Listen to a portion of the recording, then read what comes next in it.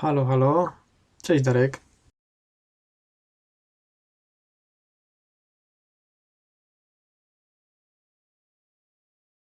Co tam?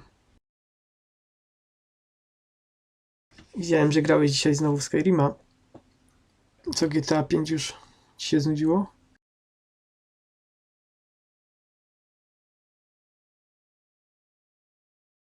Ja właśnie bym zagrał w fabułę, kurde, GTA 5. Ech, no ale nie da się tyle naraz gier.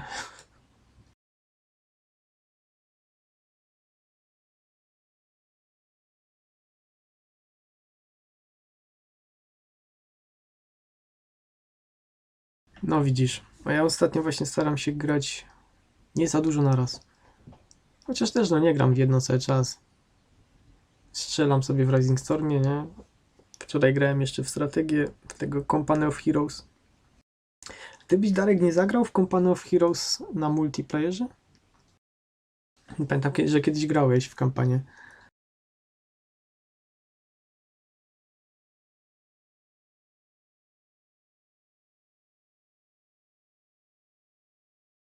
Bo wiesz co, z Mocinem gramy czasem i znaleźliśmy bardzo fajny mod, taki na realizm stawiający. Dużo przyjemniej się gra. Jakbyś chciał, to możesz z nami zagrać. My też dobrze nie gramy, więc, więc będziemy się wspierać wszyscy razem. Wczoraj właśnie dostaliśmy łomot. Wiesz co, ja nie grałem w Dead Island, więc nie jestem pewien, a wydaje mi się, że Riptide to jest dodatek. To jest coś osobnego. Dobra, trzeba odpalać gry. Ty, to zainstaluj sobie to Company of Heroes. Ja ci podeślę linka do tego moda i spróbujemy tam któregoś dnia. Co ja miałem grać? Wampyr. Gdzie ten wampyr? Kurde.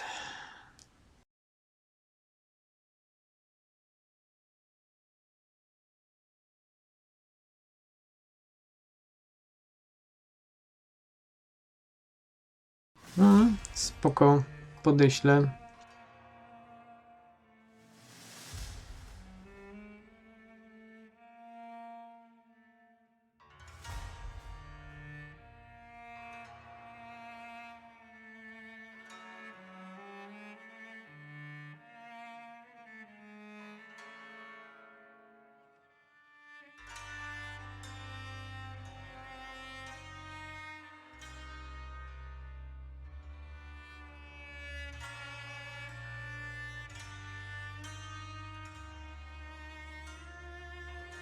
Nie, zobaczymy, czy tak z tym ustawieniem będzie lepiej. Spróbuję wyłączyć hyperthreading dla tej gry.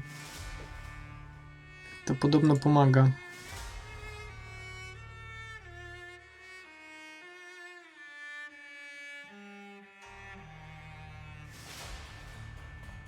Się zaraz przekonamy. A muzyka jest świetna, kurde.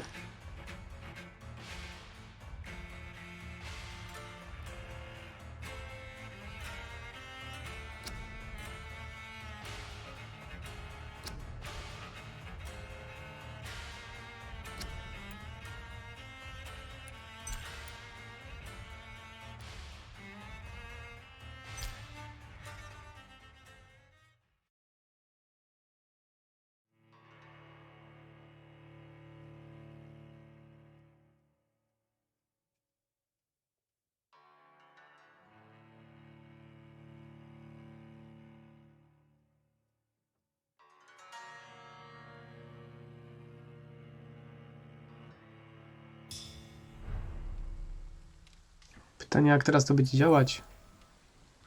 Ło, kaścina. I cannot enter. Czemu to tak dziwnie wygląda?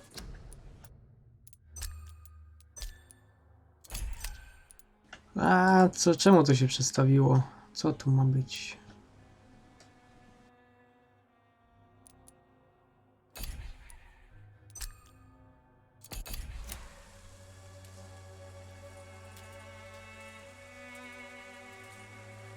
No zobaczymy.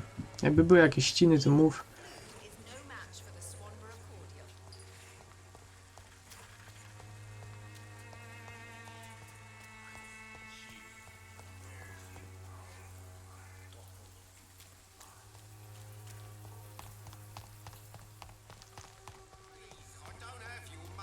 Come on, Barrett, you know the game. You pay for peace of mind. Can't you just look the other way this week, Joe? Come on, we can sort it out, right? It's not my call, Barrett. You pay one way or another. Please, Joe. How long have we known each other? Fancy buying something, sir? You never lose your focus, do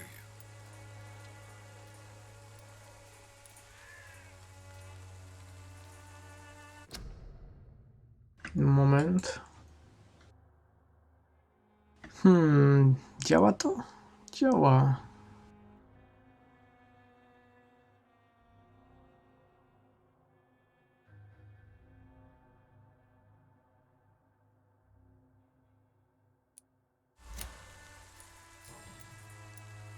How is business around here? Business? I have no business. Between this racket, theft, and customers getting scared, I'm losing money every day. I see. Sounds like you blame someone in particular for your situation. It's no secret Joe Peterson spends his time harassing merchants. But with me, he's trying to put me out of business once and for all. As a merchant, you see Whitechapel every day.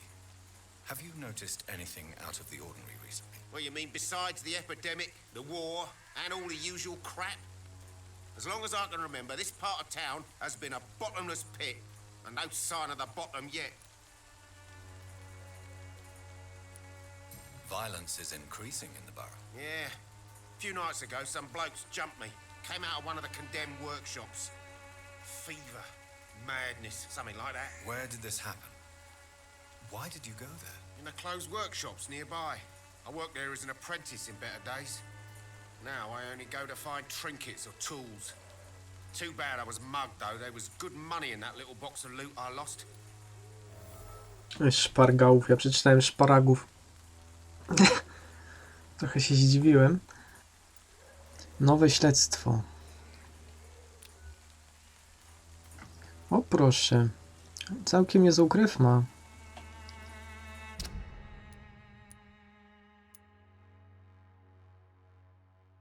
No ale ma 4 punkty. To nie dla mnie. Ja mam dopiero 1. Have you been hurt? No, but that's only because I ran like hell. Those men were raving lunatics, I tell you. Not even able to speak anymore, just screaming.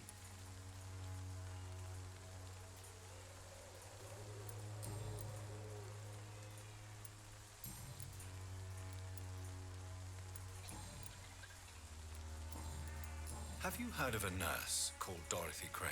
Nurse Crane? So the bitch really is a nurse, then? Always thought she was just some crafty foreigner, that one.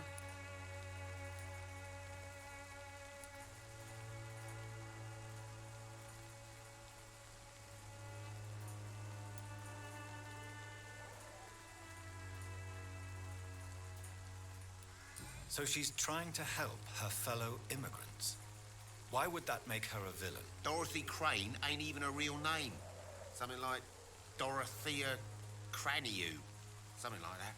Came to England fleeing the war, I was told. That doesn't explain why she irritates you so much. Your precious Nurse Crane gives away medical supplies and prescriptions for free. I offered to sell it for a fair cut, but no. Miss Crane wanted to play the quiet saint.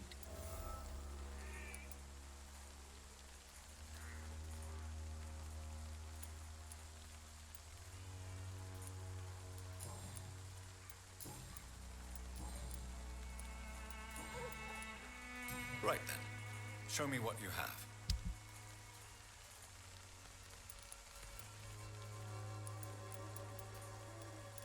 Szczerze mówiąc nie wiem, czy to w ogóle mi jest potrzebne do czegoś.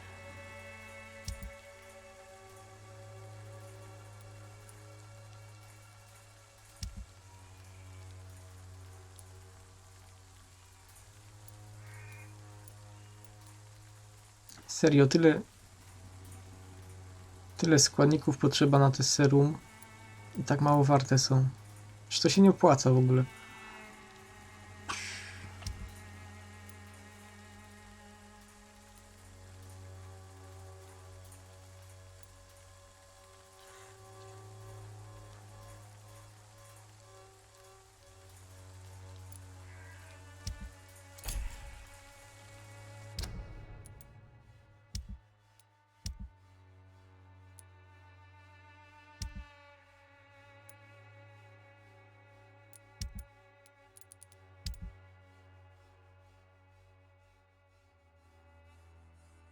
Kurde, ta klawiszologia tutaj.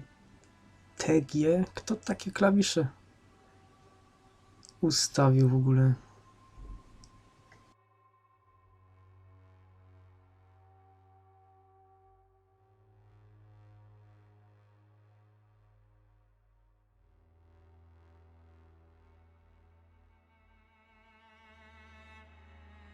A co jest pod RF?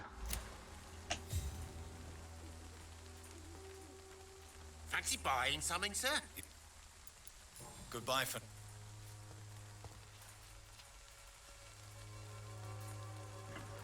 No dobra, niech będzie TG.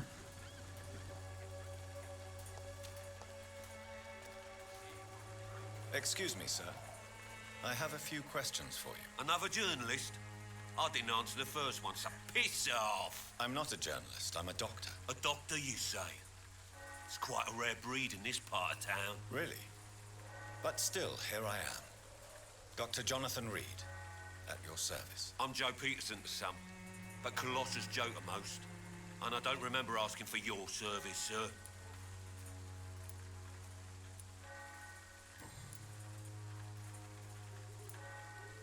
May I ask what you do around here? I do whatever I want, and sometimes even more.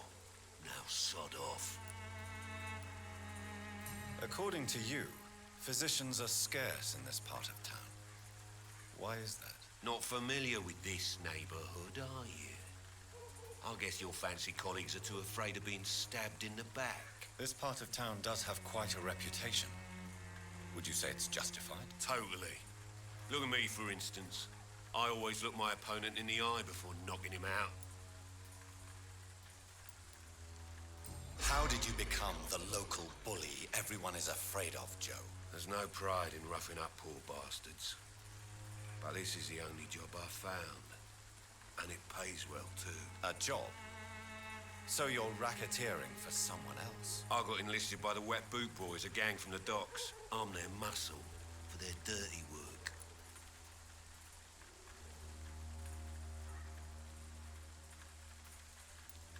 You are a criminal who endorses criminal activity. The least you could do is stop hiding behind this pretense. I don't care what you think, sir. I do what I have to do for my own reasons, and that's that. I'm not sure Mr. Lewis would agree with your by all means necessary philosophy, sir. Oh, do you really think he's the poor victim here? Barrett can be as sneaky as anyone. Long ago, I even called the bastard my best friend.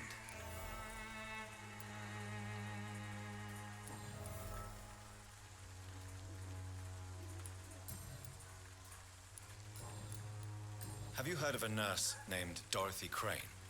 She's a colleague of mine and is supposed to live around here. Dorothy Crane?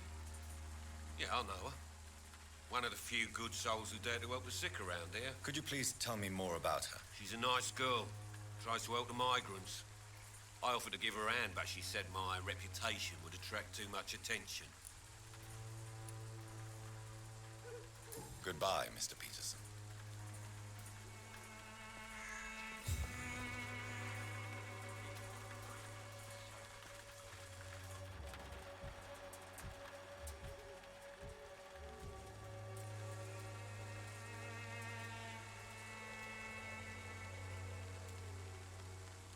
Don't be shy, handsome.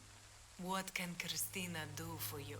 I'm not looking for what you're selling, but I'd like to ask you a few questions, if I may. I'm a doctor, Dr. Reed. All right then, but be quick, though I usually get paid when I open my mouth. Christina, have you been examined? The epidemic is spreading fast in London, and you could be exposed, or expose others. I don't like doctors or hospitals, but I don't like you asking questions.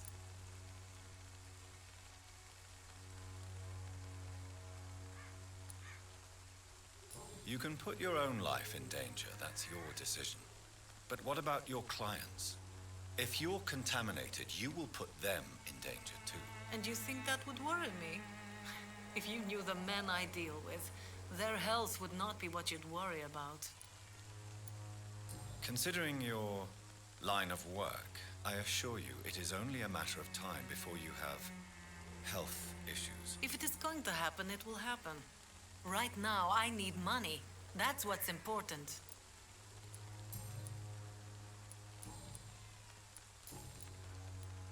Tell me about yourself. Are you joking with me?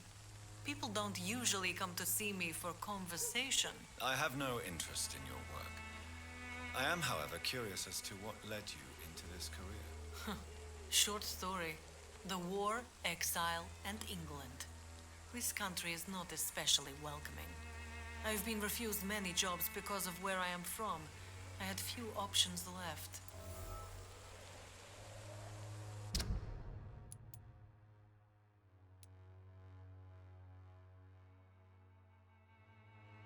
No dobra, ale skąd ona jest?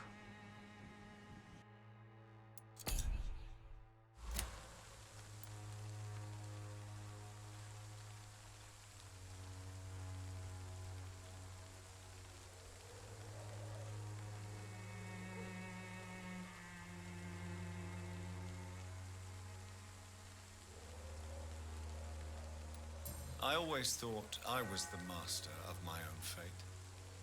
But now I know we don't always have control over our lives.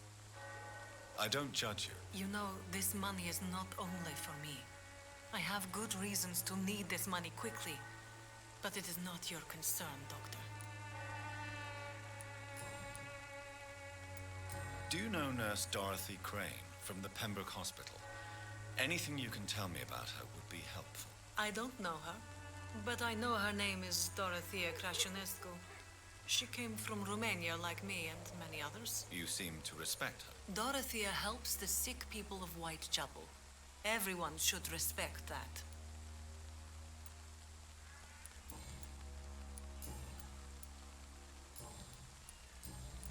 Goodbye, miss. Take care of yourself as best you can.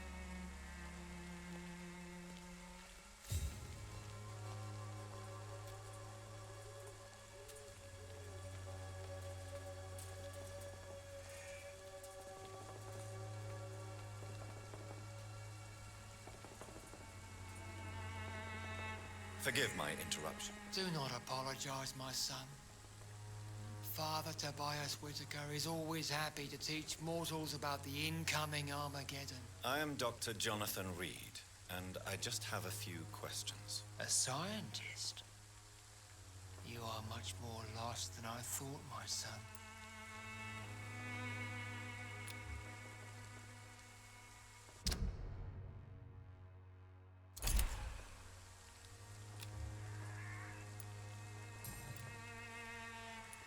What do you mean when you say that I am more lost than you thought? All scientists are entangled in a world of causes and consequences. And most of them can't see the plain truth. Quite a judgmental opinion, if you ask me. But what do I know? Blinded by science as I am. But you are seeking answers, aren't you? Answers about the Armageddon about to strike the city. Answers about the hidden truth. Well, I suppose I can spare a few minutes listening to your so-called truth. As a doctor, you must be aware of the decimating epidemic. But let me tell you that this so-called Spanish flu is just the beginning of the end. What do you mean? The beast is finally revealing itself, corrupting the flesh and the heart of men. With my own eyes I have seen them, those minions from the abyss. Really? And what would be your answer to this biblical threat? We must fight the disease before this legion outnumbers us. But not with scalpels and microscopes. No, What is left then? Cleansing fire.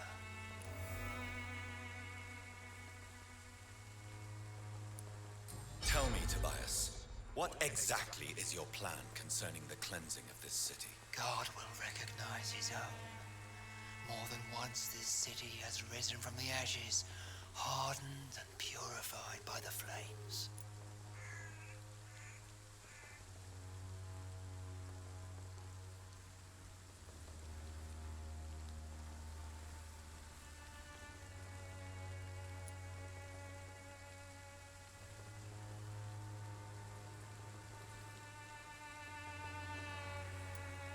Purification by fire has proved useful, but where do you stop? Burn the clothes? The buildings? The corpses? Worse? Your lack of faith is predictable. But my task is to convince rational minds like yours to see the light. This is God's will. You're mad and dangerous. You're nothing but a soulless butcher. A small-time Torquemada. The Savonarola of Whitechapel. My son, if you think salvation is a free gift, go listen to the lies of that pompous fool, Joseph. Joseph, a fool. Vicar Larrabee of St. Mary's Church. While he continues preaching his fraudulent redemption, more and more people die in the streets. Szczerze mówiąc, to te podpowiedzi zupełnie nie oddają tego, co ta postać powie. Ja nie wiedziałem, że on naskoczy na niego w taki sposób. Chciałem raczej zapytać właśnie, gdzie granica, chciałem podyskutować, a on nagle zupełnie naskoczył.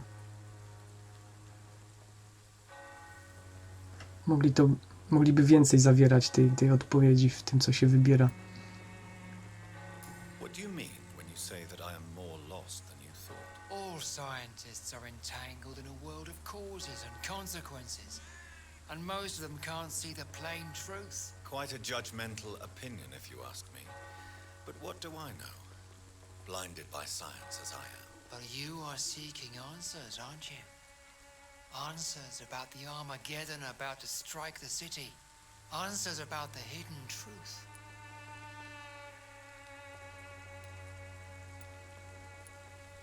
I am.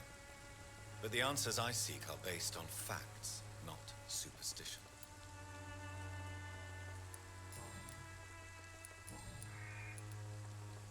Have you any friends?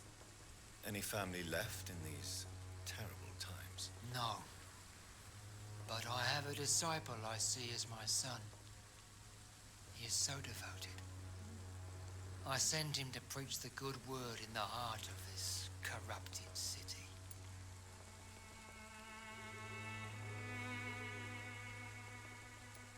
You sent him on some preaching crusade during the epidemic. As a true believer, Samuel will fear no evil while he walks through the valley of the shadow of death.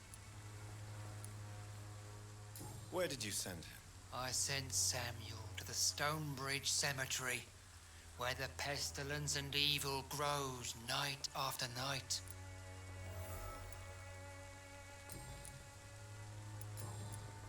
Koleś jest faktycznie niebezpieczny.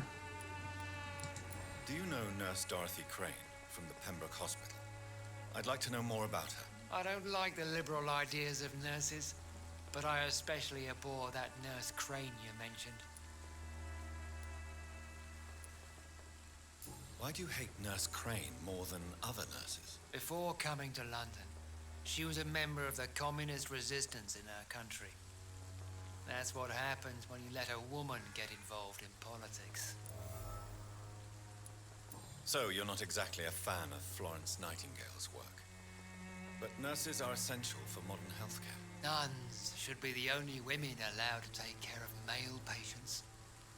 It's obvious only they have the necessary moral fiber.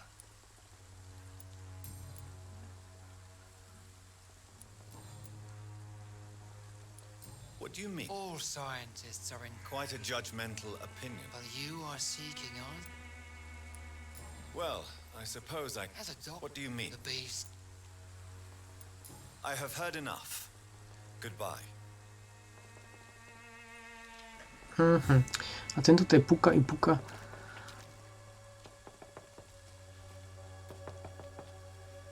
Excuse me, sir. Are you familiar with this part of town?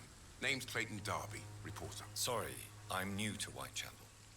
But perhaps you could help me since you're a journalist. My name is Jonathan Reed. Dr. Reed, the famous surgeon. I'll gladly help if I'm able, sir. To jego szukałem, nie?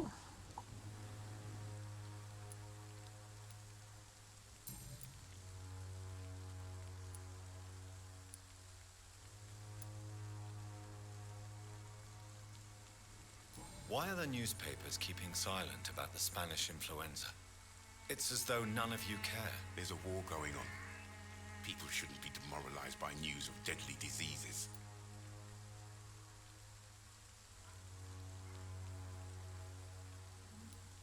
If no one stops it, this epidemic could turn into a scourge. It may kill more people than the war itself. Yes, this is another kind of war, but just as deadly. History will judge us all for what we did and what we did not. What is a journalist doing in this borough after sunset? He goes where none of his colleagues would dare to go, to inform the country.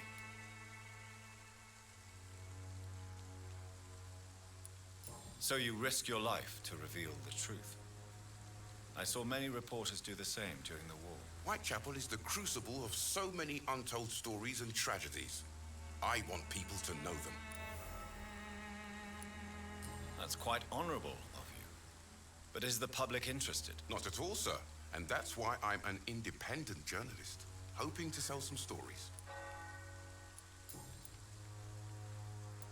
Have you any idea of the danger you face in these streets at night? I've had to run and hide more than once from frenzied mobs incensed by the fever.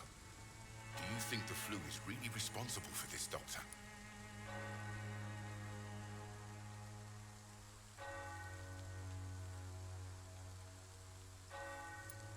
I must confess, some of my rational views have been shaken by recent events. I'll remember to stay away from the district's roughest streets then. Christina Popper claims she sells her body because she can't find any other work. Do you believe her? Of course I do. Her story is exactly what I want my readers to understand. We live in an intolerant and divided nation. Do you think things will ever change, Mr. Darby? I believe the situation can only improve. And now that women can vote, I'm convinced things will change.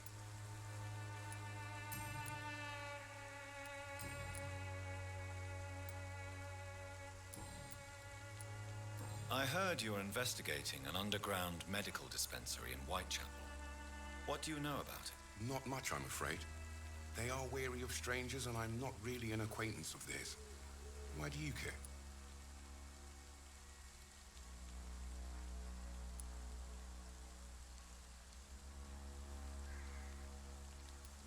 I'm a doctor, Mr. Darby.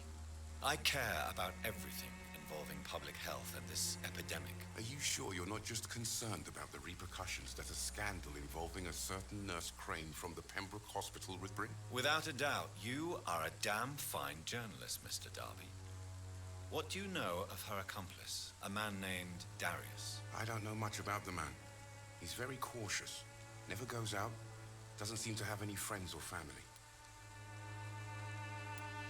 He has no relatives at all? No, except for that strange man, a poet named Richard Nethercott, who sometimes comes by. Darius would never let him in. Where can I find this Mr. Nethercott? He spends most of his time lurking around Whitechapel, talking to himself or declaring verses. These days, you can usually find him behind the church. He never goes out? No. A few days ago, he unexpectedly did. I followed him, but it was just a ruse to keep me away from his house. Really? How do you know? He went to the nearest mailbox, but just before posting his letter, he ripped it up and threw it away.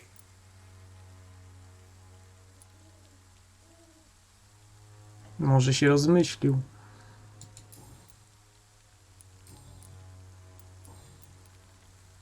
Goodbye, Mr. Darby. Farewell. Dobra.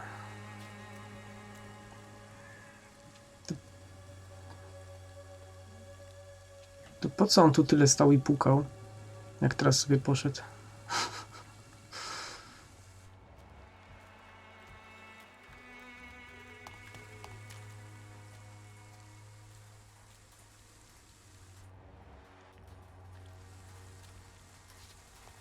Co to jest?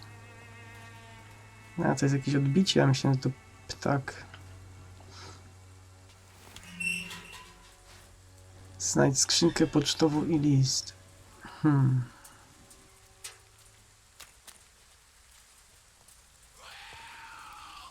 Oho. To by było na tyle spokoju.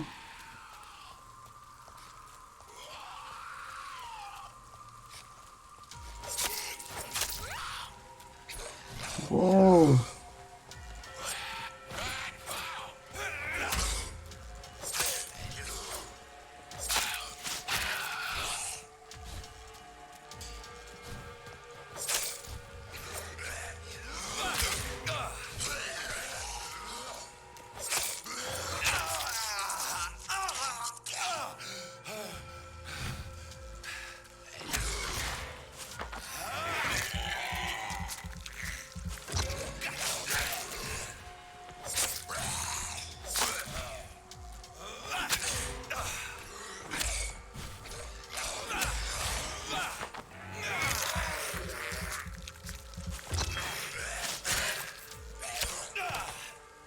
Jak mi oddał.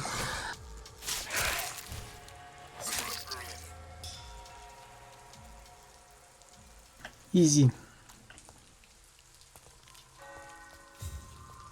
Co, to nie ma lutu?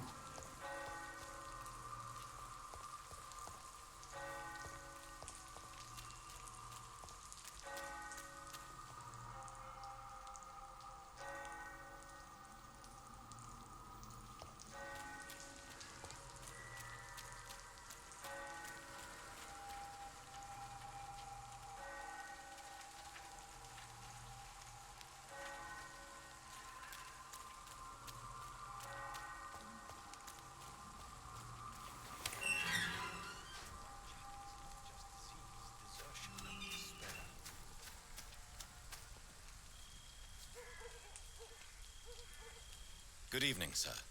I'm Dr. Reed. I would like to ask you a few questions. Please be my guest. Although I may not be the best informant regarding this part of town, my words speak about that which the eyes cannot see. Really? Are you an artist of some kind? I'm a poet, sir. Richard Nethercott, at your service.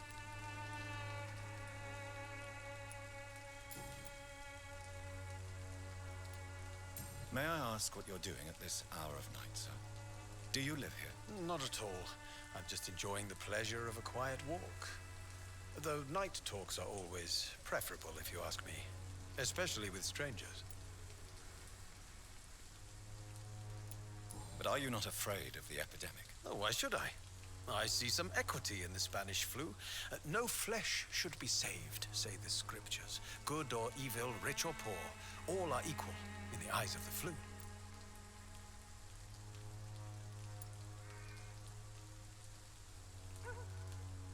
If you say so. But as a physician in a time of epidemic, I must caution you to avoid unnecessary exposure, sir. Thank you, Doctor.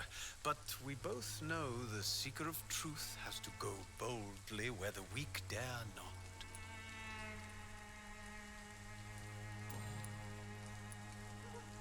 Are you aware that your life could be in danger in this part of town? But this is where I must be to feel the real beat of the city. I had to come, see it for myself, alone. I understand your need for solitude, but it's not safe around here. I don't care. I don't have many friends, Doctor, and my family despises me. If some misfortune came upon you, who would be here to help you? Well, you for a start, my dear Doctor. What are your thoughts on the terrible situation in this city? Terrible, you say? No. Of course, Death of so many innocents is a tragedy, but the scourge has not been all bad for the city. Oh, no, sir. What are you talking about? Do you remember London before the flu? Noisy, cacophonic, quiet nowhere to be found. And now, listen to this oddly peaceful silence.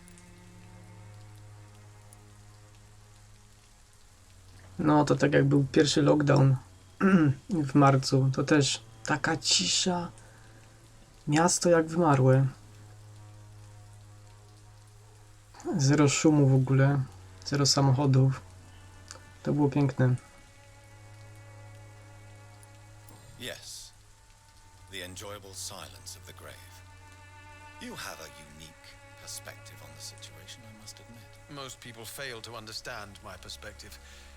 I don't blame them. But how could I call myself a poet if I veiled my feelings?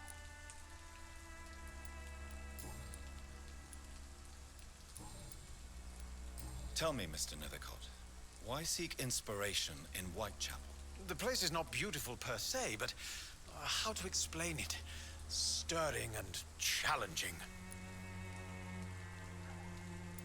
In what way, exactly? The struggle by gaslight, the barren smiles and the added hunger under the rain. If you say so. Such vibrant antagonism and vivid paradox. The stripped humanity raged across each street. Vivid, of course, yes. And what about the poignant distress? Oh yes, the poignant distress. You see what I mean, don't you? That's what I want to write about, and that's what Whitechapel is made of. Do you not think it a little morbid? On the contrary, sir, Whitechapel is full of life, full of beauty. Just like my dear muse, the wonderful Camellia. What can you tell me about Camellia? Not much, and that's the beauty of it. She can't speak, you know. She's a locked mystery who exhales kindness and sweetness.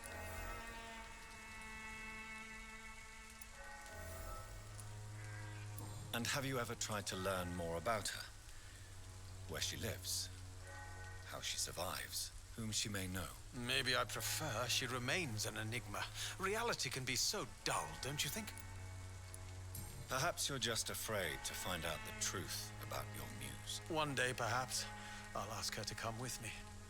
But will she still be my wild flower of Whitechapel if she moves uptown?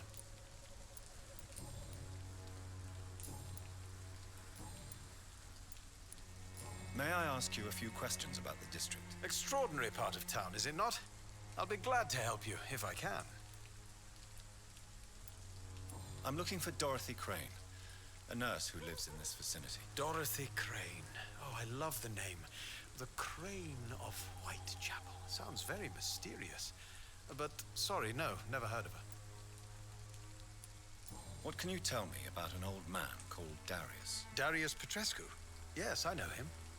At first, I thought he was only a small publisher. I invited him to publish my work, but his reaction was pretty clear. Not interested in your talent? Darius is an old political activist who takes delight in printing tracts and lampoons. Those communist activities only require mediocre writing skills. I'll leave you alone, sir. No i dobra. Teraz jeszcze ta skrzynka pocztowa i list. An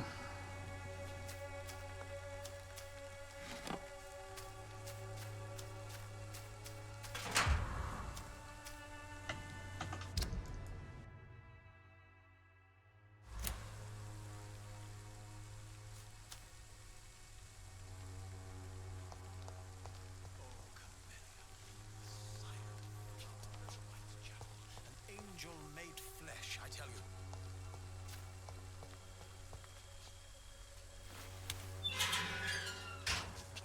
Some of us come to this world already touched.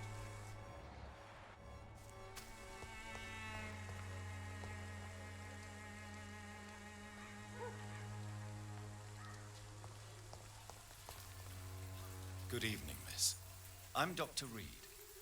I'd like to ask you a few questions. I know what you're thinking. A tall stranger who meets a girl in the street at night. It reeks of the penny dreadfuls. But but I mean you no harm, truly.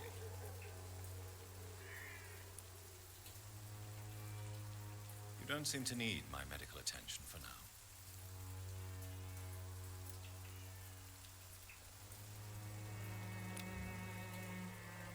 Lala, 3,5 tysiąca?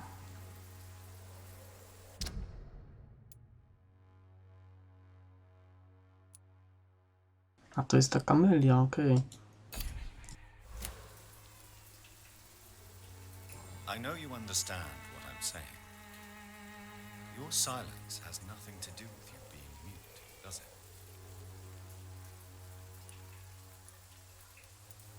Tell me about Richard Nethercott. I understand he is quite fond of you, Camellia. No tośmy sobie pogadali. Very well. Goodbye then. Serio? Hello Nic... again, miss. To wszystko? Very well. Goodbye then.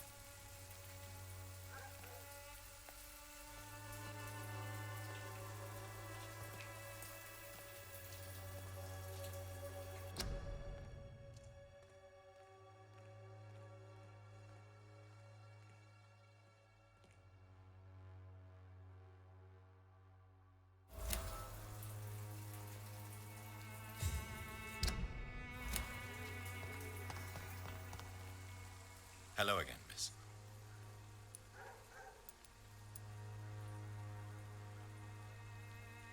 Melia, I know you work for Dorothy Crane. Please tell me about her secret dispensary. A stubborn and mute comrade. Nurse Crane and Darius Petrescu have been clever. Very well. Goodbye then.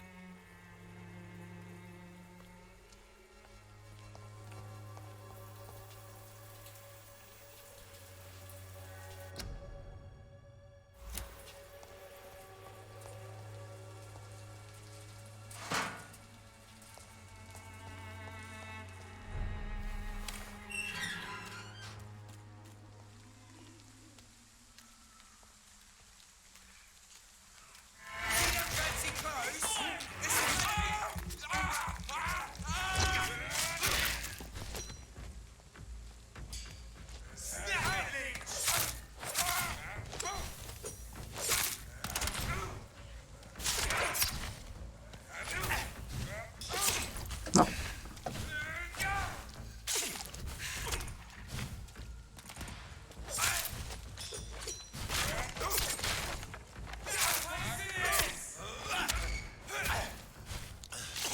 Skurczybyk mnie podpala.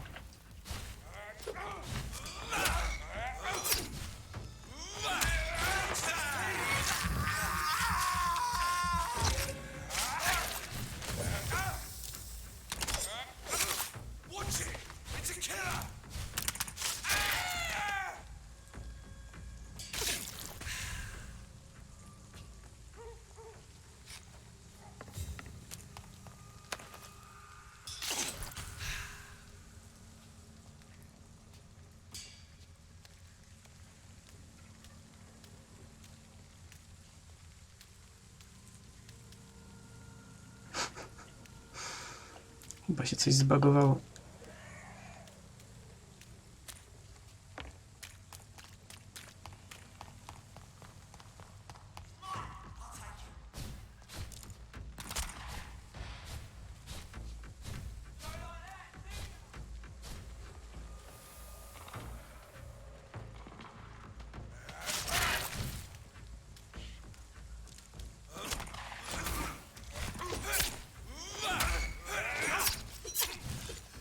Kurde, jak on sieka.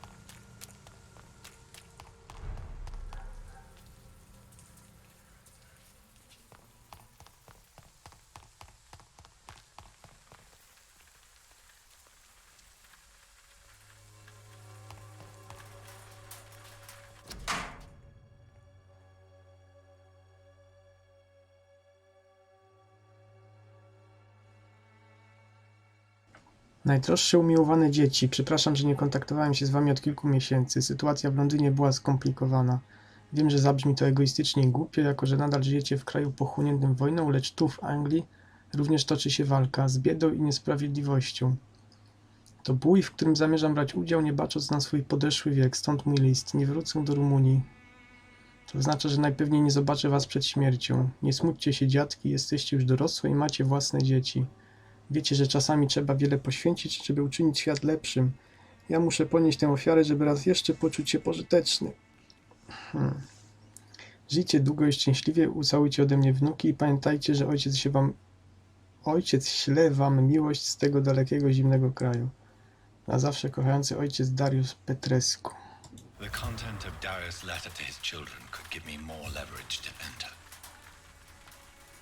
Darius is a bit less of a mystery now.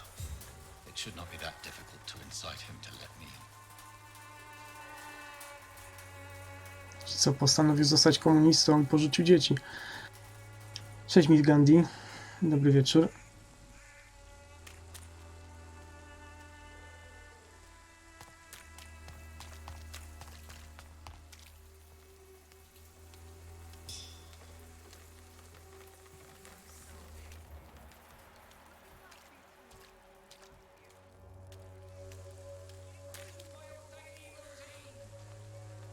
I'm cheap and I'm clean. Good evening, Christian. Change. Clayton Darby claims he will expose the crisis in Whitechapel to all of London. Do you believe him? I believe Clayton's courage will erode with time, until he finally leaves Whitechapel to start another fight somewhere else. Why this skepticism? How can you speak about starvation if you've never been hungry? Or about poverty? Or anything else you have never suffered from? Are you talking from experience? I've seen your type come here to get a good fuck in a cheap room or a dark alley before going back to their fancy houses in the West End.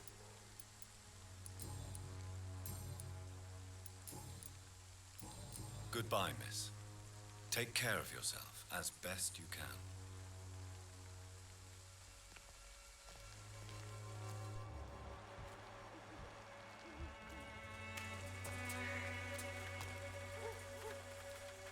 You again?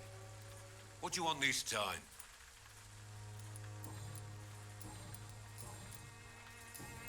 Goodbye, Mr. Peterson.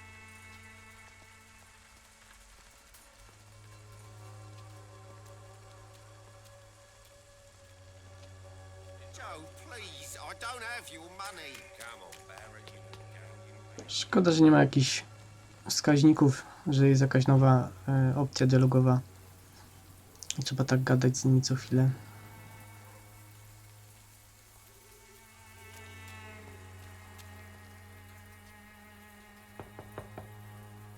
Mr. Petrescu, just 1 minute, please. You again? Go away. Sir, wait. Stop this nonsense. I know Nurse Crane is here. Shall we speak man to man, you and I? All right. Speak up. Don't you see we're on the same side? We fight to help the poor, sick, and abandoned. I'm nothing like you, Mr. Doctor. Yes, you are. You too believe in providing medical care without charge. You know what we have to sacrifice to make the world a better place. I have to admit your words have conviction. All right, I'll let you see Dorothea. Don't make me regret this, though.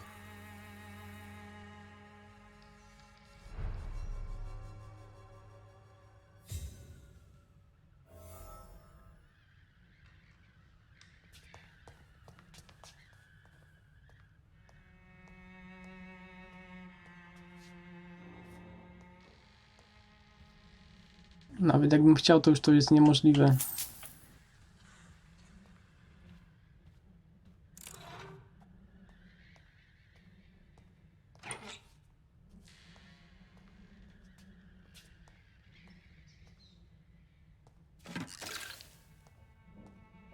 It's locked, all right.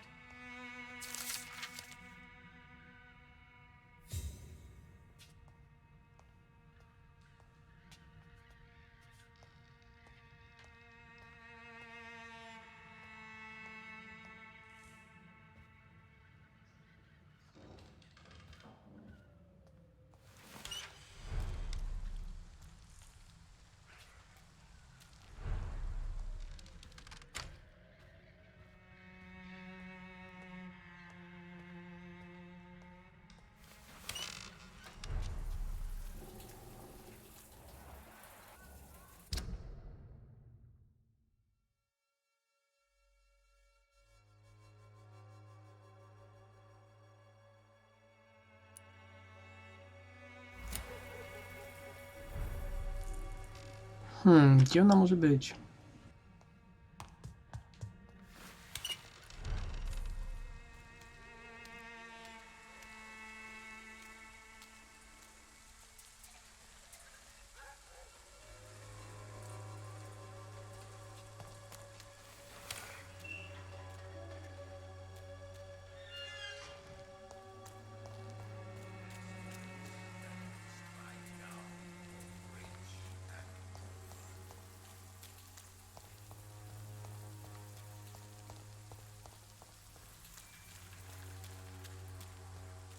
It's locked.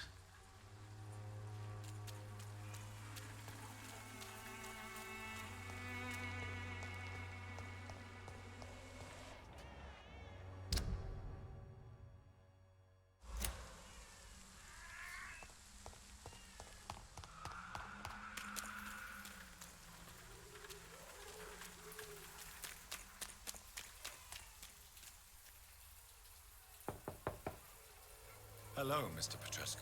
Hello, Dr. Reed. Come on in.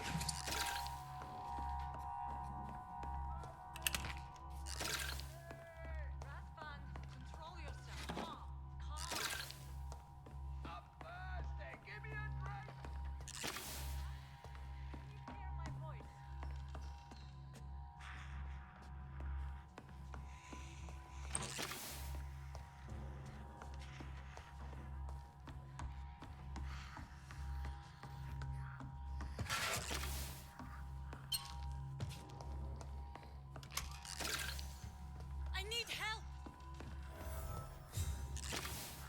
What do we have here, nurse? Patient Razvan Vasily. High fever running on 3 days.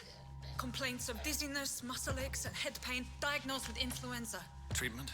Aspirin and salicin for the fever and discomfort. Liquids for dehydration, but he's having trouble keeping even water down. Thank you, nurse. Anything else I should know? He did lose consciousness this morning, but he's never had convulsions like these. He's not convulsing, he's choking. He's not getting any air. Scalpel! Hand me that scalpel! What can I do, Doctor?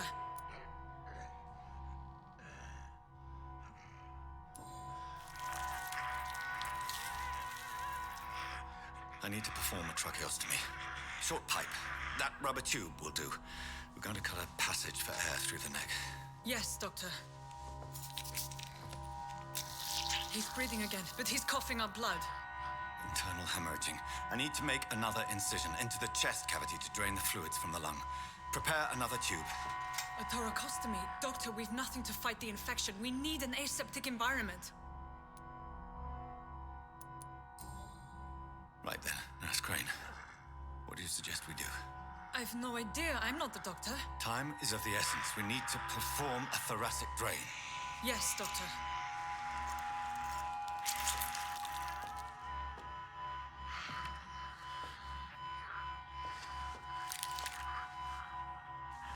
He's still bleeding, Doctor. I'm losing his pulse. The drain must have punctured the intercostal artery. There's too much blood. Are you all right, Doctor? I can't see.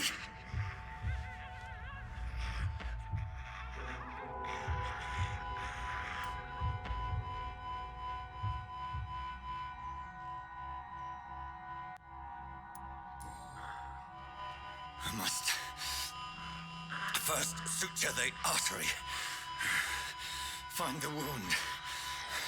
The source of the blood. Needle and thread, Doctor. Good. The stitches are holding. How's he doing? We're losing him. We've lost his pulse. He's dying, Doctor.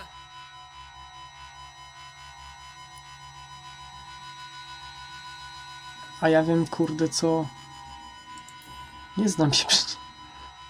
A dose of epinephrine, now. Yes, Doctor.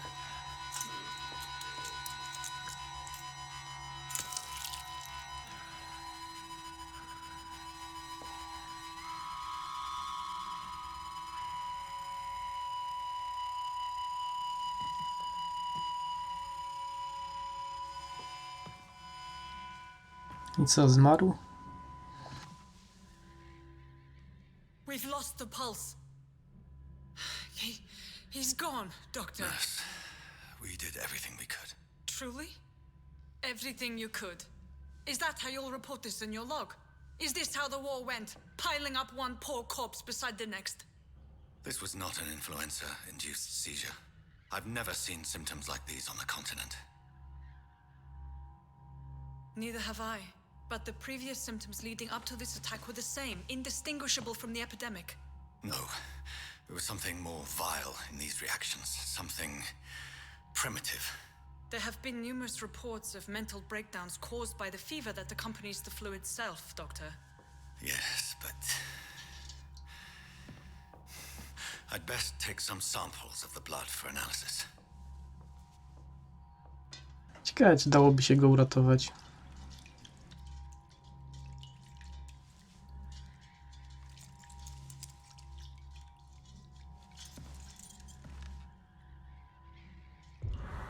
I doubt you're here to test my bedside manners.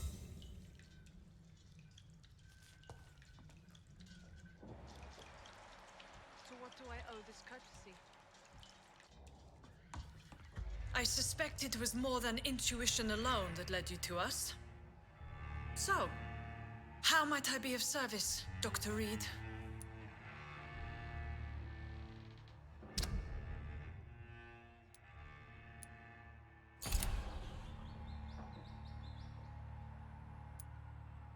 Your heart might be in the right place, but you can't carry on with this blackmail. For God's sake, Dorothy, it's extortion.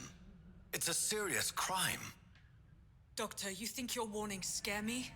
I've stolen and plied, blackmailed and lied, but what else am I to do? I'm all these people have.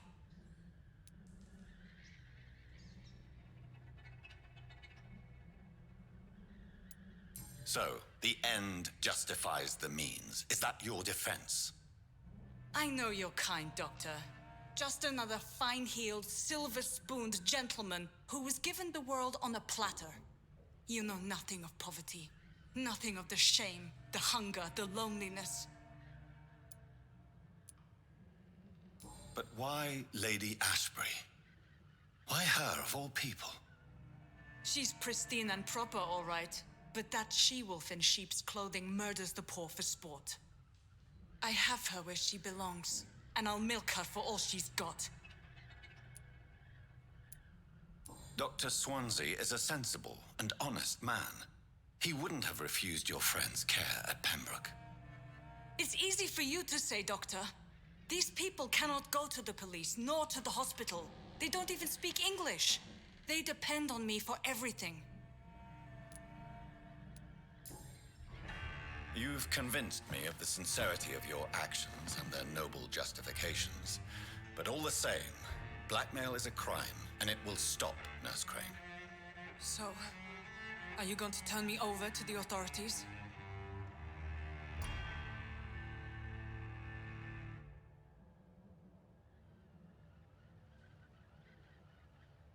O proszę. Jaka decyzja, kurde.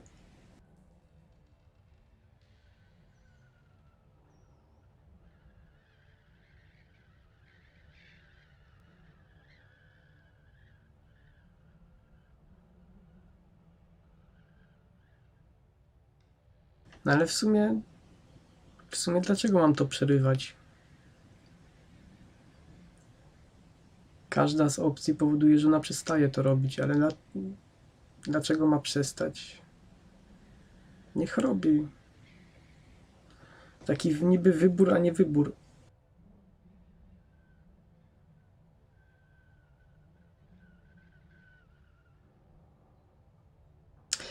Jak ją zahipnotyzuje i zapomni, to może znowu wpaść na pomysł pomocy biednym, tak?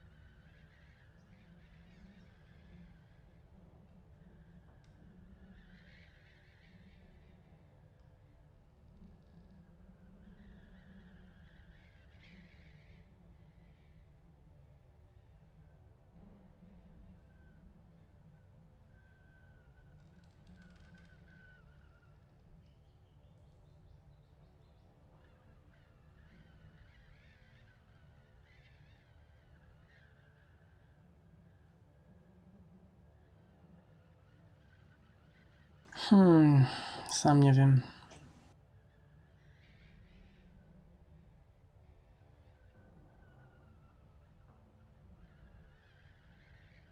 Bo i tak zamierzałem wszystkich wyssać i tak.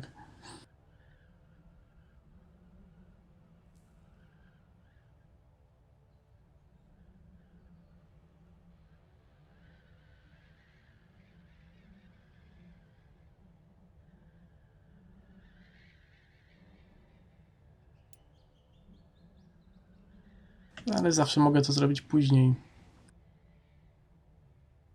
Listen very carefully, Dorothy.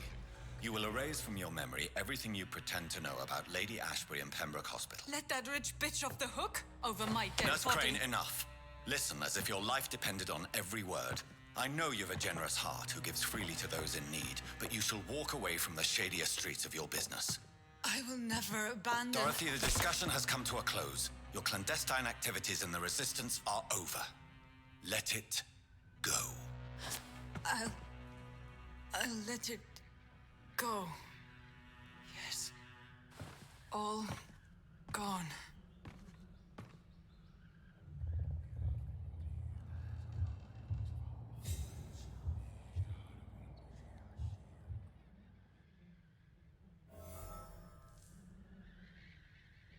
O proszę, mamy wyższy poziom hipnotyzmu teraz.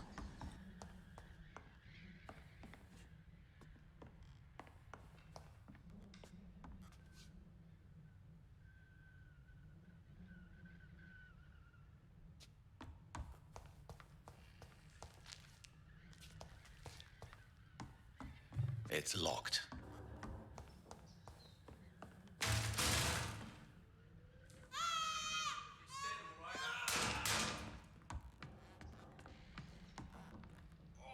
This one stinks already. It's a leech! Kill it!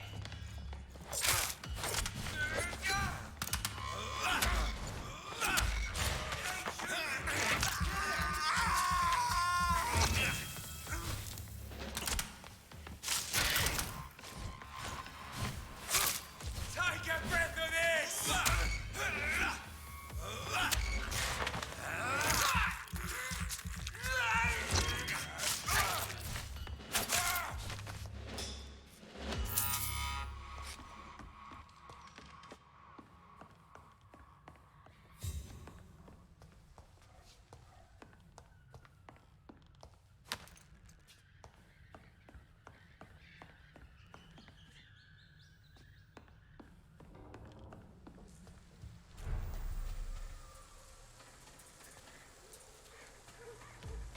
Stupid beast! He's been bitten!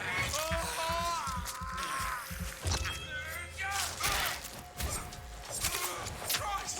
He's dead!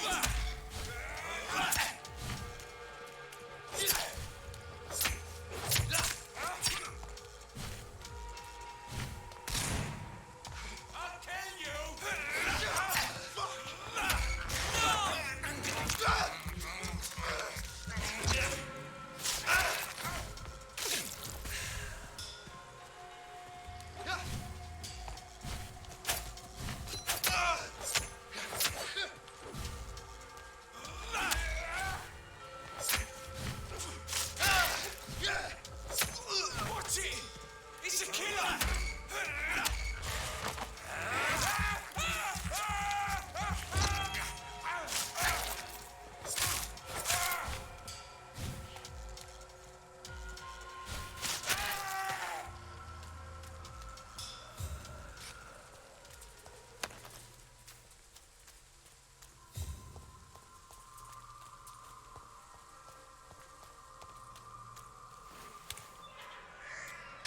Tu nie ma jakiejś szybkiej podróży?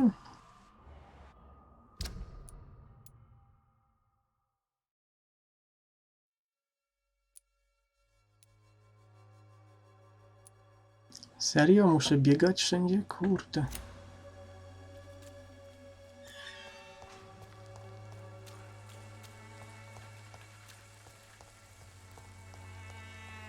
When science fails you, this elixir will give you faith again.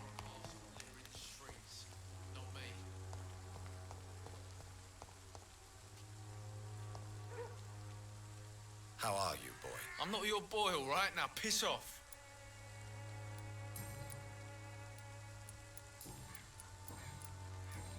Goodbye, young man.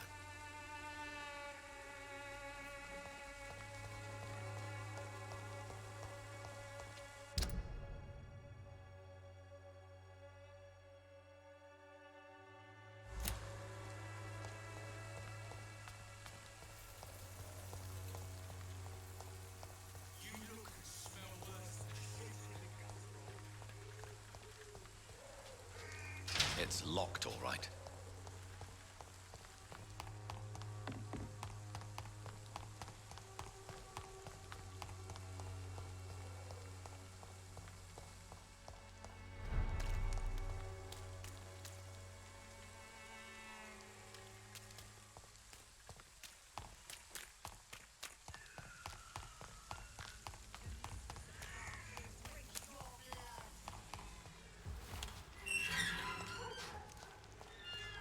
Nie wiem, ale jakoś brak płynności tej grze, kurde. Whoever left these marks did so deliberately. O, szczurek. Kill it, boy! O kurde. Burn it, boys! No.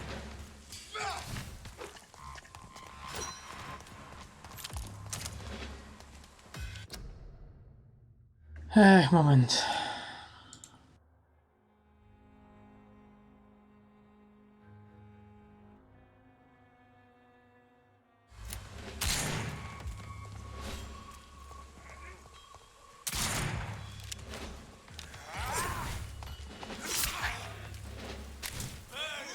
That's what you do.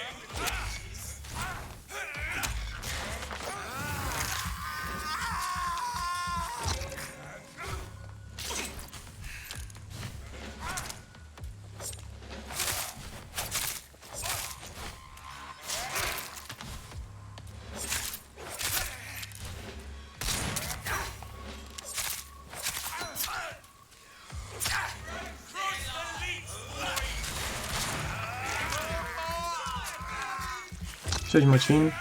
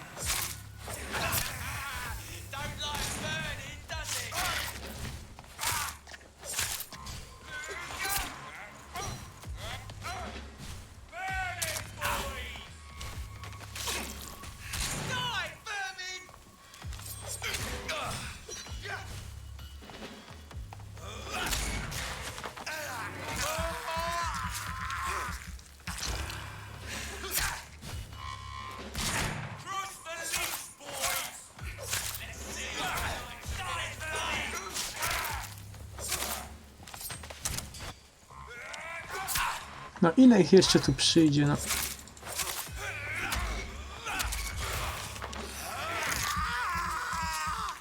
Co tam, Ocin, wyspałeś się?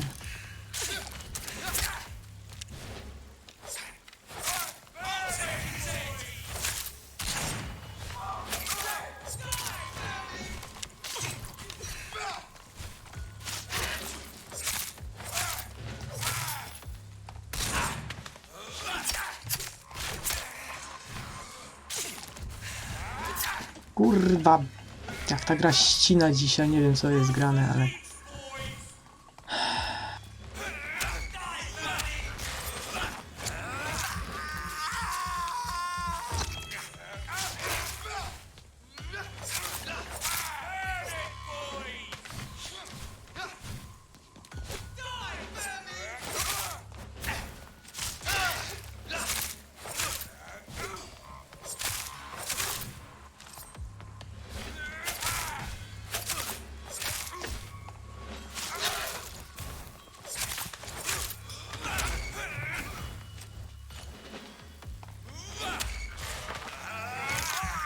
A co, nie spałeś w końcu?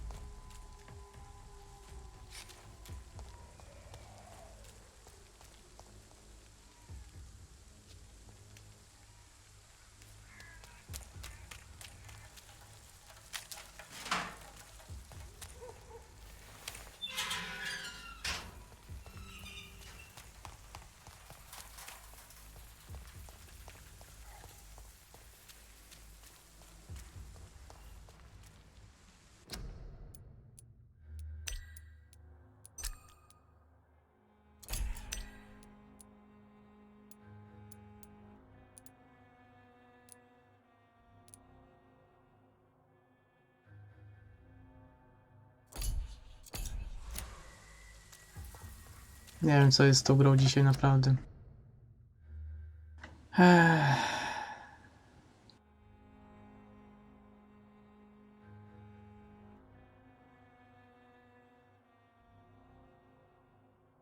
Czemu ona tak strasznie ścina teraz?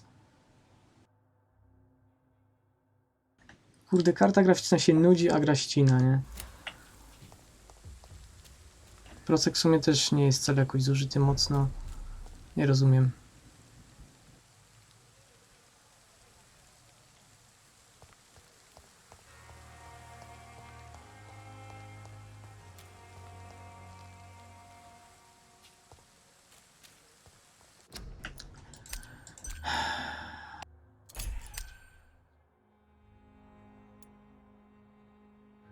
Nie wiem, aż spróbuję wszystko na niskiej, zobaczymy.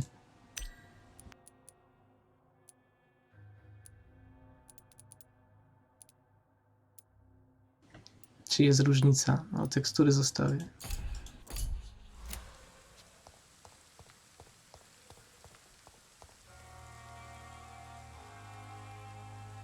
No i tak ścina, no co za badziewie. Mniej, ale ścina. Tragedia.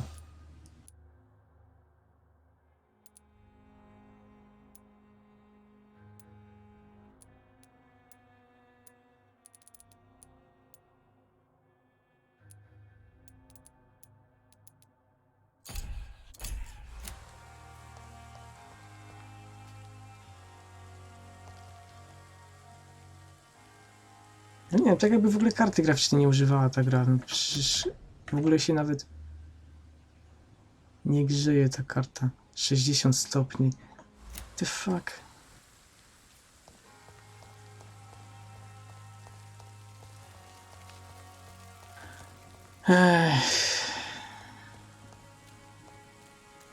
Kurwa, i to jest właśnie tak, kupować karty za 1000 złotych.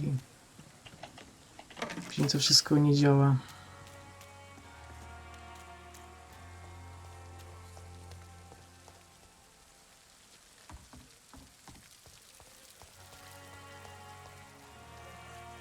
No nie wiem, wczoraj takich ścinek nie miałem. Tak mi się wydaje. Co jest, kurde?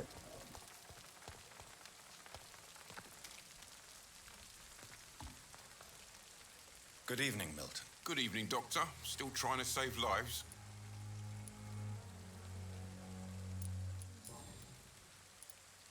Do you know that Nurse Hawkins is thinking of leaving the hospital? That's not a surprise. We've talked about it already. Does it not bother you? Sometimes I think she may be right. We should run away while we can. Question is, where can we go? Where is it safe? Goodbye, Milton. No to mam wysoki, wszystko jest tak jak powinno, no. Inne gry dobrze działają, ta nie działa, no więc... Dobra. Zaraz wrócę.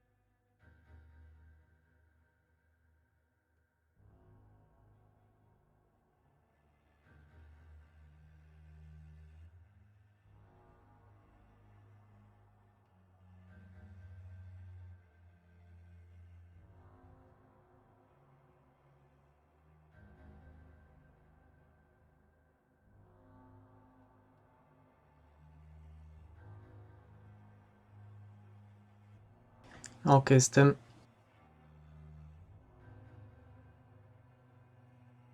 Nie wiem, no jeśli nawet ty też miałeś ściki, to wiesz, to gra jest po prostu niezoptymalizowana, no. Co tu dużo gadać. O, pięknie. Przyłapana.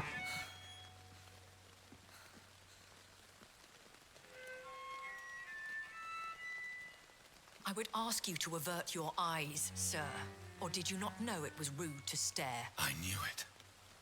Speak up, Dr. Reed. I like a man who speaks his mind.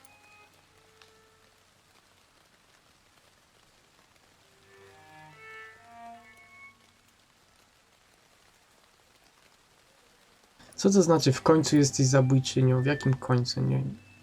Nie podobają mi się te podpowiedzi. Nic mi nie mówią, kurde. On mówi zupełnie co innego niż to, co tutaj jest.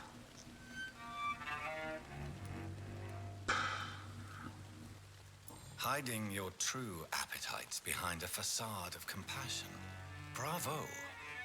Very clever indeed. Spare me your sarcasm, Jonathan.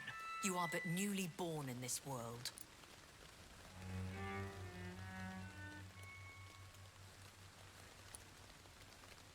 We are vampires. We live by leeching the blood from weaker prey. We are Darwin's next chapter, his cynical and perhaps ultimate expression. The situation is somewhat awkward nonetheless. I have not been observed sustaining myself for many decades. I have to say I'm a trifle embarrassed. Anyway, I have concluded my inquiries concerning your blackmailer. I see. Please excuse my agitated state. Under normal circumstances, I wouldn't let anyone see me in this condition. The case is closed, your ladyship.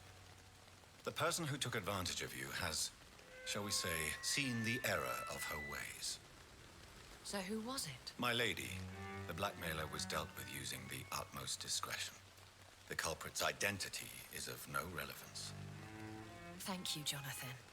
That is exactly what I needed from you. You have proven your loyalty, so, as a friend, please accept this small token of my appreciation. Thank you, my lady. If you have an inclination to learn more about vampires or your current situation, I will be glad to aid you in your quest for knowledge. 50 szylingów. Chyba sobie kpisz. Co za skąpiradło. Cześć Dangus. Dzięki za hosta.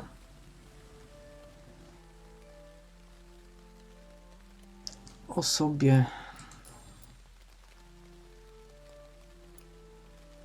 Why does Dr. Swansea allow you to feed on the patients of the hospital? Dr. Swansea is a good and compassionate man. He is trying to find a solution for our hunger.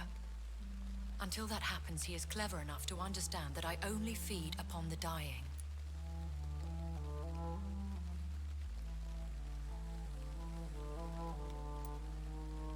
And no one suspected you of the murders. As you well know, suspicion has recently fallen on me of killing for pleasure. But you have my word, Jonathan. I take no pleasure in taking a life. I co tam, Dangus? Upolowałeś niedźwiedzia? What do you know about this Brotherhood of St. Paul's Stole? The Brotherhood is well known amongst London vampire society.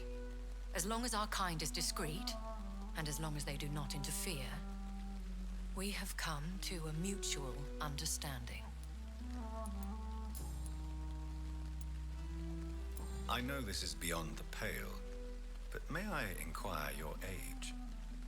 Really? And I thought you were gentlemen. If you must know, I'm 27.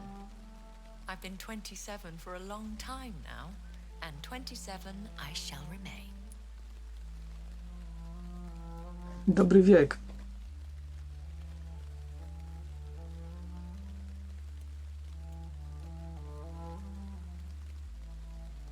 No proszę.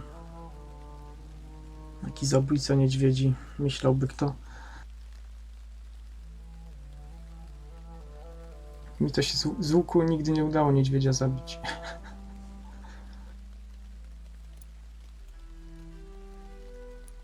And who bestowed upon you this eternal youth? My maker. He left this isle a long time ago.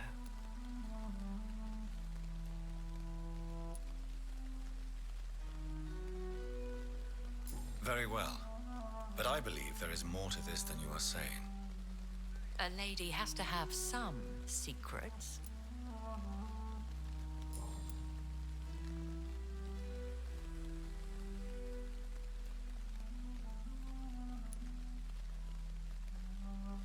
No i śpiwór. Why did you save me in the canning factory? I could hardly stand by and watch such a promising young blood as yourself be torn to shreds by some gutter scowl.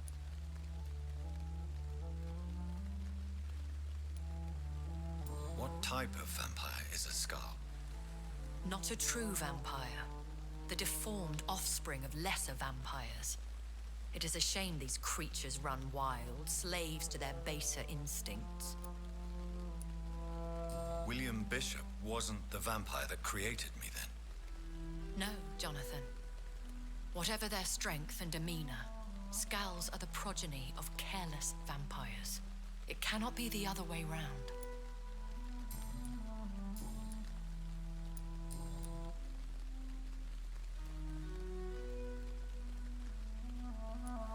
I don't understand. Why was I created and then left for dead? That is a question only the one who made you can answer. It's not normal practice. I doubt even if you find him, he will answer you, considering how cruelly he treated you. Cześć, Sumik.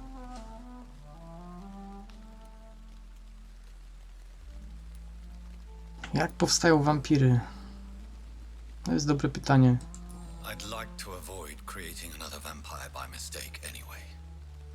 Tell me, how is it done? The process is dangerous. It could even kill your potential progeny. If you did decide to sire an offspring, they must drink of your blood, Jonathan. So me being a vampire could have been a mistake.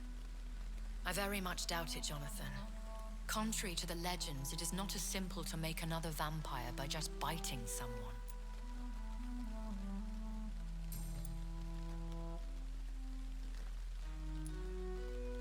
A vampire? Is that what I am? What we are? Such a crude word, defined by penny dreadfuls and drunken hacks. No. You are now an Ekon, and that you shall remain.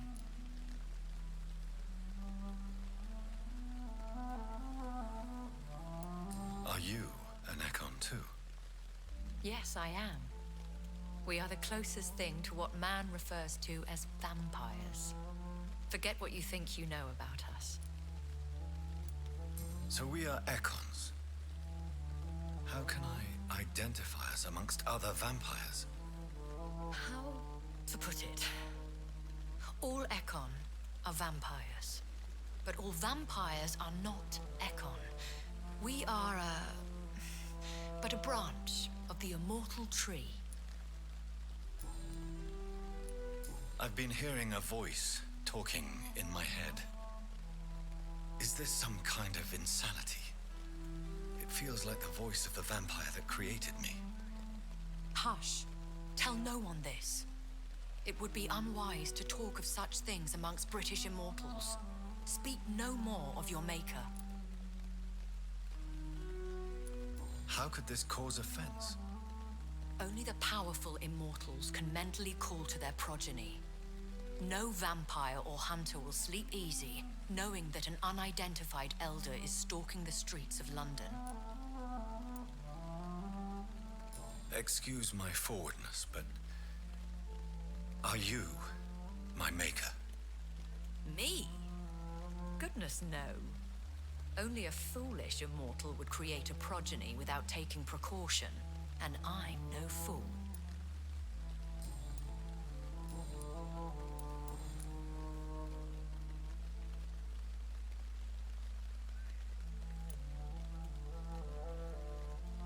I've been away from London and England for 3 years. This isn't the city I remember. Things have gone from bad to worse here, Jonathan. I've lived in this city for a long time, and I've never seen it like this. The Spanish flu has hit London that bad. Yes, but it's not just that. I've heard things. Things I've not heard for a very, very long time. There are whispers in the shadows. Something far worse than the Spanish flu is here in the city.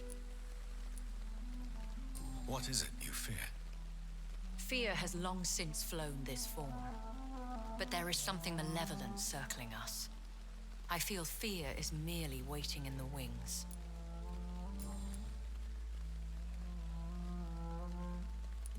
Are there many vampires here in London? Immortals are of a rare breed, and we often tend to hide. But you may occasionally meet some of us at night.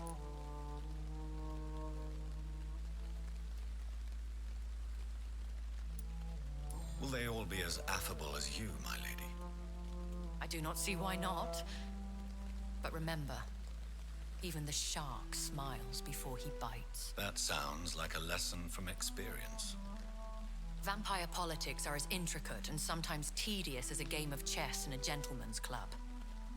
I've learned from experience it is best to decline to play. Do you know any of them? Have you an idea of the identity of the vampire who attacked me? You mean your maker? No, Jonathan, I have no clue. But I fear he or she is as careless as cruel. To let you discover your new condition by yourself. What do you mean? Every now and then, you may discover an immortal in the deep of the night. But we are a rare and reclusive breed. Our progeny is almost never accidental. When I awoke, changed, I was chased and attacked by vampire hunters. Prepared and well-trained.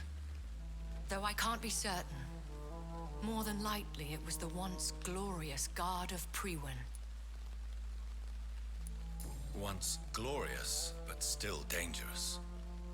They have seen better days, but all fanatics are dangerous. You would be wise to stay clear. They are sworn to destroy our kind. You make them sound like some sort of cult. More a society, and like all the best ones, a secret society. I thought them almost gone, but it seemed they have been recruiting. I bid you farewell, for now, my lady. I must quickly analyze the blood I took from Nurse Crane's patient. I takie tajemnice sobie obgadywaliśmy w namiocie. Na pewno nikt nie słyszał.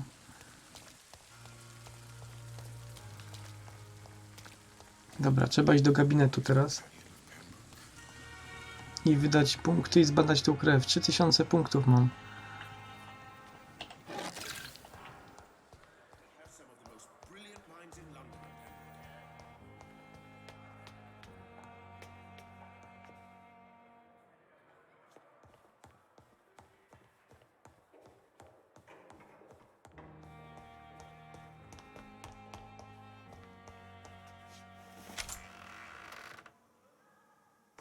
Dźwiękoszczelny namiot, tak. Deszcz zagłuszył wszystko.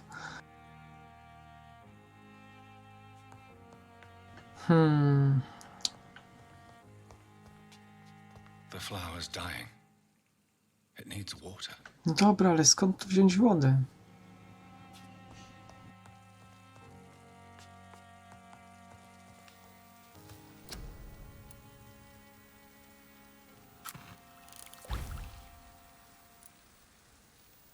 Łagodne serum wytrzymałościowe.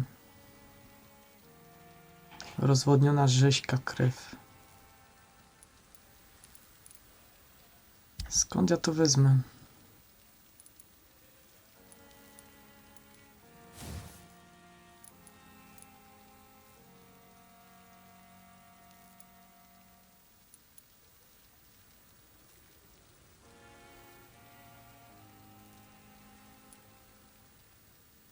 Znowu te cholerne ołowiane płytki.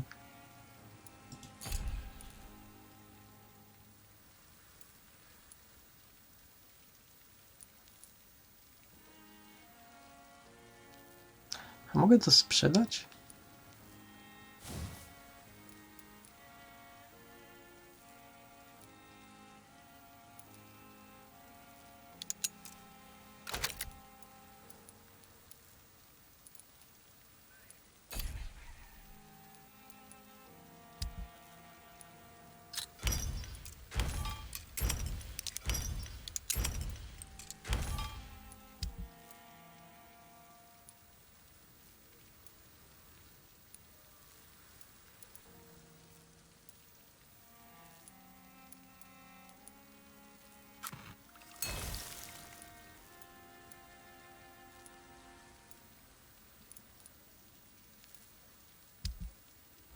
Razvan Vasily was infected by Spanish flu, but also has the highly unstable blood of the Skulls. Is the London vampire epidemic transmitted through the flu? I should talk to Dr. Swansea about it.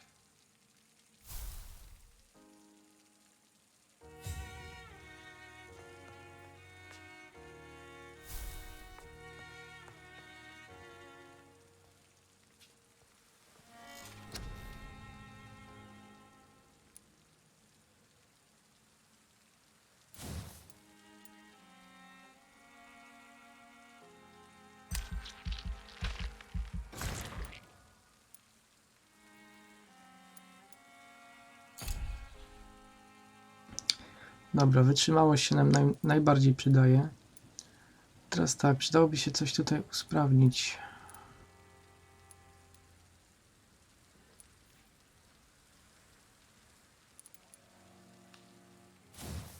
Może te pazury 2000 akurat mam.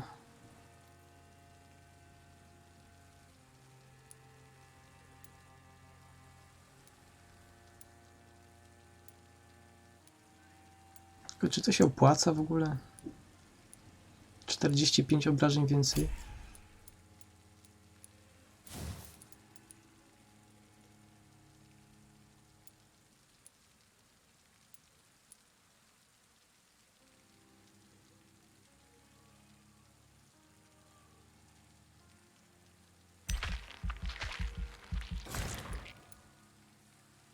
Wezmę ugryzienie.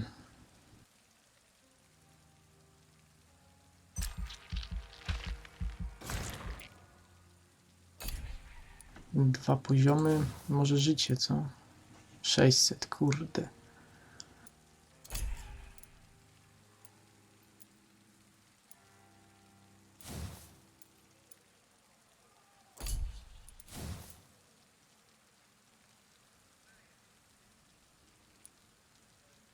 Jak to zerowy cooldown? 3 sekundy.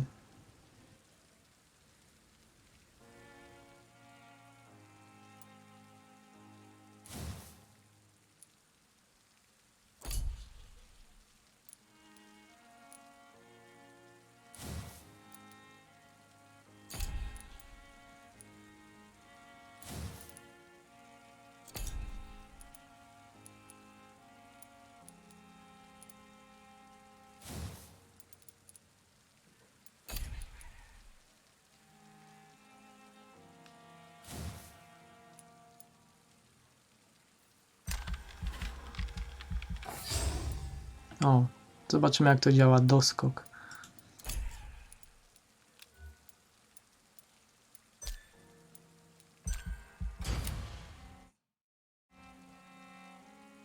No ale kosztują dużo krwi też, więc wiesz. Zaginięcia w Whitechapel. What?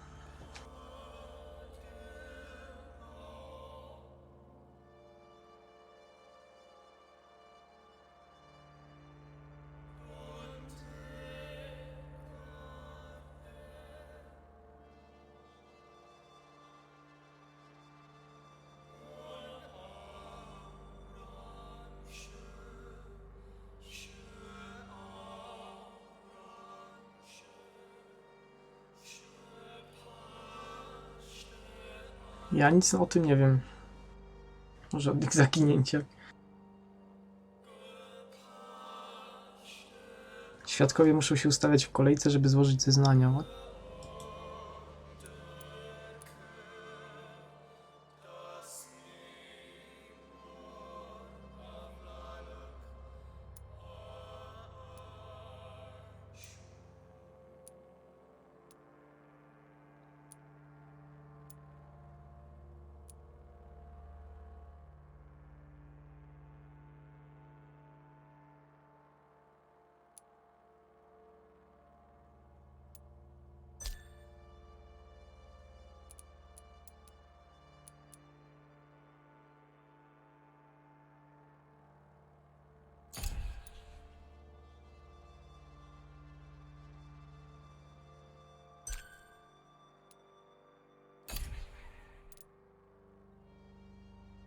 Da się jakoś zaznaczyć na mapie daną osobę?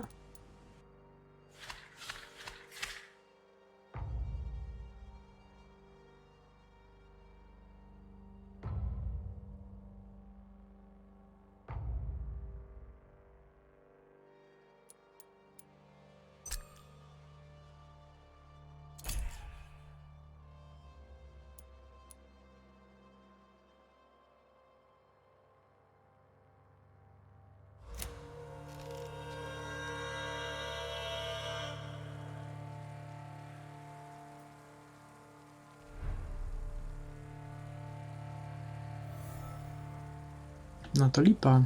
I tak mam biegać i szukać?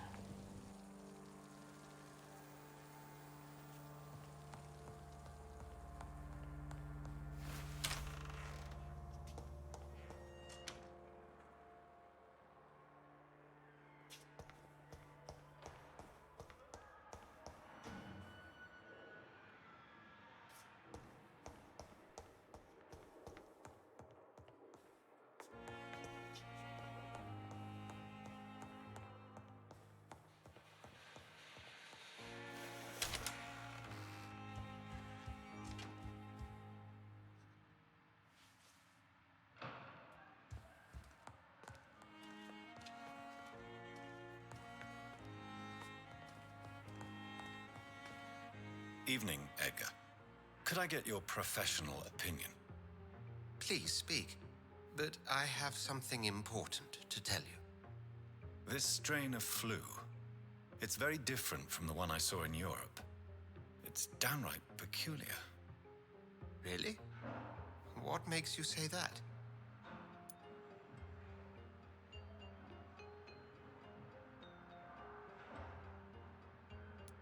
I never saw symptoms like this when I was in France. Not at all. I see. Do you have anything more to go on? This disease spreads and looks like the Spanish flu, but its effects differ greatly. The London strain is different from the continental one. This is very interesting. Did you find something else? Yes.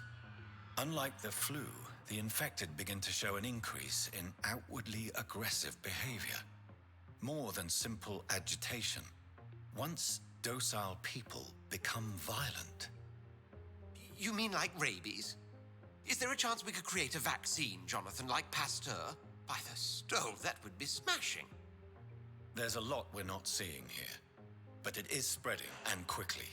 If we don't act, the whole city could be lost. But Jonathan, we've a fantastic opportunity sitting right here in front of us. A weapon of choice. What on earth do you mean? Why, you, my dear boy. With your expertise and your blood, we could isolate the properties that course through your veins. Think about the possibilities.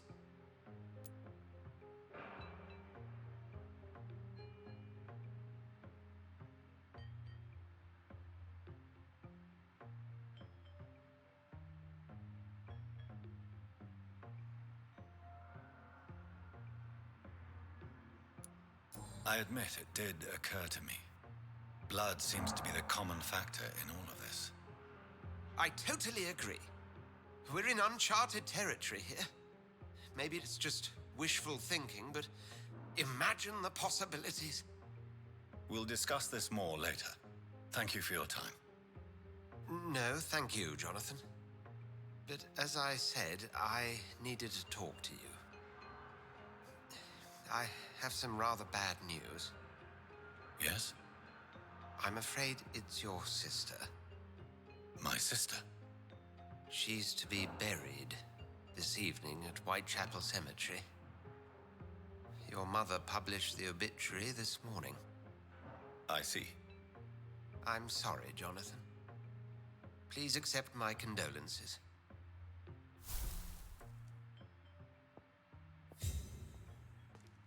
To nie jest ta, co na początku ją ugryzłem? To nie była moja siostra? Mówiła do mnie coś tam, braciszku. Dlaczego to zrobiłeś? A ja uciekłem. To był sam początek, nie?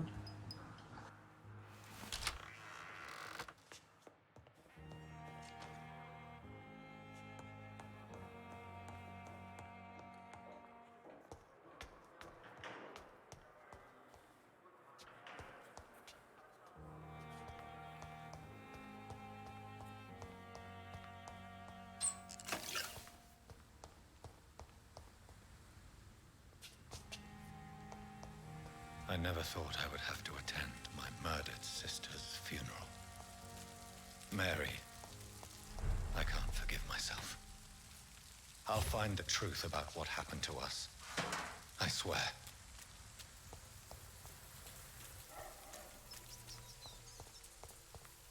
Udaj się na cmentarz. Ciekawie się zaczyna.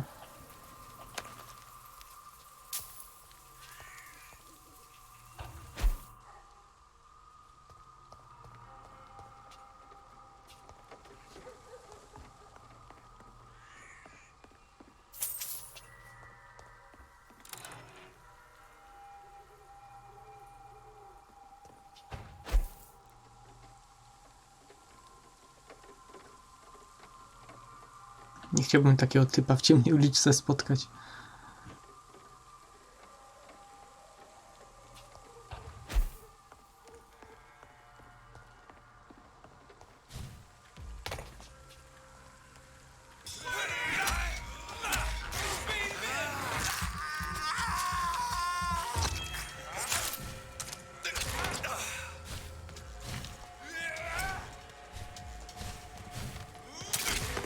O kurde.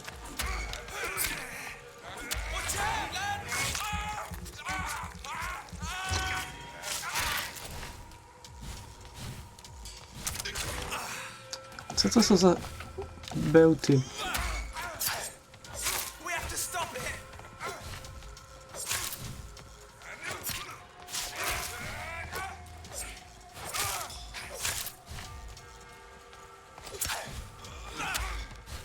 Look here, gone up like kindling.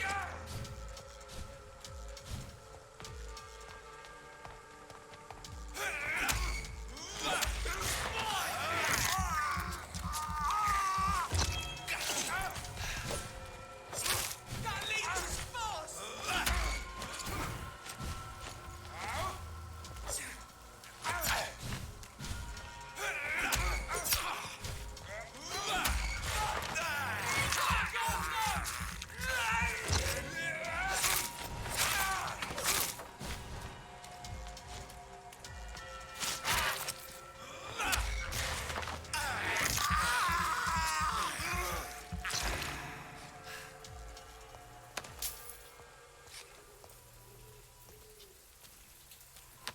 No, muszę powiedzieć, że to ugryzienie naprawdę robi robotę. 175 damage'u. Czemu te bronie tak sterczą? Temu pała sterczy, kurde.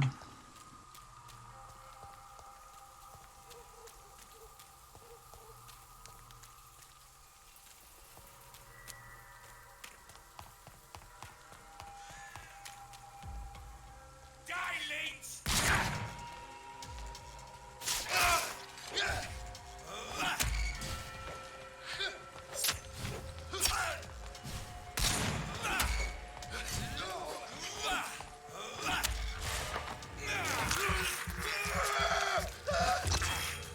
No, pała mu sterczała.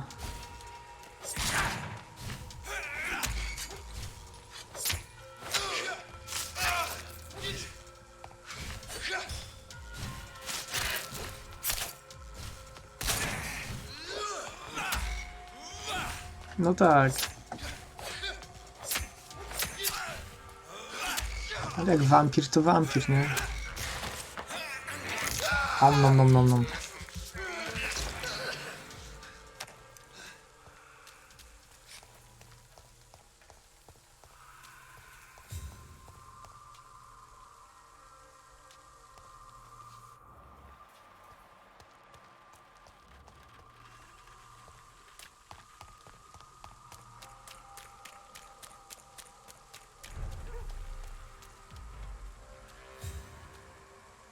It's an leech. Kill.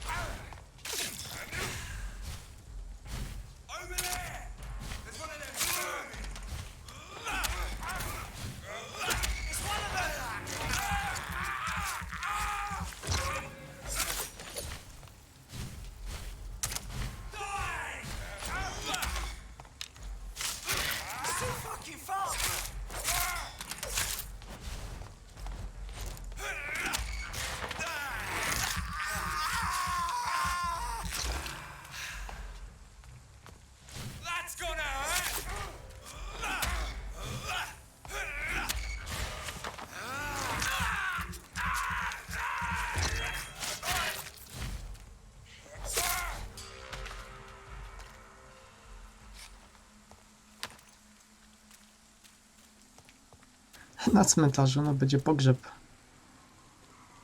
Gdzie jest ten cmentarz w ogóle? Tutaj jest.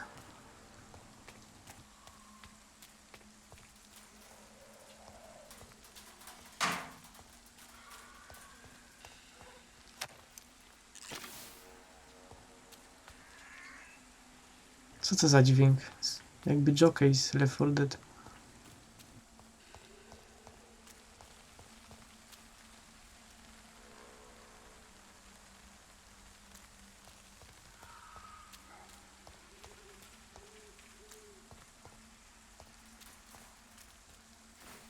My dear sister, I don't know if I have the strength.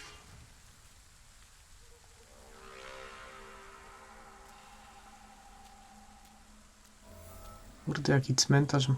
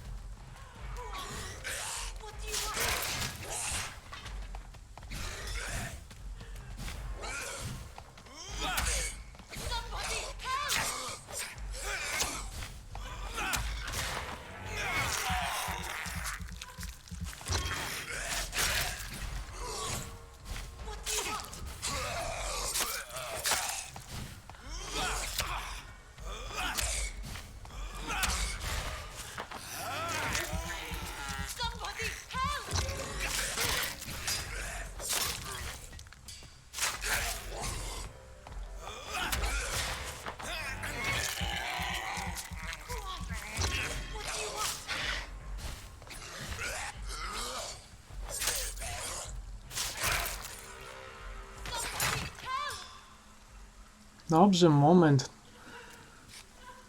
Się wydziera.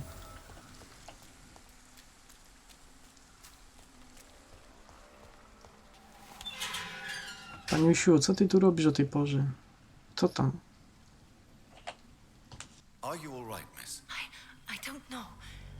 Who were those people? They wanted to kill me. Why? They've lost their minds in the epidemic. They won't come back for now. You seem to know a lot about them, sir. I'm Dr. Jonathan Reed. I'm investigating this disease. I am Xiaoxun. Thank you so much for helping me, Mr. Reed. I must go to the cemetery now. Goodbye.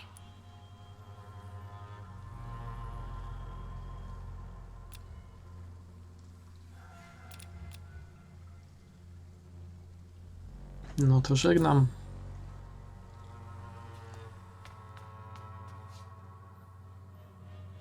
Co tu się wydarzyło? It's locked, all right. Carnage. Is Father Whitaker's disciple among the bodies, I wonder?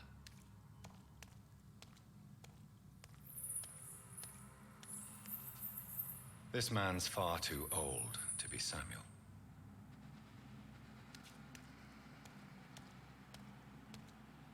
No. By the look of his clothes, this man's a docker.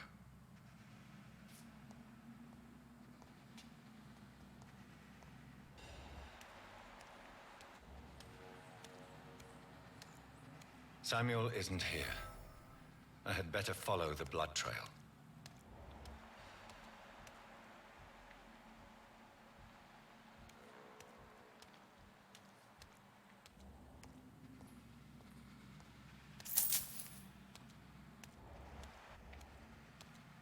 A co z tym pogrzebem? Weź udział w pogrzebie Mary, nie rzucając cię w oczy.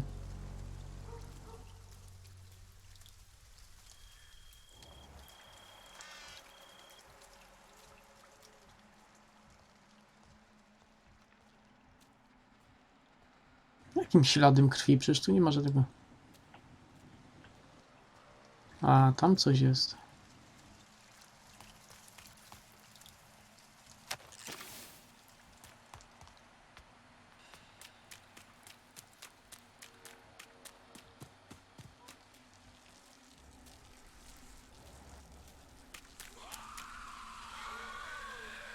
No, oho. Siostrzyczka będzie musiała poczekać. As I feared. Samuel no longer preaches the good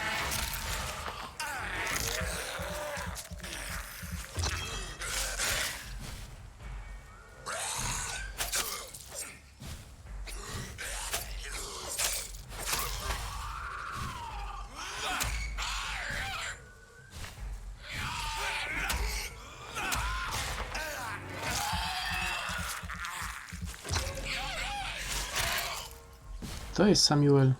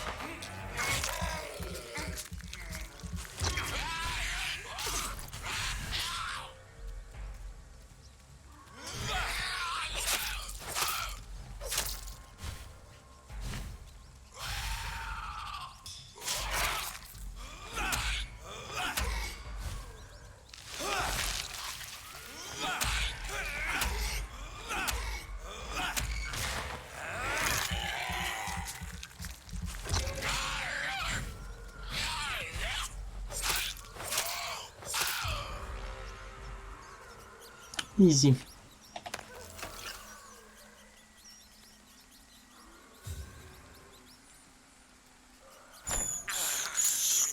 I can't believe this.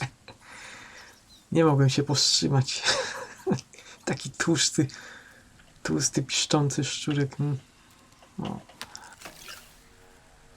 Co tu w ogóle się dzieje? Jakieś trumny.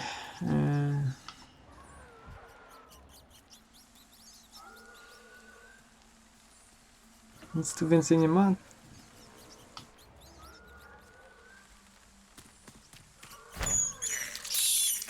I have this thirst for blood. Tu się coś wydziera.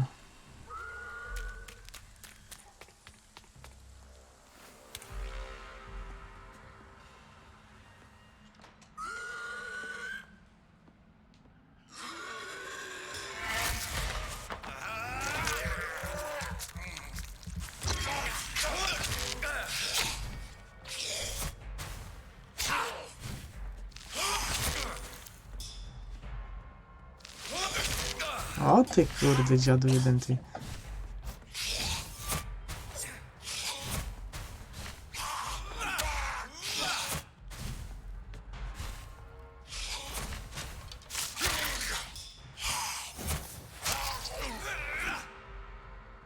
Pięknie.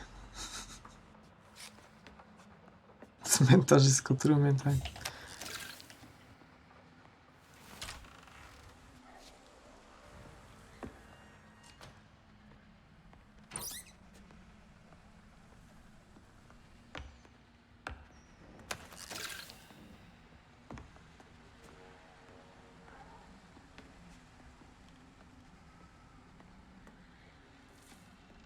Czasem mnie w takich miejscach zastanawia, kto tu zrobił taki właśnie burdel, nie? Kto to wszystko porozrzucał, połamał.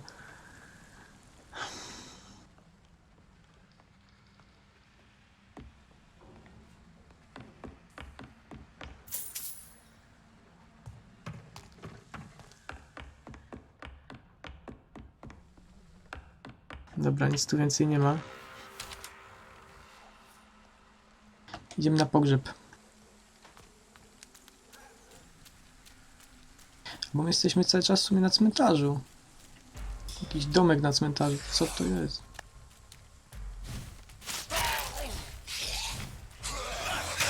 O ty dziadu.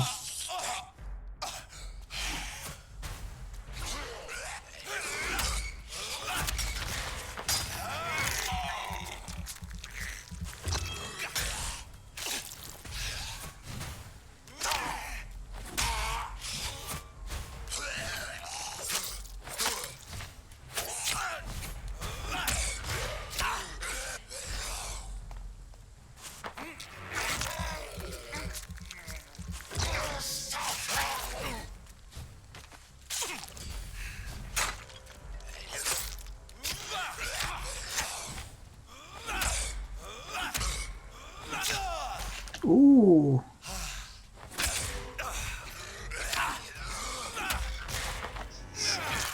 Kurde, jaki cios mocny. Aż mnie z kapci wyrzuciło. Z mokasynów wyskoczyłem.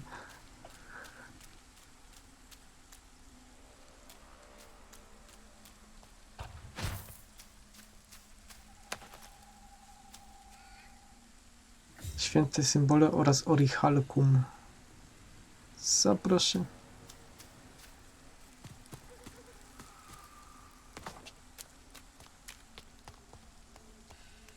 Muszę powiedzieć, całkiem sympatyczny cmentarz. Nawet mógłbym na nim leżeć.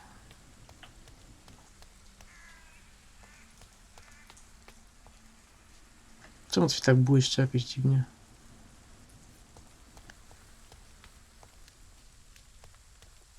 Ciekawe, że ten krzyż na mnie nie działa, nie? Gdzie jest ten pogrzeb?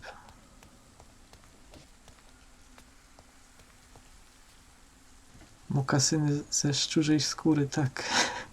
Since I can't reveal myself to my mother now, I must find a discreet spot to attend the ceremony. A, przed mamuśką się chowam.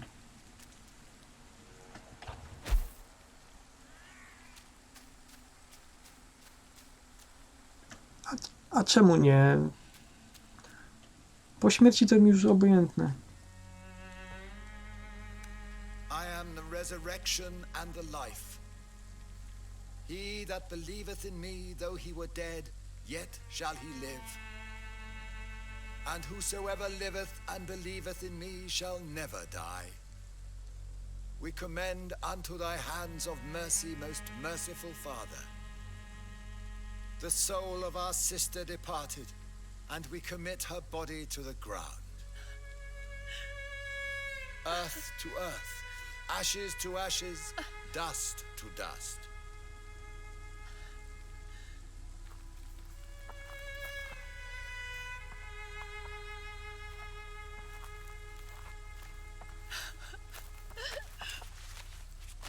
Why kill my Mary and stick her here in this cold, god-awful place? These are the legal requirements for the epidemic, madam. Oh, Avery, I feel so tired. Please take me home. Yes, madam.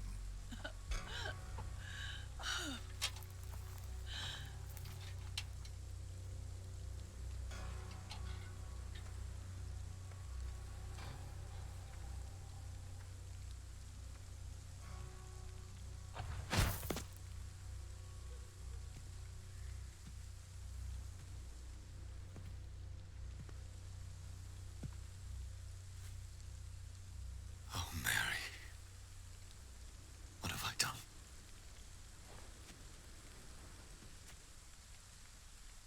If I could only change one thing.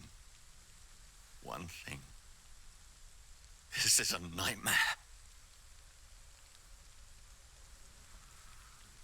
Jonathan, there is nothing you can do but accept it.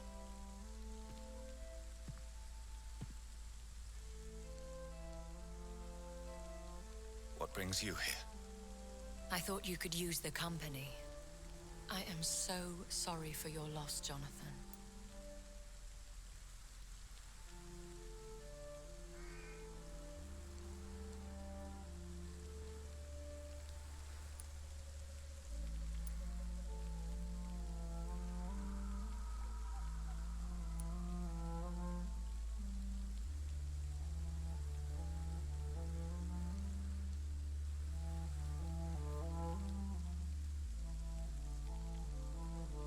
She was a good person. Vibrant, full of life. She was kindness incarnate, my Mary. You're a good person, Jonathan. And a young Ekon. A newborn cast into the night without so much as a candle to guide your way. She had been scouring the most dangerous parts of London in search of me. And it led to her death. Jonathan, don't. I still hear her last thoughts. They echo in my head. Her mind shattered, and it haunts me. Jonathan, stop. Listen carefully. You must come to terms with this. You must learn to live with what happened.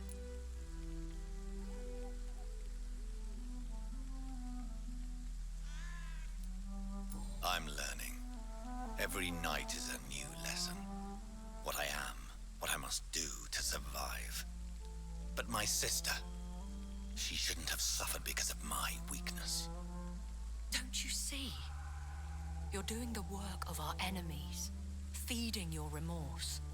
We are weakest when we grieve, and the guilt blurs our senses. And so this is why you're here. To warn me. You've felt this pain yourself. You too have endured this. I don't want to lose you, Jonathan.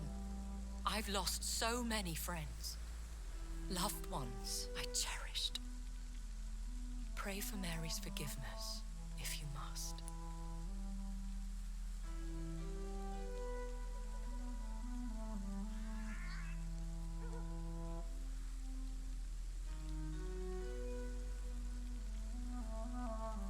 No jak to jest właśnie, jak wampir się modli do Boga?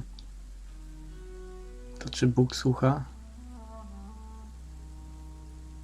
Czy gardzi wampirem? I'm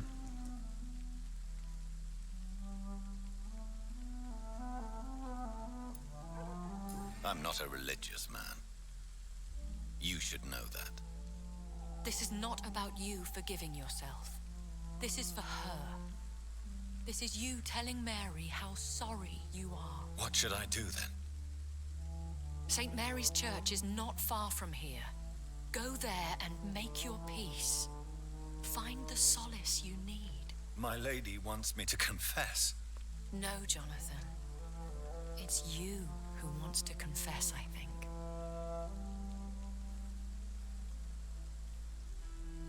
No, to może być ciekawe, spowiedź wampira.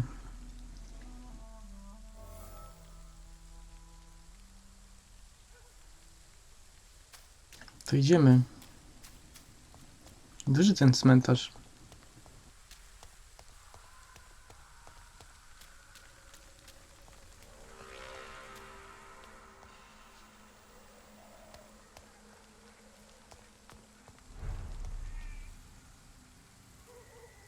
Ale napiłbym się jakiejś krwi. Przydałoby się kogoś znaleźć.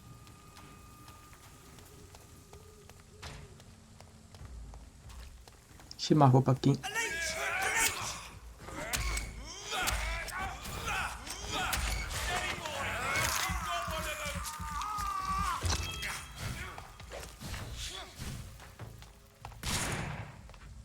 To trzymaj się, mi w Gandhi.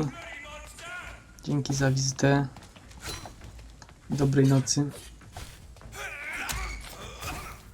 O, ci z tym ogniem to są upierdliwi.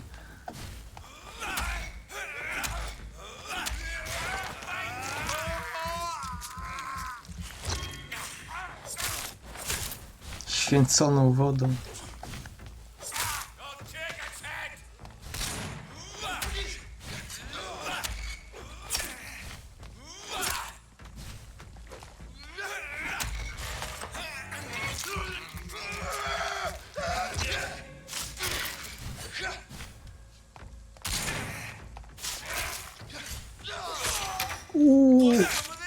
Kurde.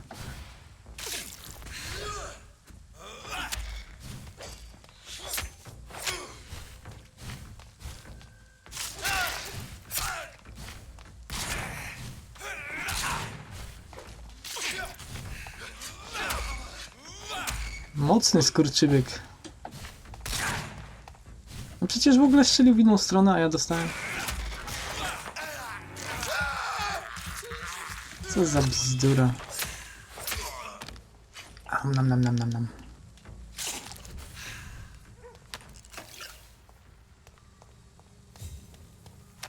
Widzieliście, strzelił shotgunem w ogóle w drugim kierunku, a ja dostałem jakimś cudem.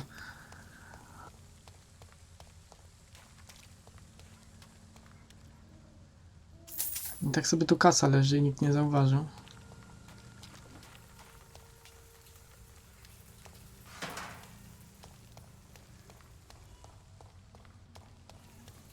Świetnie wygląda ten Londyn. Muszę powiedzieć. Tylko pusto tu, tak jakby jakaś zaraza tu panowała. And off to church he goes, a newborn seeking divine consent to lick the blood from the soft and pointy crown. Who are you? Make yourself known. Newborn, you reek of guilt and pointless compassion. Shed your skin, forget your old weaker self. What do you want from me? Oho. Ascalon does not approve of lone wolves who bring unwanted eyes to our pastures. So your name is Ascalon. Ascalon's will is vampire law. Learn them, abide by them, or I shall return as your judge and jury. Jaki on jest wielki. Co to za mutant? Immortals try my patience with their plans and unsolicited counsel. Kurde, jakie bydle. Czyli co, jak będę mordował, to oni się wkurzą? Przyjdą walczyć ze mną? No, wywiad z wampirem był i też taki program był w telewizji.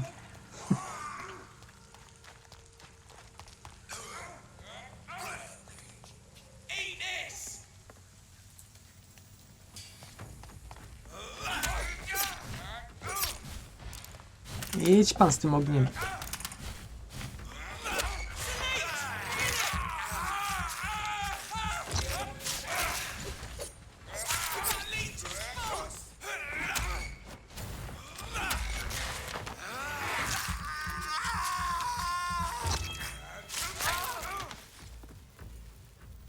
No. Potężny ten wampir się robi powoli. A to dopiero przecież początek tego drzewka. Przydałoby się trochę właśnie punktów zdobyć. Gdzie są ci wszyscy ludzie? Jak ja ich mam znaleźć, kurde? Aha, w ten sposób, tak? No, tej kameli nie mogę zjeść.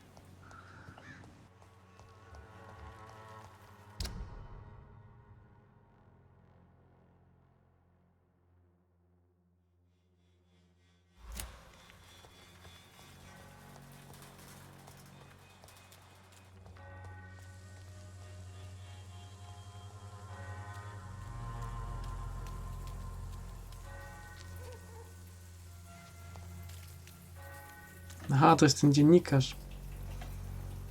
Good evening, Już Doctor. chciałem go Can I bić. help you? A ile on ma? Ło.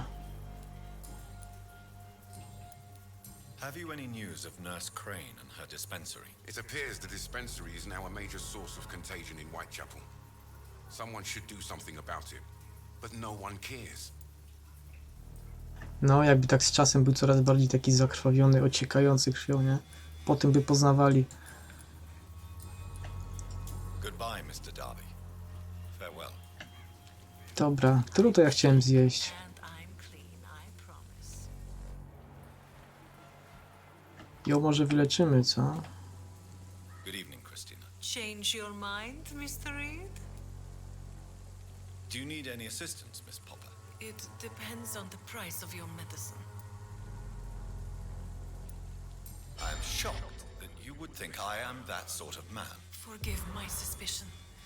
I'm so used to liars with good manners. Thank you, sir.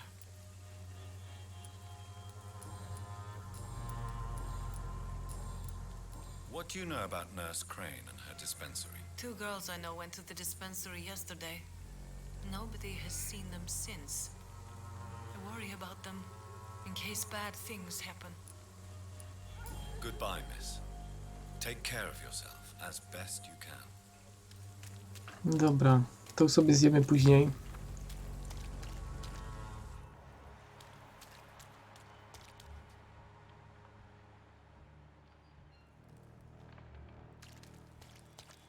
Kogoś jeszcze mogę tu wyleczyć? Tego na przykład. You again? What do you want this time? Can I offer you my medical expertise, Mr. Peters? Keep your medicines for others. Aha, nie mam leku. As you wish. No to cóż.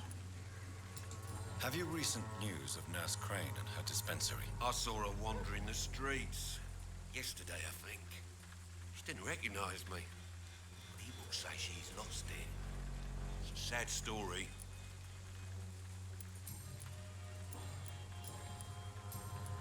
Goodbye, Mr. Peters. Dobra, teraz ten też, kurde, tego też nie mogę. Gdzie jest ten, co ja go chciałem zjeść? Ten jest zdrowy. Don't have your money. Come on, Barrett, you know the game. You pay for peace. No muszę zrobić, spokojnie, Mocin, spokojnie.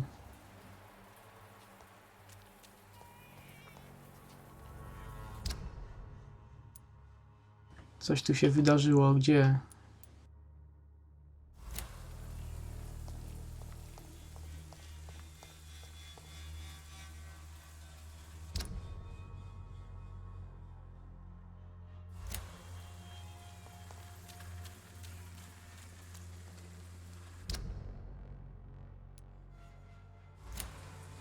W sensie w szpitalu się coś...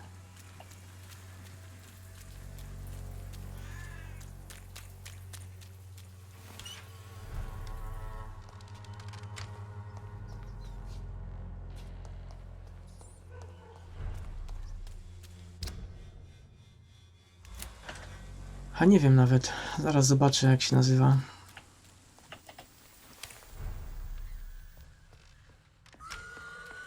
O! Przyszli na wyżerkę, kurde.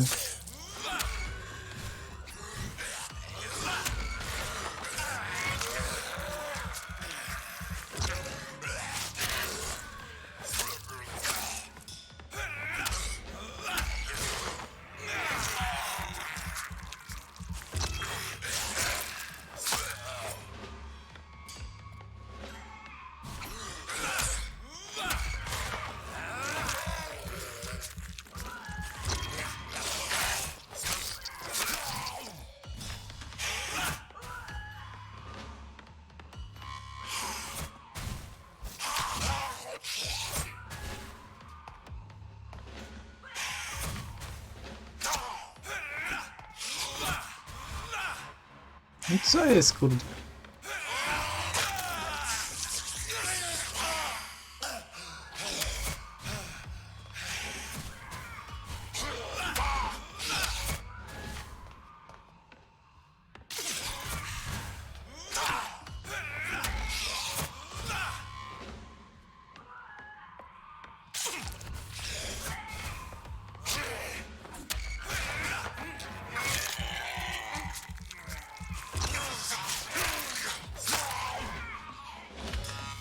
Co tam się dzieje?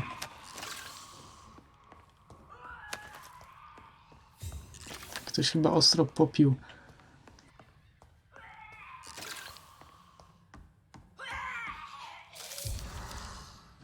Cios do listy Crane, to już chyba czytałem, nie?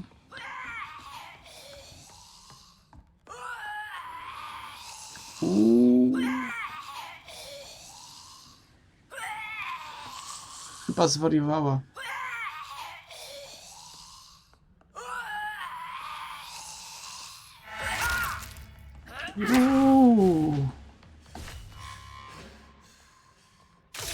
No to...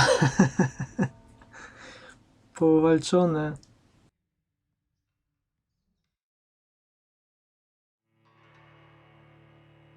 Jeden cios.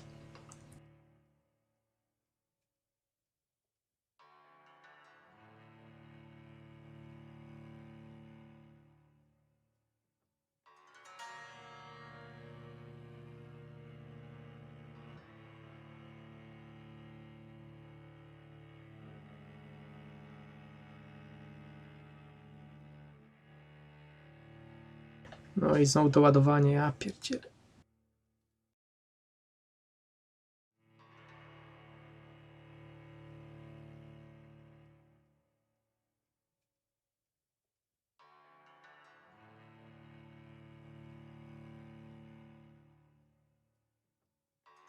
No ja miałem 13 poziomu na 24. Więc miała prawo mi tak przypieprzyć. No łatuj, żeś się, kurde, już. Dziękuję.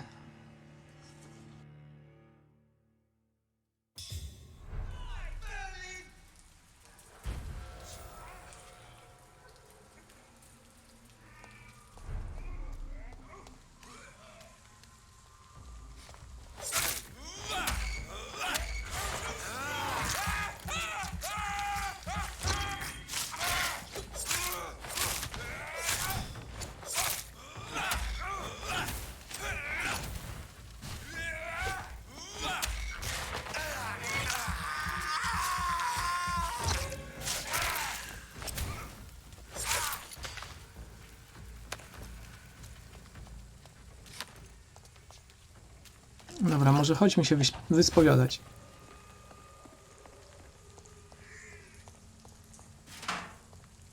Z tą Dorothy może powalczymy innym razem.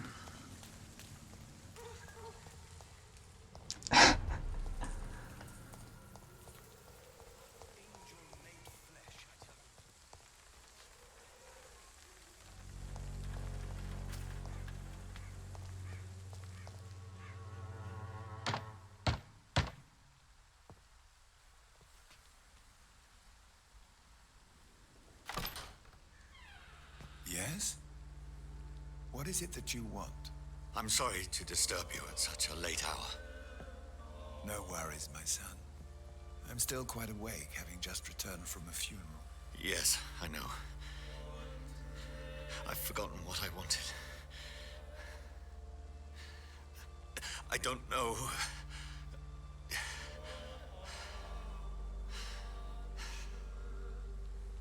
May I help you, child? You seem somewhat perturbed. I haven't the strength to cross the threshold.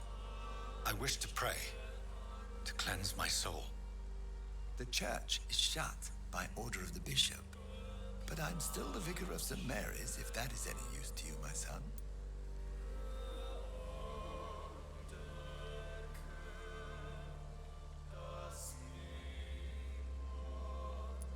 You seem to me a good soul, Vicar. But this is a personal matter. There are no secrets from God, my son. If your heart needs comfort, consider me your chapel. For I can be as silent as stone.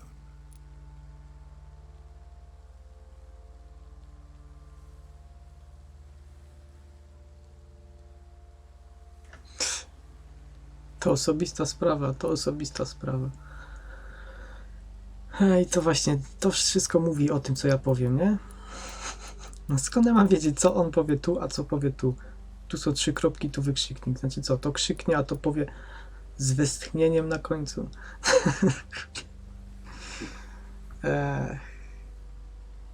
To drzewko naprawdę jest kiepskie.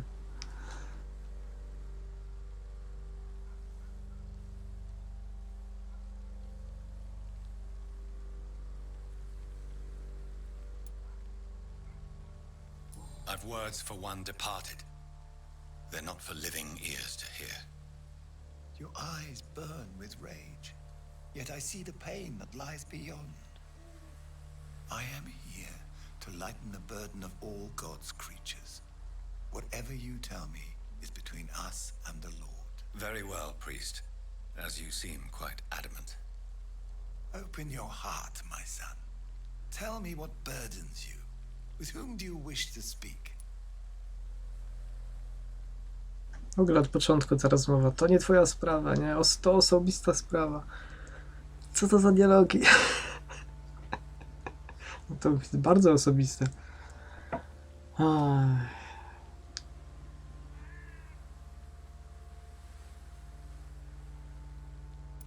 She was my sister.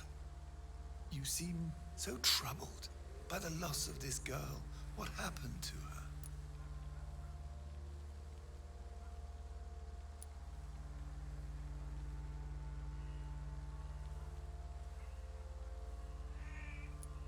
It was an accident. A terrible, terrible accident. I see. And how are you feeling, my son?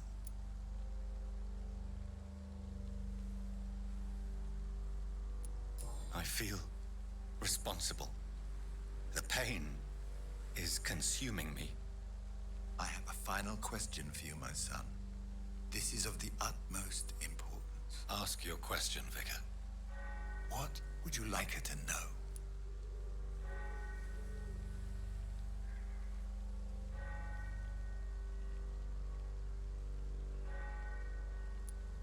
I killed you. There's no excuse. My dear Mary, forgive me. You have been heard, my son, and your burden will lighten if your words are sincere. Go in peace now and live your life in the way she would have wanted. I co, to tylko tyle?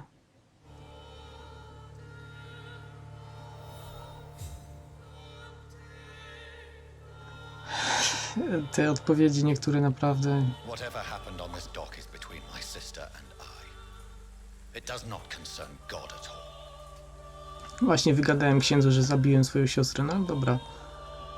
Może można go później zjeść.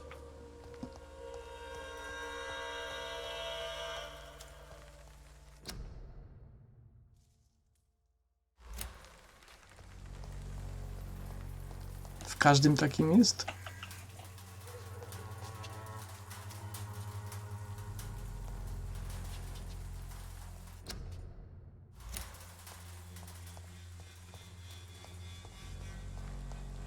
No pewnie właśnie jest inna intonacja i co innego by powiedział, tylko że ciężko to wyczuć. Wcześniej też chciałem tylko zapytać, niewinne pytanie zadać, a on w ogóle naskoczył na drugą osobę i jej nagadał. A ja tylko chciałem zapytać.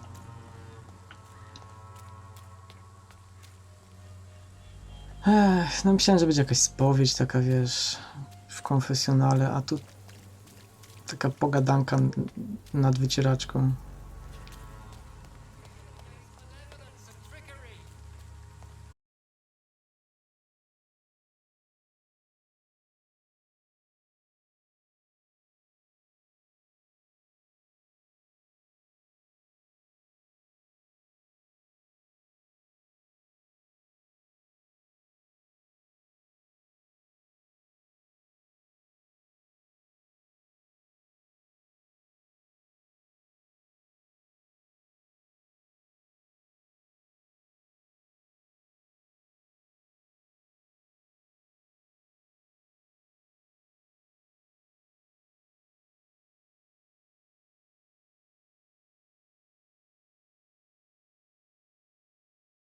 Ordered you himself if you'd found me in that awful cemetery. Please accept this money.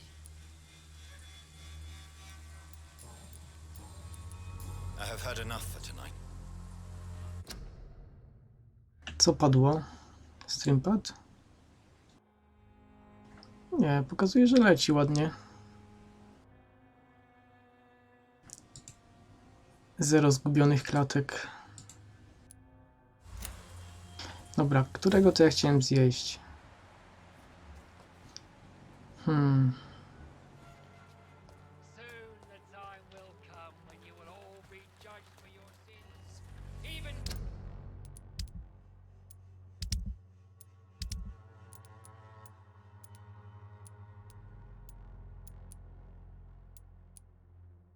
O tego, Darius Petrescu. Najpierw go chciałem wyleczyć, a później zjeść.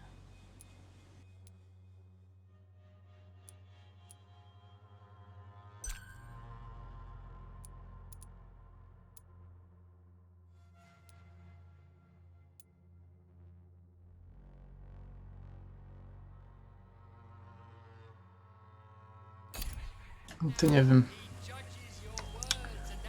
I gdzie go znaleźć? Jakieś to takie niejasne.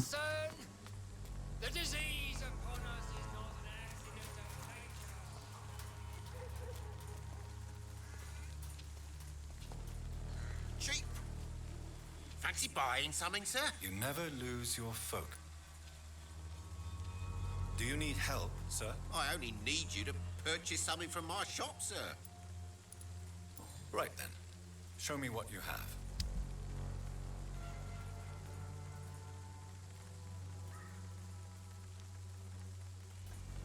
No ale ta Dorota Crane się zamieniła w tego potwora. Nie ma tych płytek, kurde. Skąd ja mam wziąć te płytki? Nie chcę tego.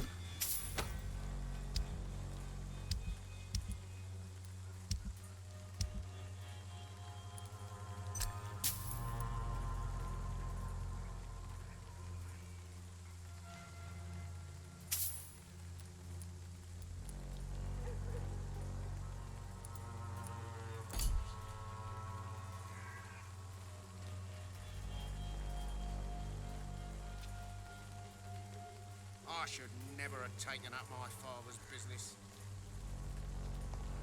Tam, gdzie ta Dorota Crane, ja wiem, gdzie ona jest.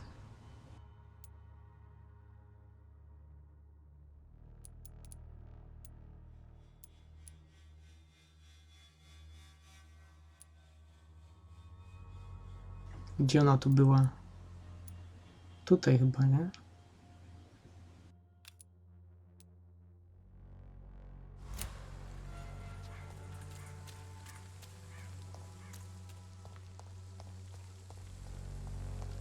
Ale co z chodnika, bo nie wiem. Już chyba nie zajarzyłem. Good evening, Ty Mr. kto... Petrescu. O! What are you doing here? I could ask you the exact same question, Mr. Doctor. Now leave me alone. Szukałem cię, chłopie. How do you feel, Mr. Petrescu? Do you need my help? I would A, not płytki even z accept chodnika. fresh water from you, Doctor. I don't need your help.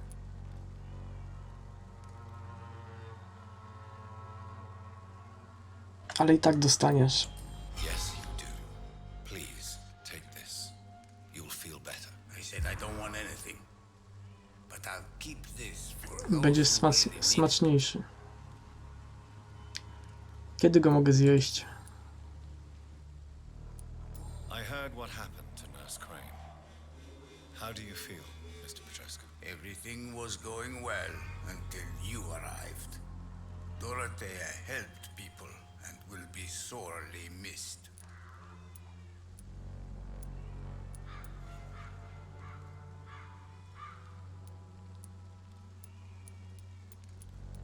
She had it coming, Mr. Petrescu. Extortion, theft, gang dealings, and running a dubious dispensary.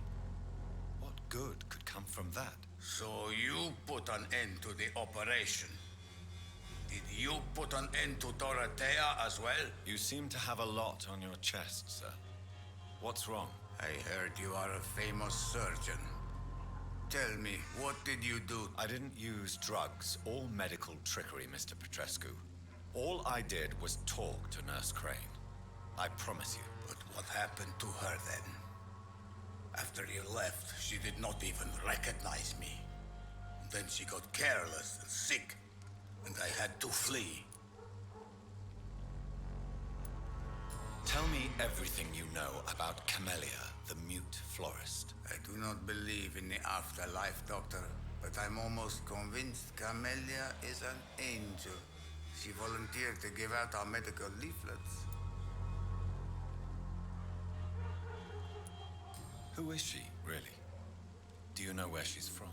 She's not from around here, that's all we know. Camellia is not even her name. It's her favorite flower. You say she has no close family. Well, there's that awful poet who constantly follows her around like a lost puppy. A good man for sure, but a very poor writer. Are you not worried for her safety?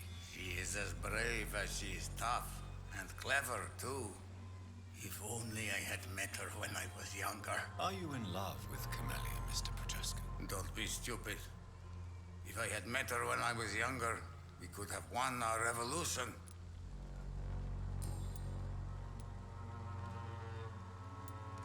Tell me I do not believe in the afterlife.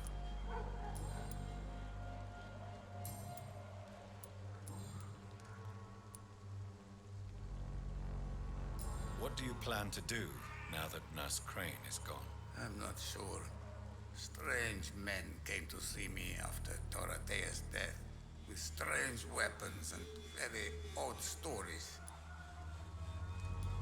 What kind of stories? Stories all Romanian children know. It was as if I was home again. Vampires, Mr. Doctor.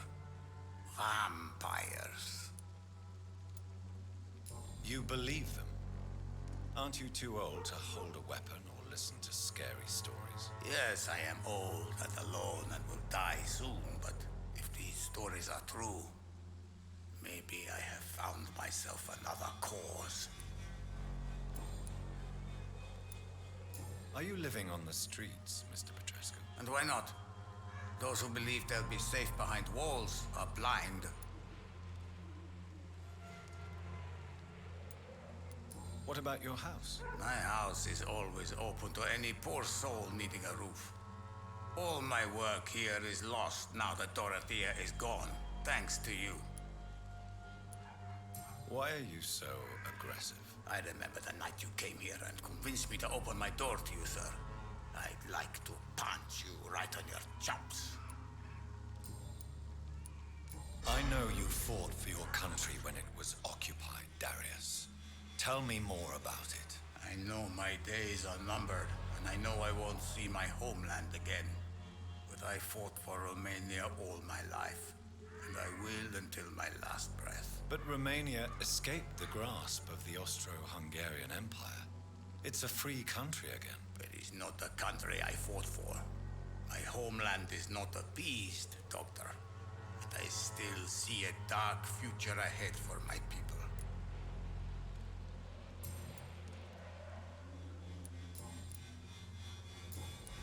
Goodbye, Mr. Petrescu.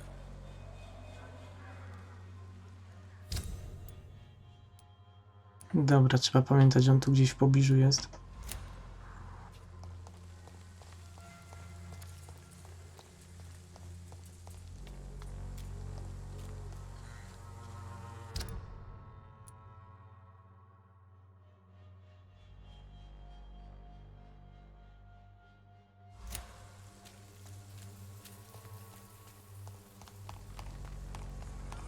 Money. Come on, Barrett, you know the game. You pay for peace of mind.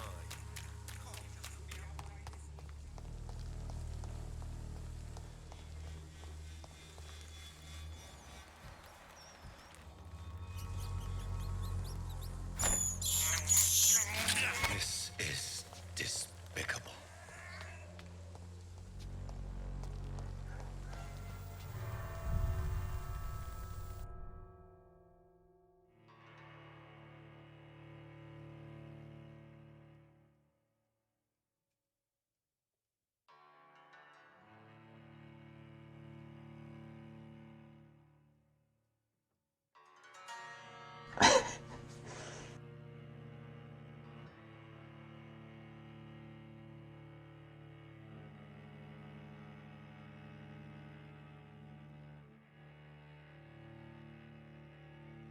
No, to wszyscy możemy pójść herbatę sobie zrobić, zanim to się załaduje.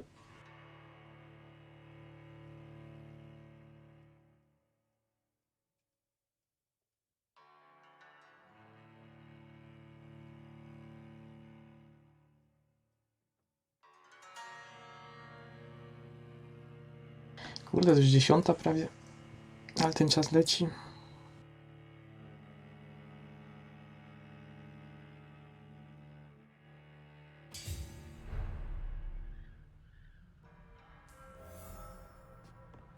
Ech, każde wejście do kryjówki tyle trwa, no masakra, nie? Gdzie jest? To w ogóle jest kryjówka? Nie, to nie jest. Gdzie ja jestem?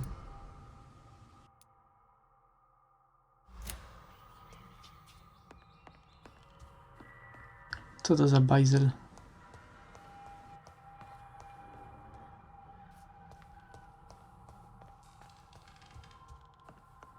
No, skocz, skocz.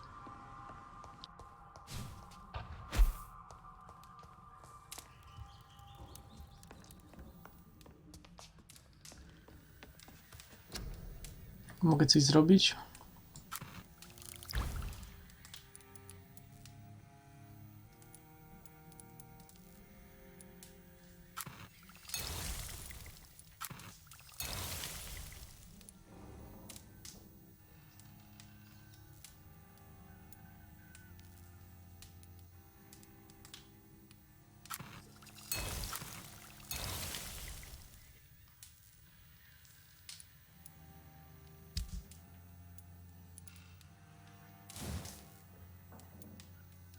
Dobra, owiane płytki mam, ale nie mam fragmentu zwyczajnego uchwytu. Ja pierdzielę.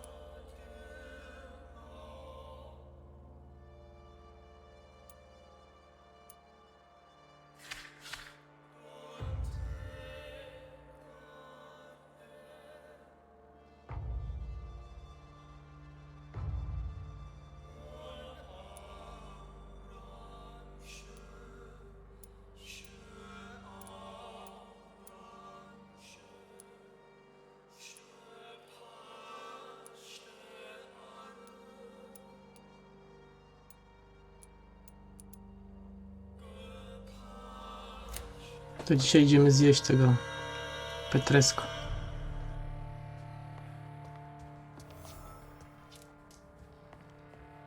Dobra. To kolejny loading.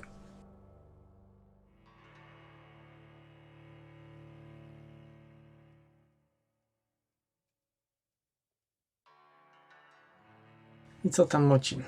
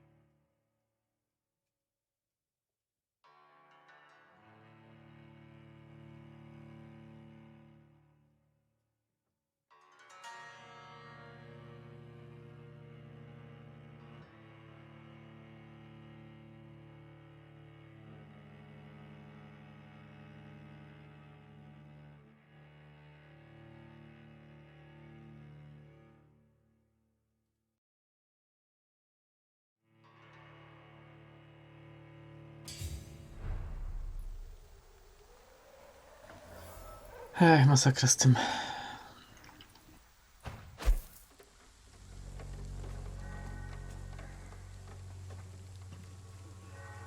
Dobra, idziemy się napić.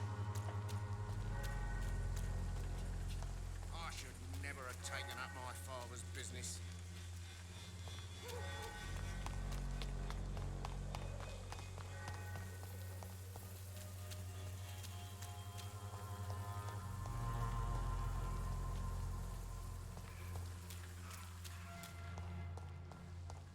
Gdzie jest ten gość?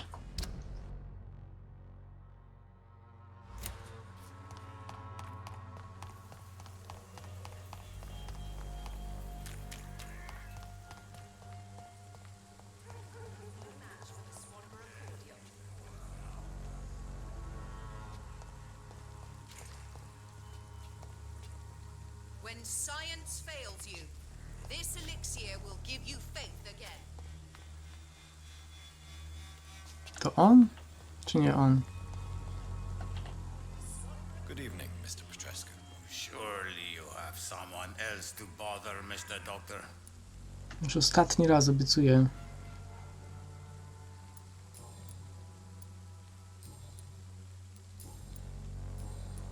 Goodbye, Mr. Petrescu. Good evening, Mr. Petrescu. Surely you have someone else.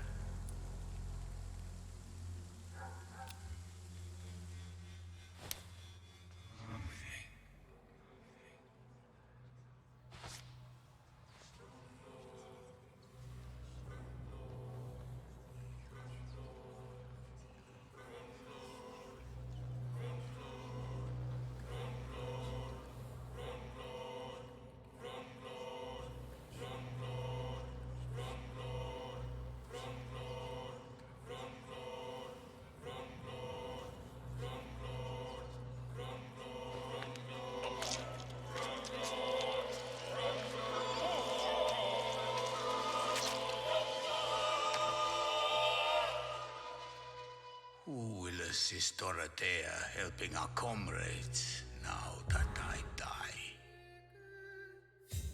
Niewielki klucz.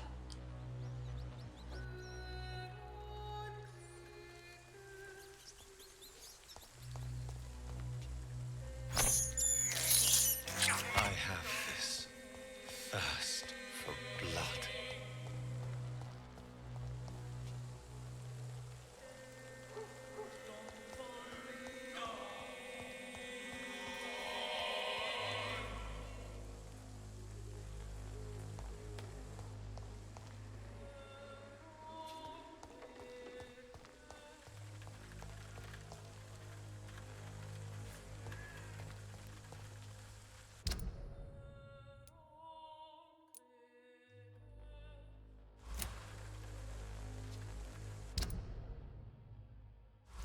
Tu się da jakoś tędy wejść? Kurde, naprawdę, żeby takie loadingi były. Teraz chcę ewoluować i znowu muszę tyle czekać. Da się tu jakoś wejść?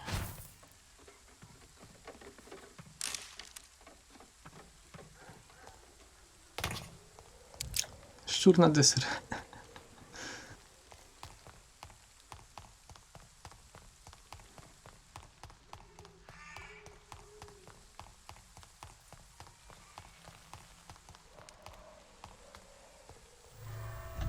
Ja pierdzie.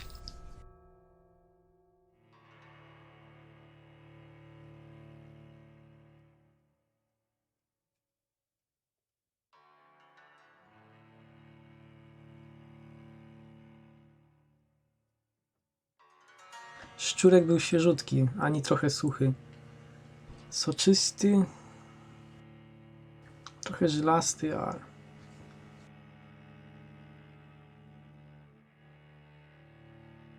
Pam, pam, pam.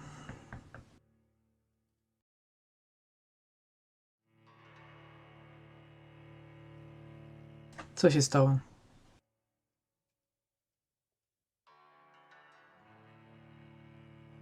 No nie.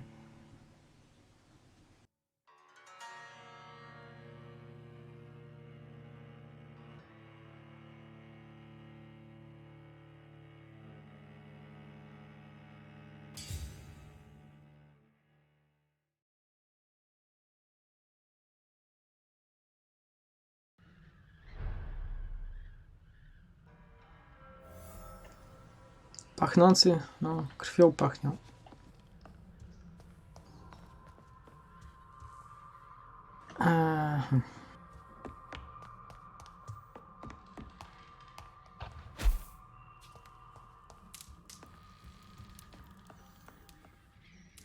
To co, jeszcze raz.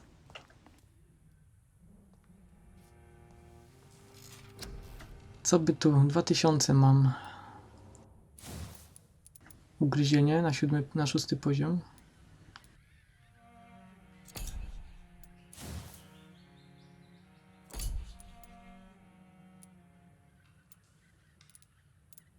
A może leczenie?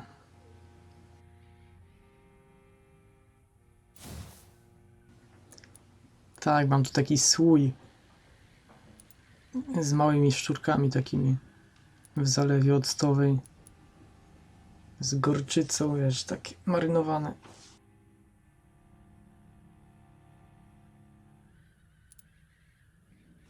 $1300, aż kurde.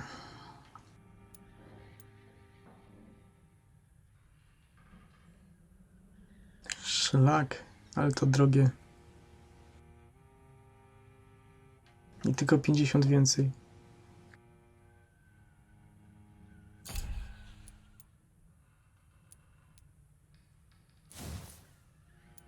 Ta wytrzymałość już lepsza, wezmę tutaj 100%. I ugryzienie wezmę 700%.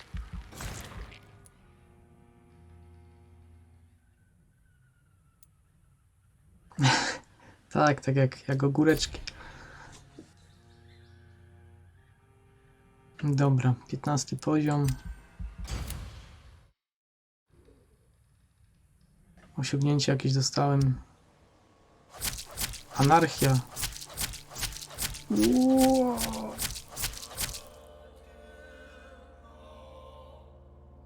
What? Co się stało? Cała dzielnica wytłuczona?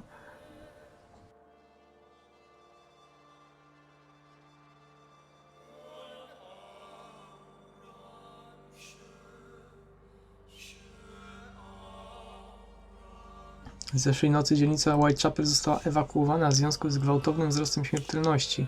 Tysiące mieszkańców relokowano w pośpiechu, wciskając ich do szpitali i oddziałów, które już wcześniej były przepełnione umierającymi rodzinami. Część z nich jest ciężko chora. Większość przerażona dniami i nocami bezgłośnego terroru. Przeczytasz o tym gdzieś indziej? Nie. Czy wolno mi o tym pisać? Absolutnie. Bla bla bla. Dziennikarze są kneblowani, uciszani, zabrania im się szerzyć informacje o horrorze. Posłuchaj mnie uważnie. Londyn pada. Chroń siebie i swoich bliskich przed chorobą, ale nie odwracaj od niej wzroku.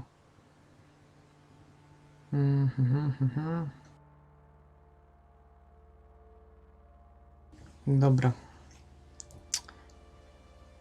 Ale no nie, ewakuowano ją. Czyli teraz tam pewnie panuje chaos. A oni może gdzieś indziej są po prostu przeniesieni. Zobaczymy.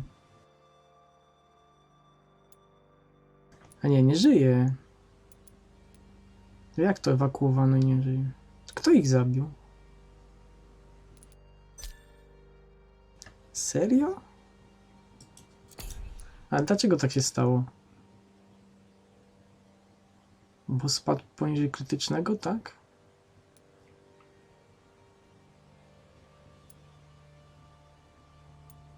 No to... Ja nawet nie zdążyłem nic zrobić. 2 osoby ten zabiłem. No i ta Dorothy się zamieniła.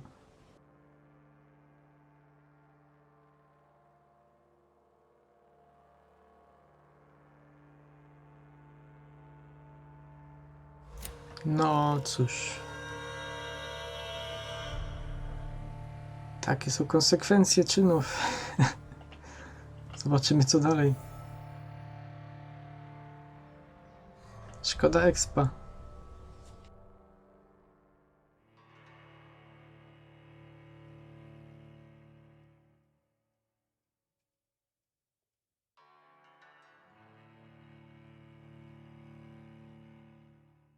No tak, nie leczyłem w sumie. W sumie tak, każde spanie. A ja muszę pamiętać o tej mechanice.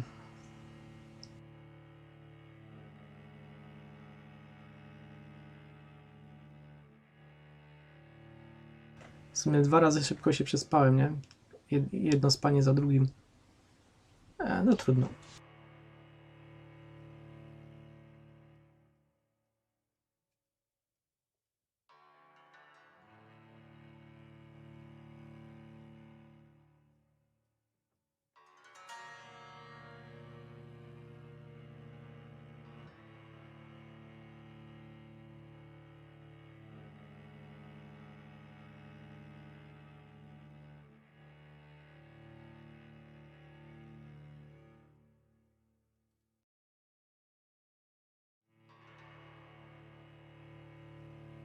No tak, już nie mogę wczytać, nie?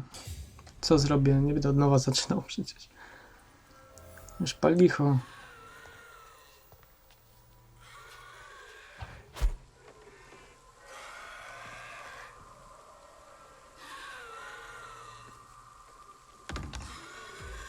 Dziewiętnasty poziom.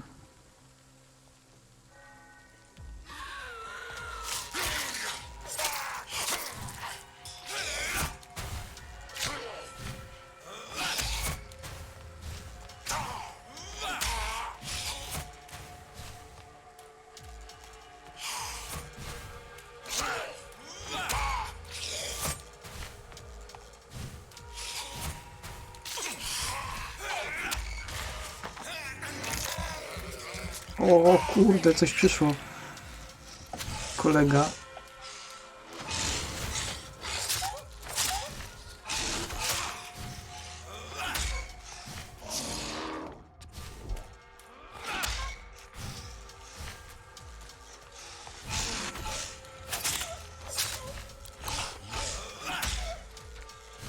Muszę sobie broń koniecznie ulepszyć.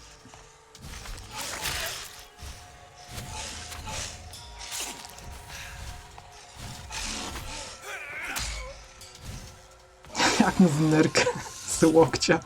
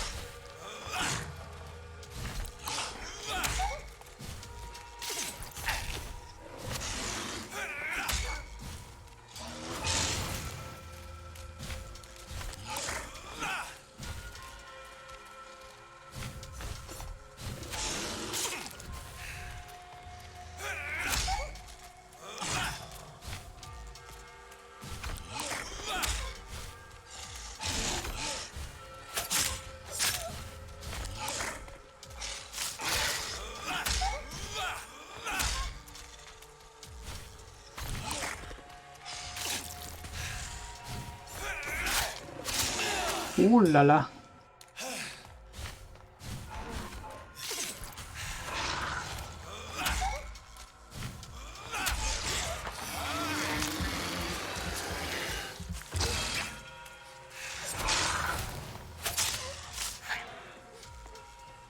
Dobrze.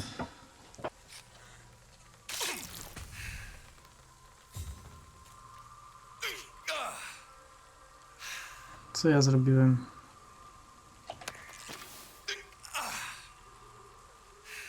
Aha, dobra. Uleczyłem się.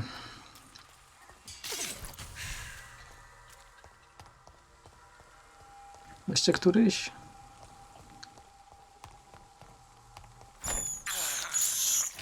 This is despicable.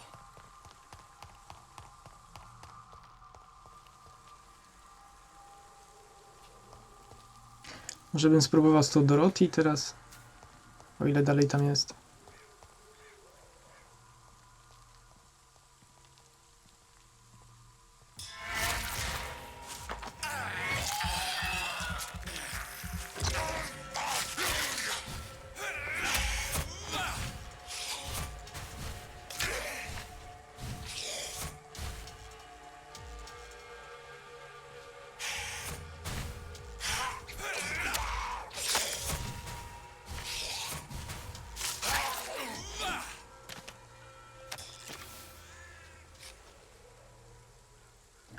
No, to dzięki Sumik za wizytę.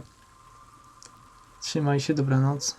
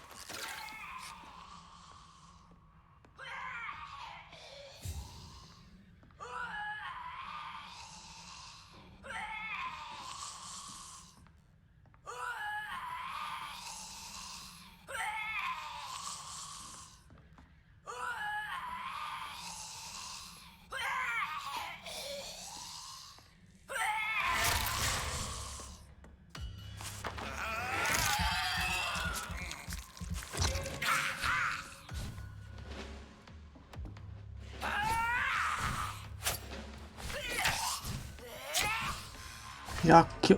Co? No nie.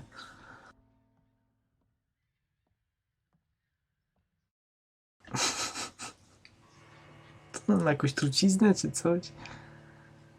Jak mocno bije.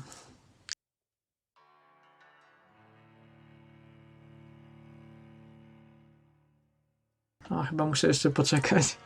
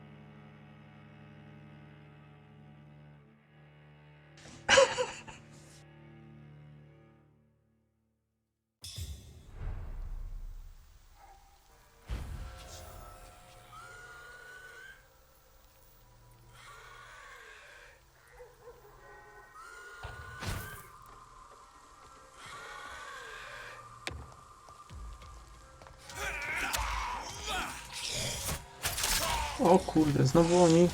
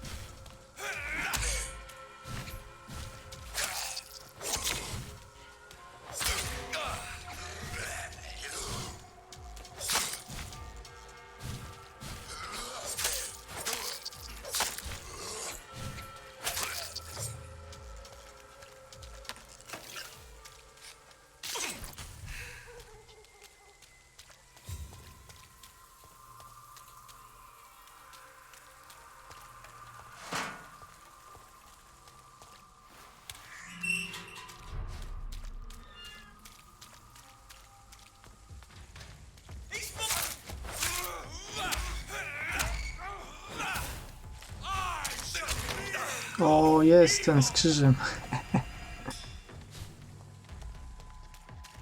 Przyszli łowcy.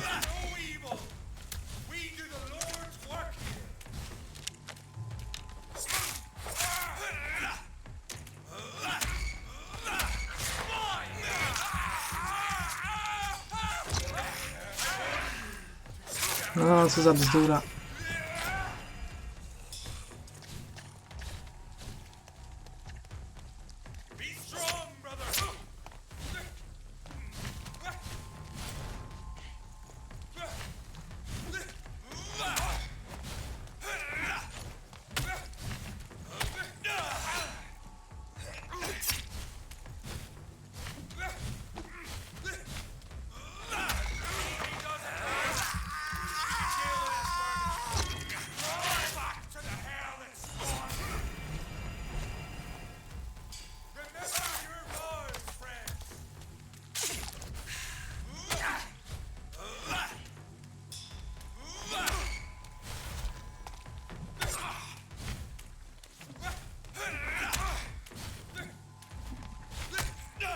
Kurde, jaki ma zasięg ta laga.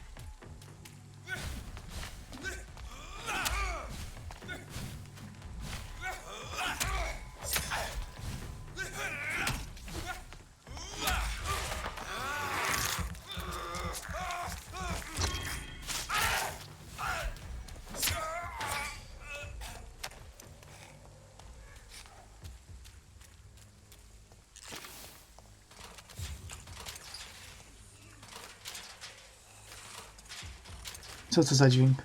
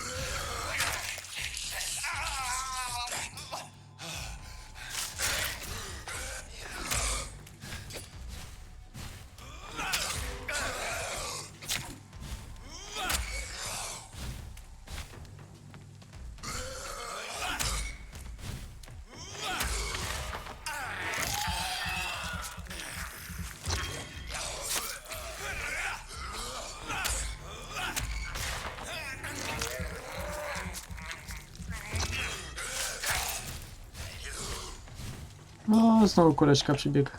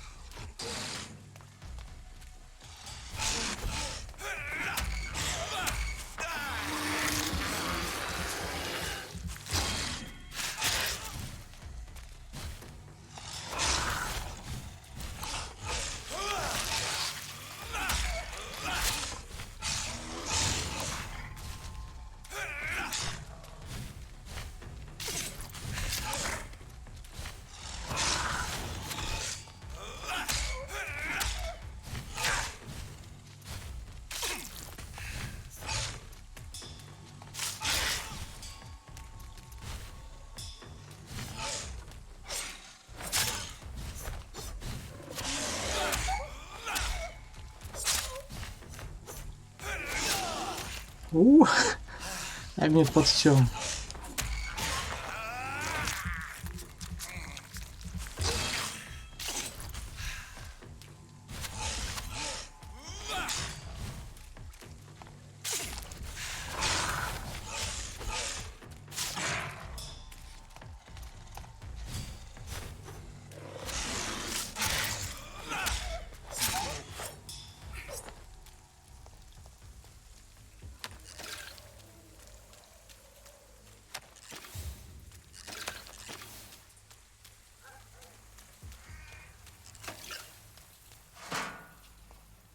It's locked.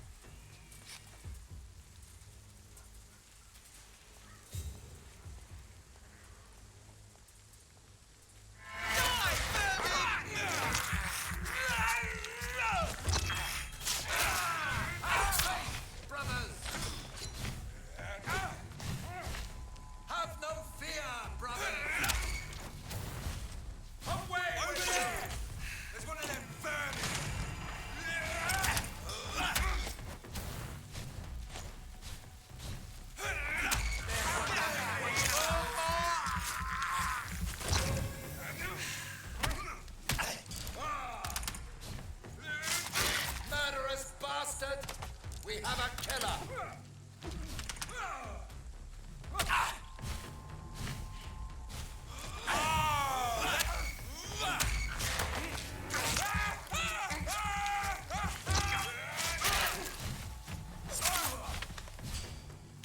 Stop, vampire!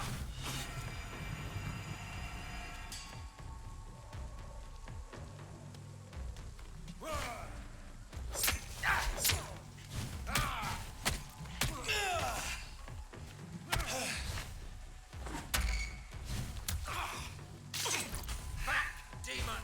Back!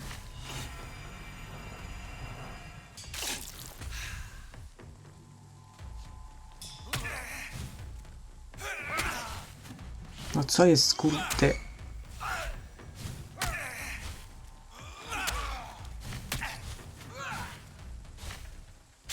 order you to step back!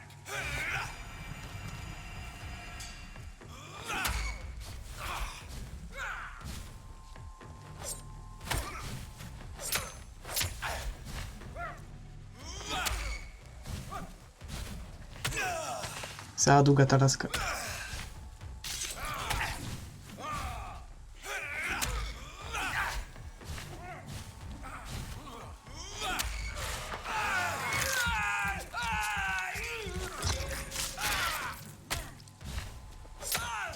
No ile on ma życia? Szybciej z wilkołakiem poszło.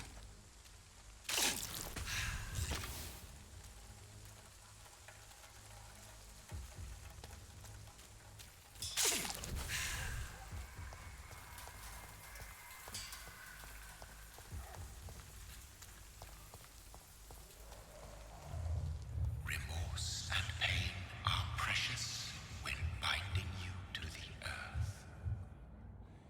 You. I remember you.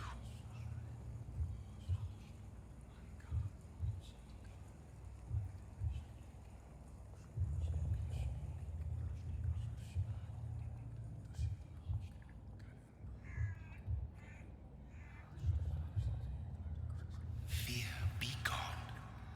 I would harm no child of my making. This is your doing. You made me. Made me this creature. What are you?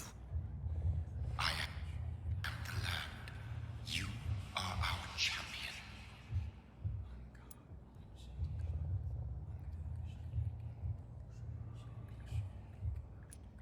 You selected me. Chose me. As shall my children yet to come. What is it you seek? This age is sickly.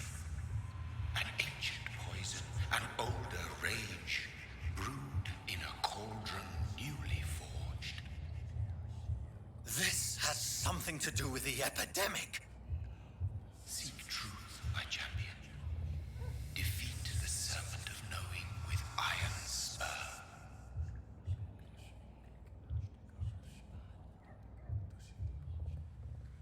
I've had enough of others making decisions for me, pretending to know how I should feel or behave. So the vampire who made me is some sort of disembodied entity? Or was he just projecting this vision in my mind? Maybe Edgar can help me with this one.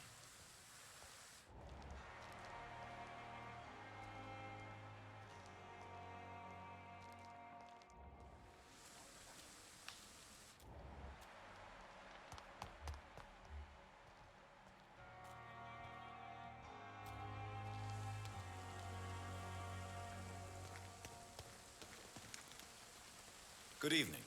I'm Dr. Reed. Always a pleasure to meet a colleague, sir. Especially when he was supposedly dead. A colleague? Are you a doctor too? Not anymore, sir. I used to be Dr. Rakesh Chadana.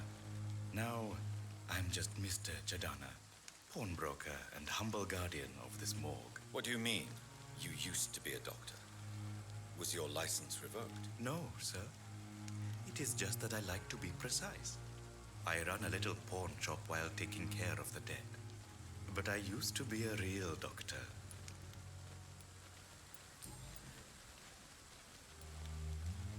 Have we met before? I don't think so, sir. Why? When we first talked, you said you were glad to meet me since I was reported dead. Funny story, sir.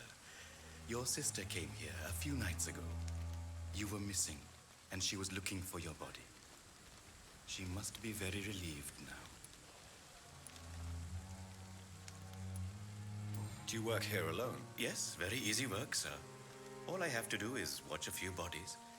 The situation was very different when the main morgue was still open. Why close the hospital's main morgue? It was for sanitary reasons after the beginning of the epidemic.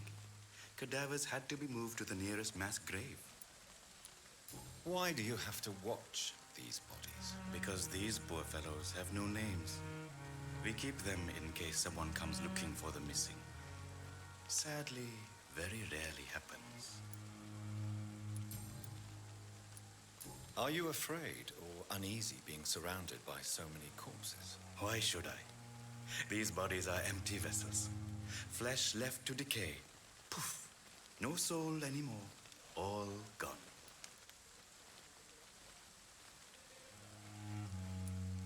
An interesting point of view. And quite an exotic one, too. Most people fear, or at least have respect, for dead flesh. Sir, as a medic during the war, I learned to face my death and the death of others. It's the pain we have to tame, not death itself. How did you get this job? After I left the army, I worked as an undertaker down by the docks. A dangerous place with many an unpleasant business there. Milton Hooks helped me get a job here.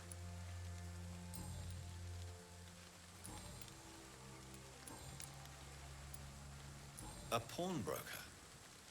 I expect you get all types of people here. Yes, sir. All kind of people. For I sell all kind of goods. What kind of goods? With the quarantine, it's not always easy to buy things. So I trade. I exchange. Some people sell, some others buy. I like to help. Who comes here to trade with you? It's very unhygienic, even unsafe. Diseases can spread. For the customers, for the hospital. I'm very cautious, sir. I've been a doctor, remember? And all my clients are good people. In fact, I think I only know good people. Since you're not afraid of dying, do you believe in life after death, Rakesh? No. I believe we must do all the good we can while alive. For our time is short, and the obstacles are endless. Do you think you would enjoy immortality as a concept? I don't think so. Don't mistake me. I love life, and I'd like to live a long life. But everything has to decay, sir. Even goodwill.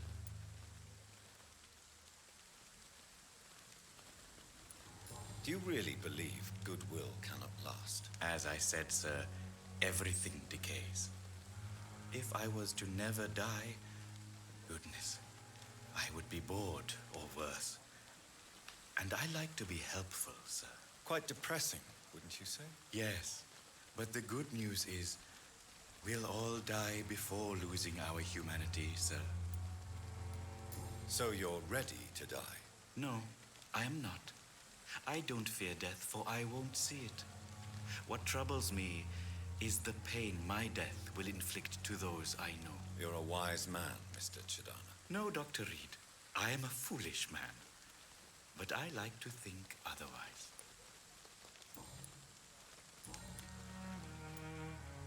Please show me what you have to sell. Of course. It's just trinkets and curios, really. But I'm sure they can be useful.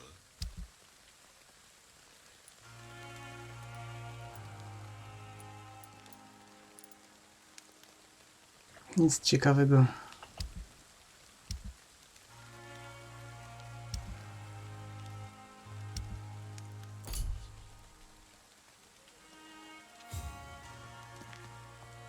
It's locked, all right.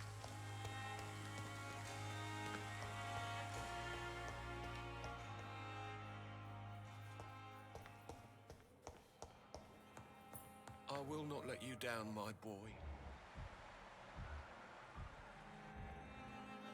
Good evening, sir. I'm Dr. Reed. May I help you? I don't know if a third opinion is needed.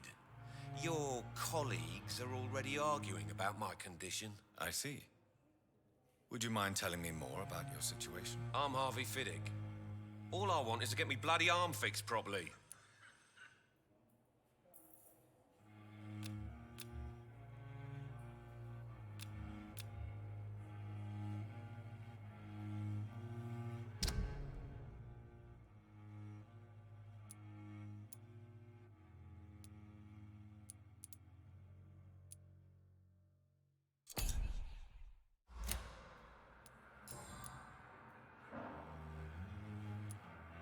Tell me about the doctors who are arguing about your case. Strickland and Aykroyd.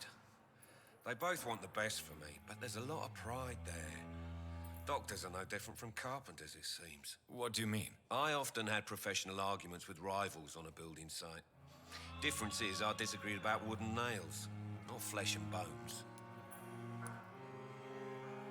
Tell me about yourself, Mr. Fiddick. I'm just a regular guy waiting to get his arm fixed, so I can return to work and to my family. I was more curious about what you were doing before being hospitalized. I'm a carpenter, and a good one too. But that means I need both arms to feed my family, Dr. Reed. Are you satisfied with your treatment here? Well, it's clear that I've chosen a bad time to be injured.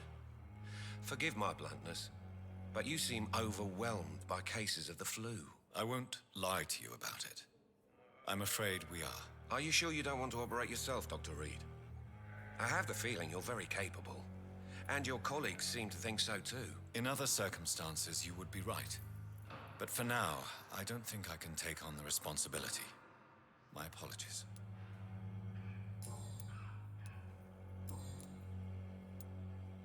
Tell me about your injury, Harvey. Why do you feel so guilty about it? My wife died because of me. And now I may lose everything because I've been careless enough to hurt myself. What an arsehole. How could your job be responsible for your wife's death? I was working a double. She went out to bring me a hot meal and got caught in a German bomb raid.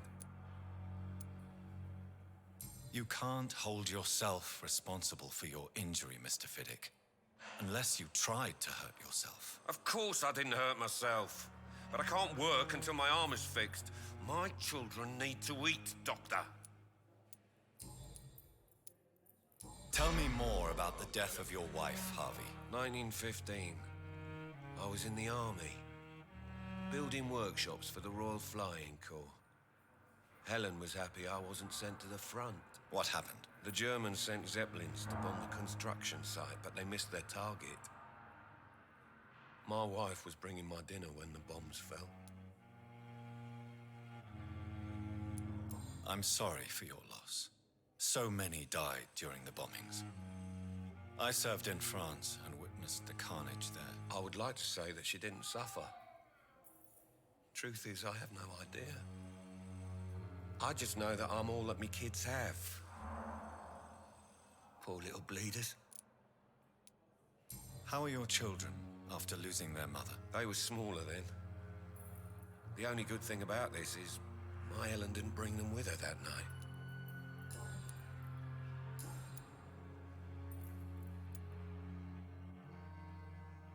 Is there anything else that's bothering you? Can I help in any way? Really? Why has no one else asked me that since I got here? I thought I was in a hospital. Unfortunately, you are not the only person who needs help. And complaining about it won't do you any good. Well, perhaps you're right, Dr. Reed. I'm sure if me missus was still alive, she wouldn't be happy with me going on like this. Goodbye for now, Mr. Fiddick. I'll see you later. No i dobra, kolejny uleczony. Reads me like a book. I never could keep anything from her.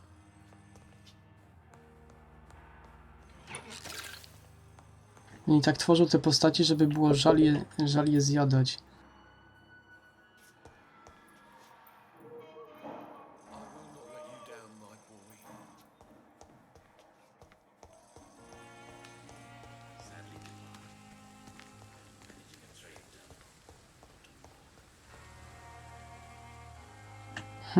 Co teraz?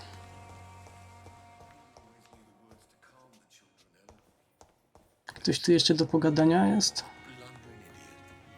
Z tym już gadałem. Ale może mają coś nowego do I'm quite powiedzenia. busy right now, Dr. Reed. Do you need my assistance? Don't be ridiculous. I'm capable of dealing with this myself. I've just not taken the time to do so. Then you are lucky that I have taken the time to do so. Consider it a gesture of solidarity between professionals. I wish this hospital could have received as much attention from you, Dr. Reed. We do not see you in surgery very often. Ups. Thank you for your time. We'll talk later.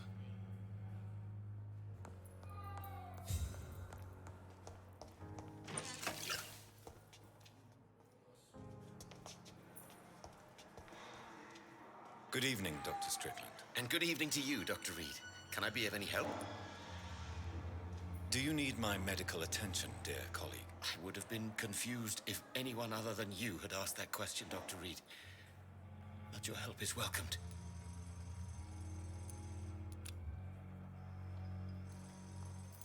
There is no shame in helping each other. We're colleagues, after all.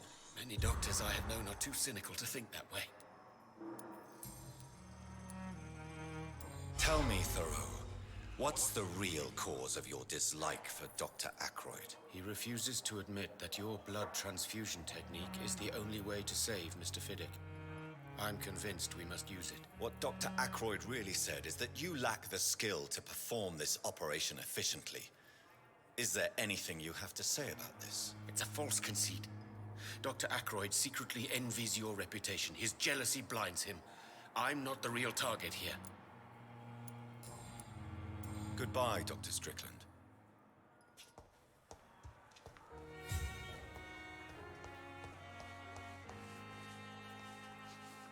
Good evening, Nurse Brannigan. Good evening, Doctor.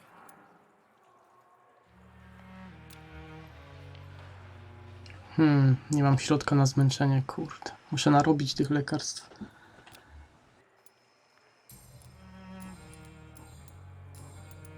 What can you tell me about the recent events in the hospital? That Mr. Hampton killed Miss Jones in her room, then ran away. And did you see all this? No, I was working by the tents when it all happened. I only entered the room when they asked me to clean up the blood. Did you see Sean Hampton leave the hospital? I think I saw a silhouette exiting the hospital gates after the shouting started. At first I thought it was someone who was just scared, but well, maybe it was him. Where is Miss Jones's body? I don't know. I'd imagine the morgue. It all happened so quickly. Goodbye, nurse. Call me if you need assistance. So many deaths. Good evening, Nurse Hawkins. Good evening, Dr. Reed. Do you need medical help yourself, nurse? I'm afraid I've contracted some illness, Dr. Reed. Not under my watch, nurse. Take this. You'll feel better. Thank you, Dr. Reed. Goodbye, Nurse Hawkins.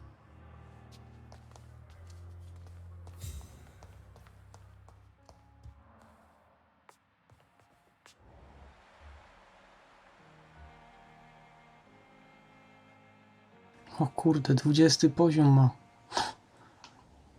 Ja mam drugi. Chyba nie dam rady.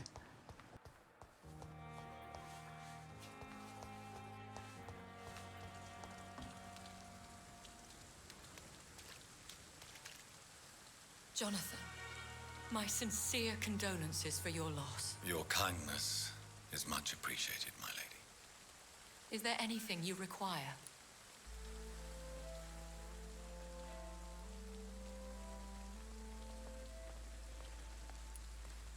Are we condemned to attend the funerals of all we love? Dying is the final act of life, Jonathan. Present company excluded. Accepted.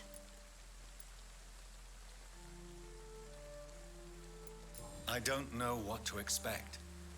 Am I cursed to an eternity of solitude? With time, we Ekon tend to go into isolation. If we survive long enough, that is. As a practitioner of the medical sciences, I'm prepared for the death of loved ones. But mourning in the shadows, deprived of sharing one's grief. We are no longer a part of the circle of life and death. We are undead, my friend, and so we are outcasts.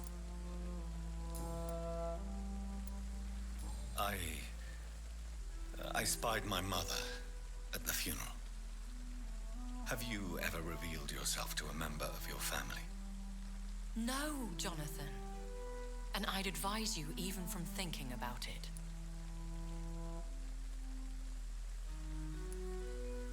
But what if I was close to someone and wished to tell them the truth?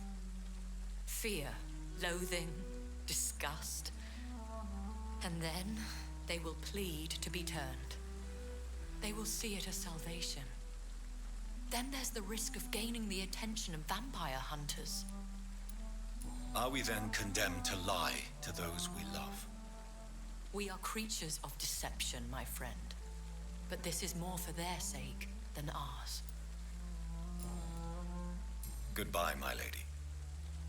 Until we meet again.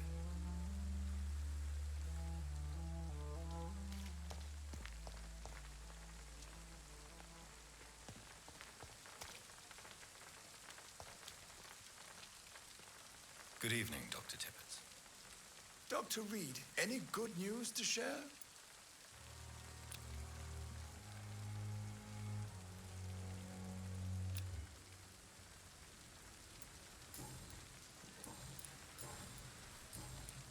Goodbye, Dr. Tibbets. Muszę do kryjówki pójść.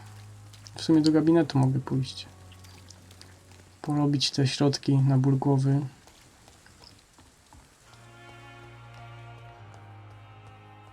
Trzeba ich wszystkich wyleczyć.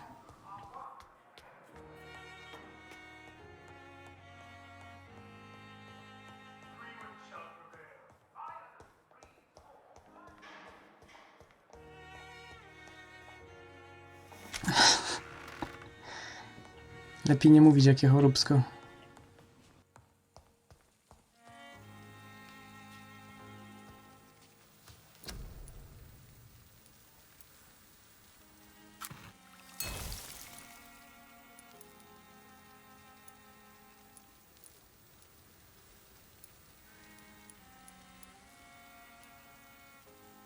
Aha, ja nie znam receptury na to, kurde. To skąd ja mam ją wziąć?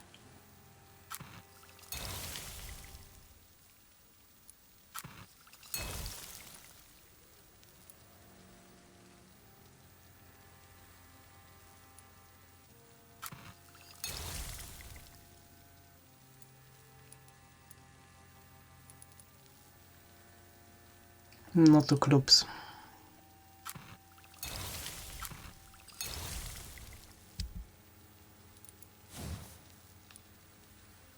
O, mogę ulepszyć, zajebiście.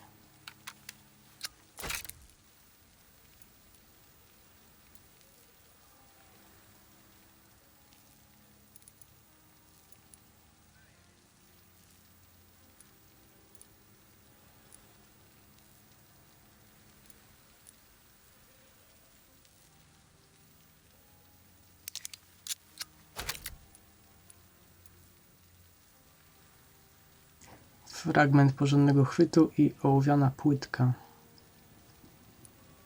No i dobra.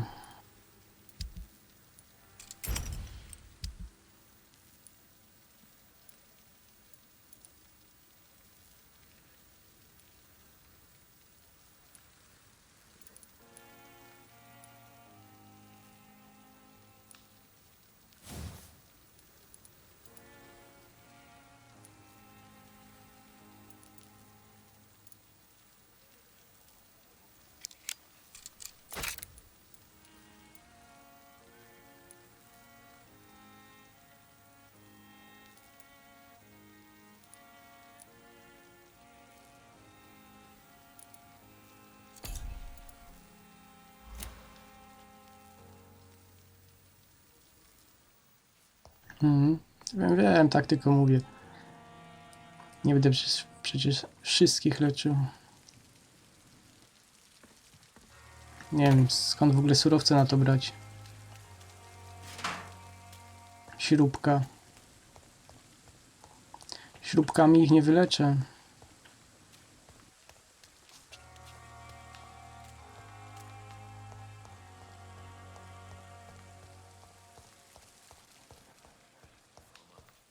No i skąd wziąć ten przepis na ból głowy?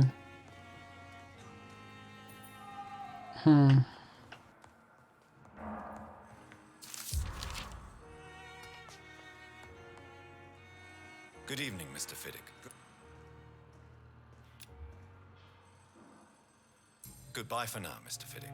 No dobra, ten się leczy. Kto tam jeszcze był zmęczony?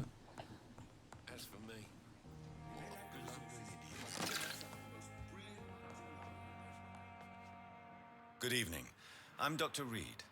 Can I help at all? No, Really? Why are you here then? I don't want to talk. My throat hurts too much. I suppose that this pain is the reason you're here. Is someone taking care of you? Yes. And no. Could you at least tell me your name, sir? Mortimer. Mortimer Goswick.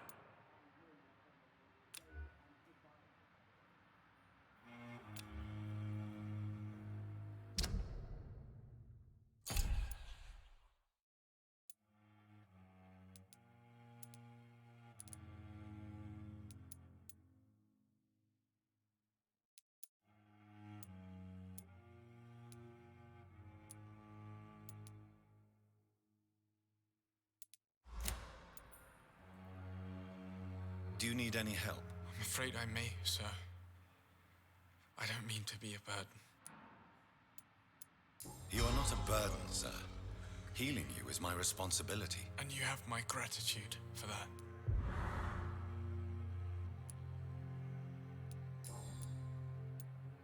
How painful is your throat, Mr. Goswick? So painful I'd rather not talk at all, Doctor.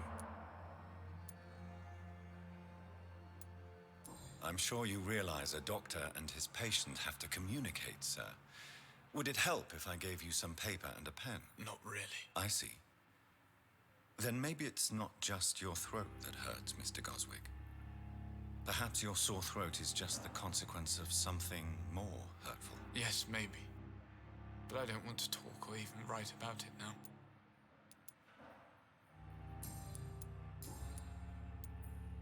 Tell me about yourself, Mr. Goswick. I don't want to talk, Doctor. How painful. So painful I'd rather not talk. I'll let you get some rest then. I'm all right. Don't waste your time with me. A ta siedzi jak kukła jakaś. It's my son who needs you, sir. I'm Dr. Jonathan Reed. How can I help your son? I'm Beatrice Goswick, mother of Mortimer Goswick. Could you check on him, please, Dr. Reed? I've heard much of your talents as a physician.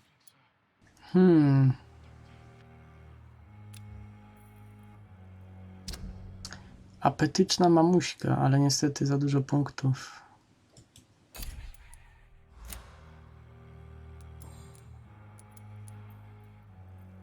What can you tell me about yourself, Mrs. Goswick? Not much to say. Just take care of my Mortimer and I'll cover all the expenses. That's all that matters. Are you really that rich? Most of the patients here are of a more humble origin, if I may say so. Yes, thanks to my husband. May he rest in peace. I can cover any needed medical expenses. May I ask if you have an occupation, Mrs. Goswick? I'm a teacher by profession. I teach young women who are more ambitious about their futures than their families. What do you think of your reception here? Any complaints? I have had the uttermost reservations about this hospital since we arrived. But we had no other choice, considering the state of emergency. Is there something in particular that's bothering you? Some of the staff were not especially welcoming. I suspect they're not accustomed to dealing with patients of such social standing. Tell me more about your arrival at the Pembroke Hospital. What gave you such a bad first impression? The ambulance driver was quite rude, for a start. And that nurse, Miss Hawkins, seems to have quite a dubious attitude. What do you mean? She managed to secure a bed for my son despite the epidemic. It was a relief, but it wasn't cheap. O, She charged you for a bed? Yes, and I paid without question, considering the urgency of the situation. I share your concern, Mrs. Goswick. no, Be pięknie. sure that I'll talk to the people involved. I don't expect compensation, Dr. Reed. But I'm aware such behavior would not be tolerated in other hospitals. A gdzie procent dla mnie? Ja się pytam.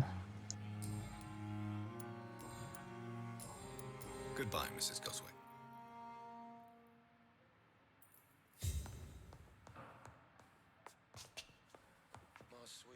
Good evening, Mr. Goswick. How are you? I'm okay. Why did your mother have you hospitalized here? She seems convinced this is a bad hospital. My mother just wants the best for me. She won't rest while I'm here. She'd go all the way to hell and back to help me. Is your mother bothering you? As your doctor, I can ask her to leave you alone if you would prefer. That's tempting, Doctor. But you have no idea what my mother is capable of. She would tie herself to my bed if you asked her to leave. Pembroke Hospital may look unorthodox, but rest assured you're in good hands here. It's not me you have to convince, Dr. Reed. It's my mother.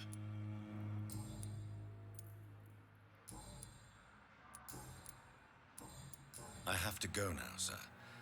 But don't hesitate to contact me if you need any help. Good evening, sir. Doctor. Good evening, Doctor. How is my son doing?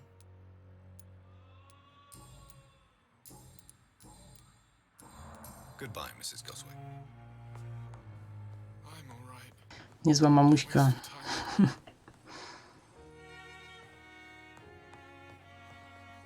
Który to miał to zmęczenie? Ten na zewnątrz chyba, nie?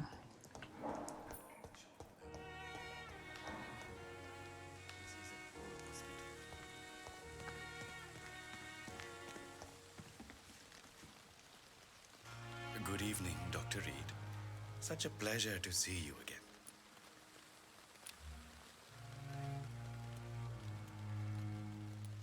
Do you need medical attention? Well, the proximity of the dead is not the most healthy company, even if the quiet can be appreciated. Don't take too many risks with your health, Mr. Chidana. None of us are immune to this disease. And that is a good thing. Death and disease is a constant reminder of our mortality. But you have my thanks, Dr. Reed. Goodbye, Mr. Chidana.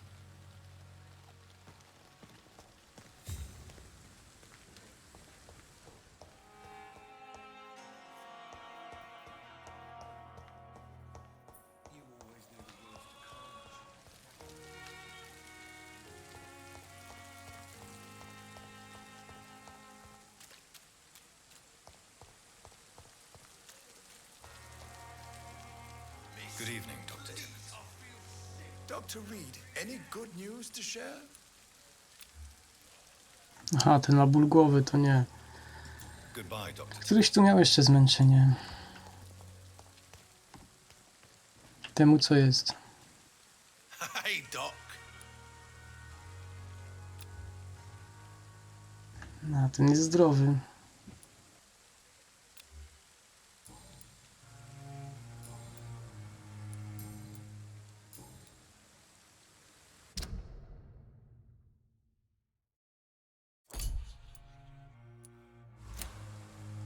I'll leave you for now, Mr. I've never seen so many people dying at the same time.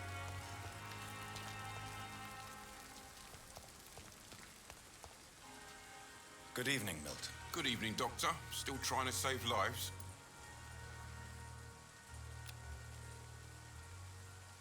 No, temu też mogę dać.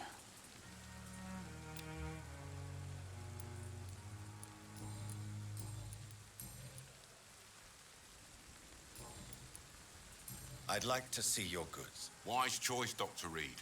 A reliable gun is what everybody needs these days.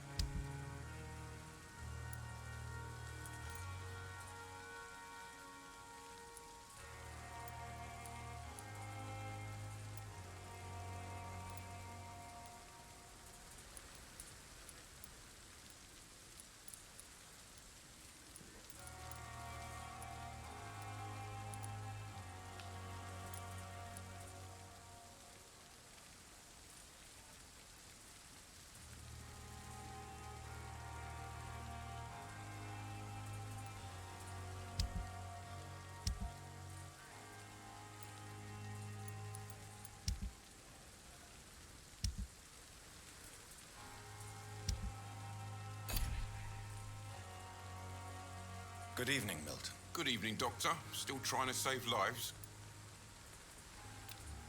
Do you need any medical help, Milton? I'm afraid I do. Like everyone in this hospital. It's a sad state of affairs when even the hospital workers are worried about disease. Our job brings us into contact with all kinds of infections, Milton. There's no shame in being ill while you're in a hospital. That's easy for you to say, Doctor. I get the feeling you don't fall sick often. But thanks, anyway.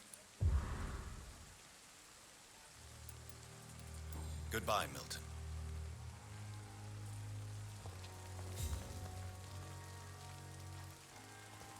And I thought last summer's epidemic was different. No i dobra.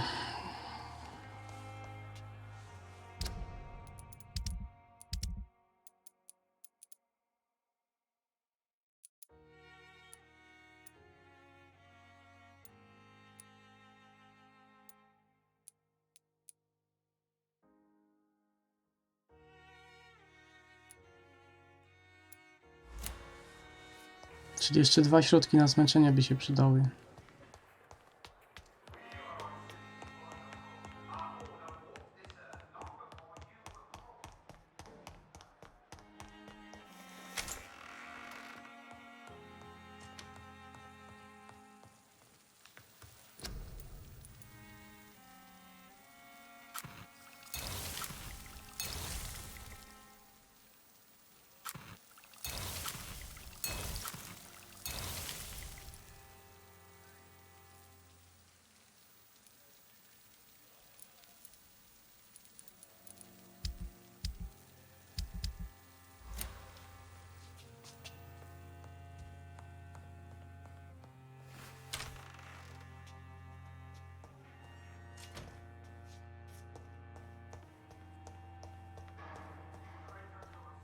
Jako drugą dzielnicę.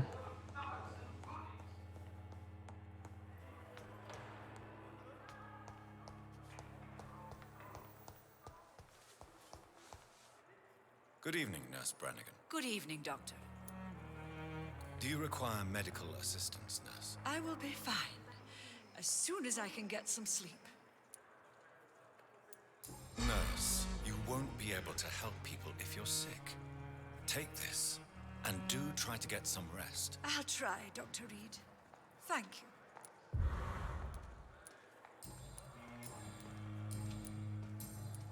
Goodbye, Nurse.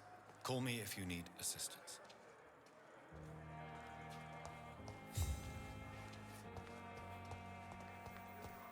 Gdzie była ta mamuśka? Ona też była zmęczona. Początkowa z barem, no to może później.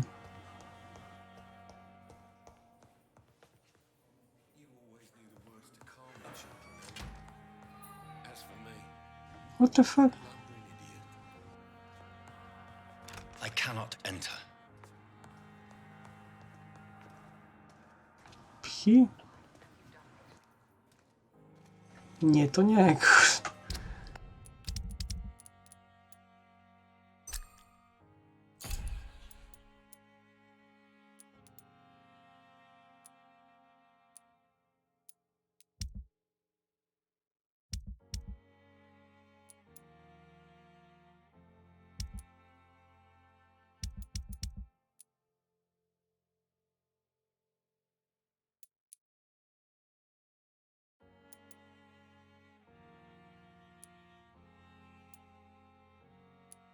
No, w sumie tam w ogóle nawet nie gadałem z nimi.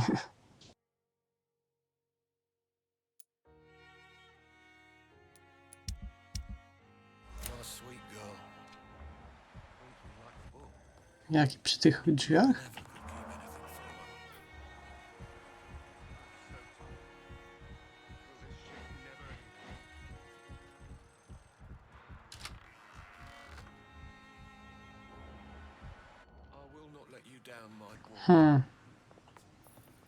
Chyba przegapiłem.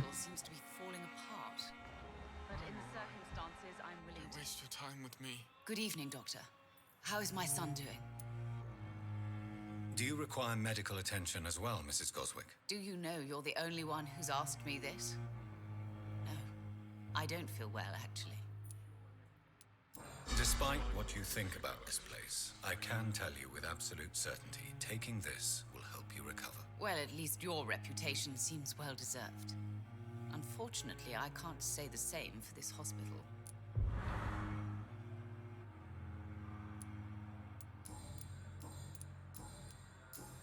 Goodbye, Mrs. Goswick. Good evening, Mr. Goswick. How are you? I'm okay. Ale wiesz, to takie trochę słaby jest. Że się drzwi przed nosem zamykają i wiesz, ja sobie poszedłem i skąd ja mam wiedzieć, że tam akurat jest event? How painful is your throat, Mr. Goswick? So painful I'd rather not talk at all, Doctor.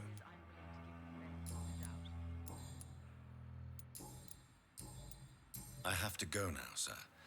Good evening, sir. Doctor. You always knew the words to calm the children, Ellen. As for me, what a blundering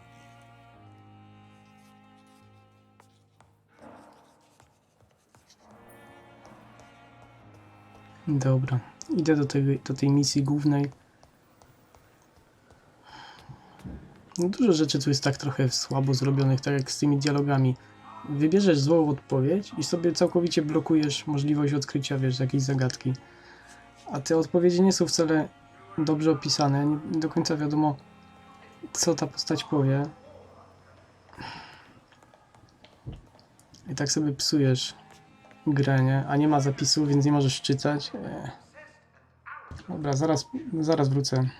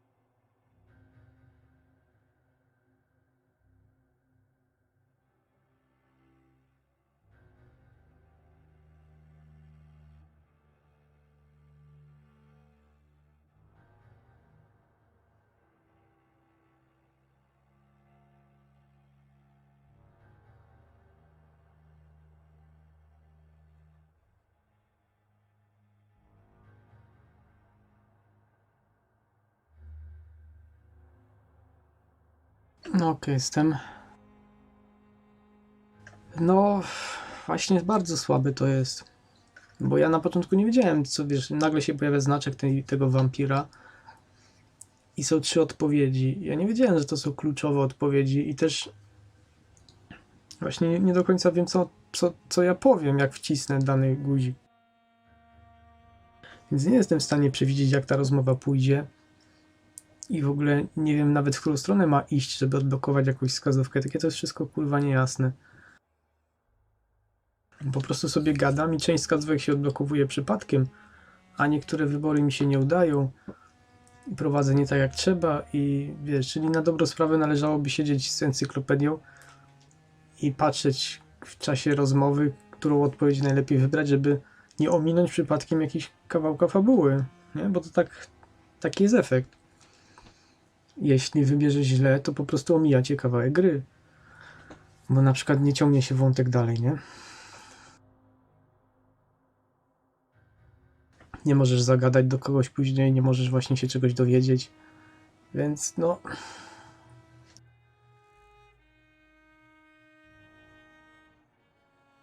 Ale ta gra ogólnie jest mocno podobna do tej Pathologic. Mam wrażenie, że na niej się wzorowali właśnie. Już po 23. No to jeszcze kawałek. Zobaczymy, co ten główny wątek powie. Doktor Swansea. Co się stanęło, że Equinoxi nie ma na streamie? Nie wiem. Nie mam pojęcia. Nie przyszła. Albo przyszła, a się nie odzywała. Może zajęta.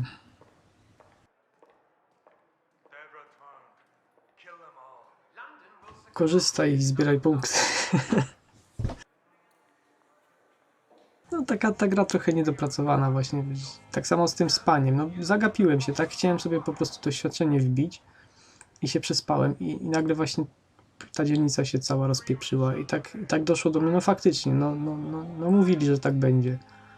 Ale kurde, żebym ja nie mógł awansować bez rozpieprzenia, wiesz, dzielnicy, czyli wyszło na to, że ja wbijając sobie 2 perki, zabiłem całą dzielnicę. I już praktycznie nie ma w ogóle z niej pożytku, wszystkie te punkty doświadczenia poszły się jebać i tam panuje chaos.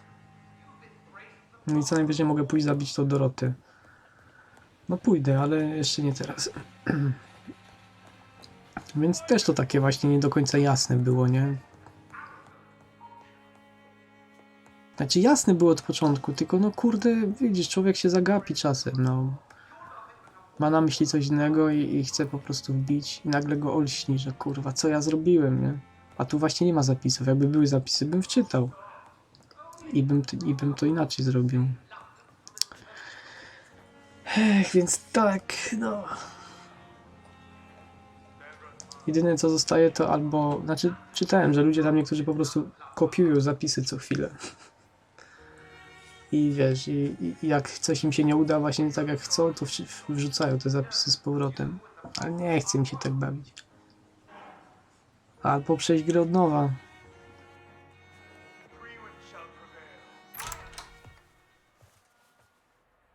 God protect us.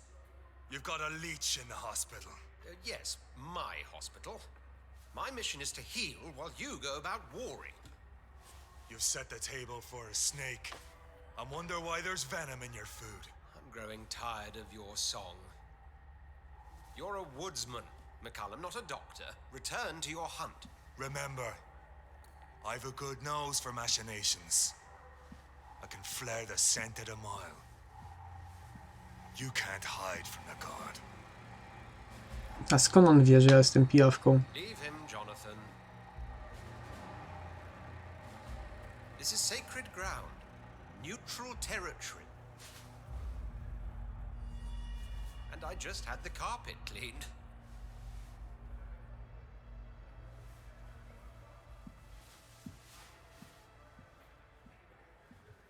Po oczach poznaję. Stole, this is very bad news. Bad news indeed. No chyba już lepiej właśnie z poradnikiem niż wyobraź sobie wyłączać grę, wrzucać stare savey, wczytywać to od nowa. Cholera by mnie wzięła.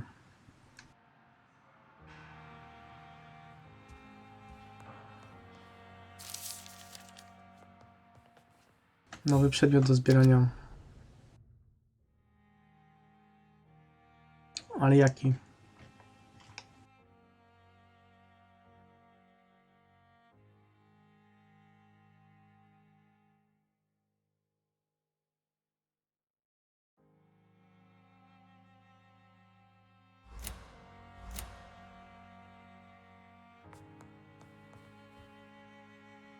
What happened? The hospital has been attacked. We have injured patients, at least one dead and several missing. This has spiraled out of control. Co? Even Kiedy? the most infirm are asking to be allowed to return home. Przecież biegałem po szpitalu, nic się nie działo. O co chodzi?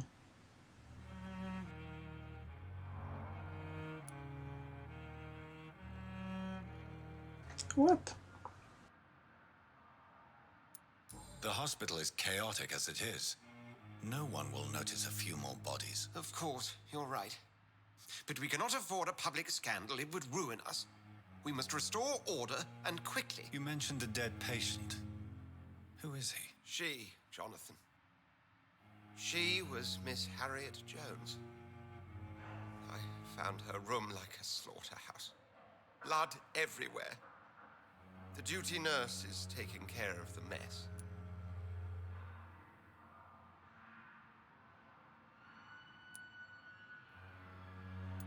You want to restore peace in the hospital again? Jonathan, please, I can't rely on anyone else. And this concerns you as it involves vampires. Someone has taken advantage of our more liberal tendencies here. In what way? Jonathan, I may turn my head when you or her ladyship indulge, but I will not allow this place to become a nest for street feeders. Please then, tell me. Sean Hampton, the man we thought we'd saved at the docks. It seems he was infected after all. So Hampton became more beast than man. Exactly. And now Guard of Prewen suspects the hospital of vampire activity. Do you realize what that could mean for us?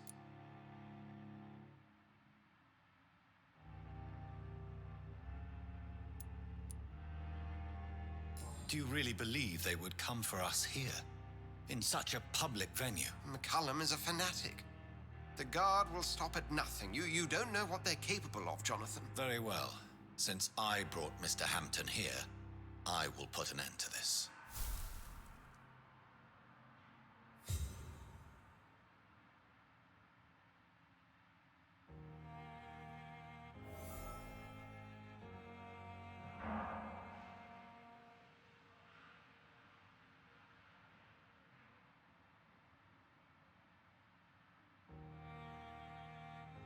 If you don't mind, I have a few questions. I'd be delighted to help you if I'm able.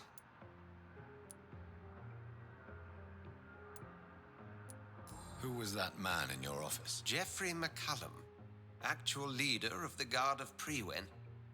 I suspect he's the man behind the rebirth of this old and dusty society.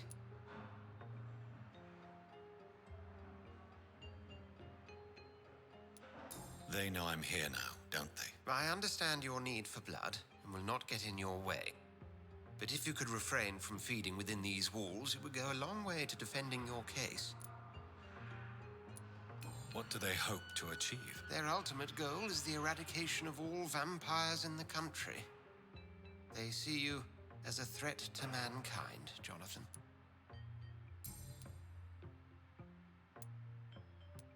What exactly happened here while I was absent? Hampton turned, quite violently as it happened. Lurking about, attacked Miss Jones. To say he created quite a commotion would be an understatement. Are you sure it was Hampton who killed Miss Jones? There was blood everywhere, but no body. And you know the state she was in. I fear for what he did with her. Hopefully he just hid the corpse. How did the Guard of Prewen come to hear of this? McCullum has spies everywhere. He will jump at any opportunity to disparage the Brotherhood and show his contempt.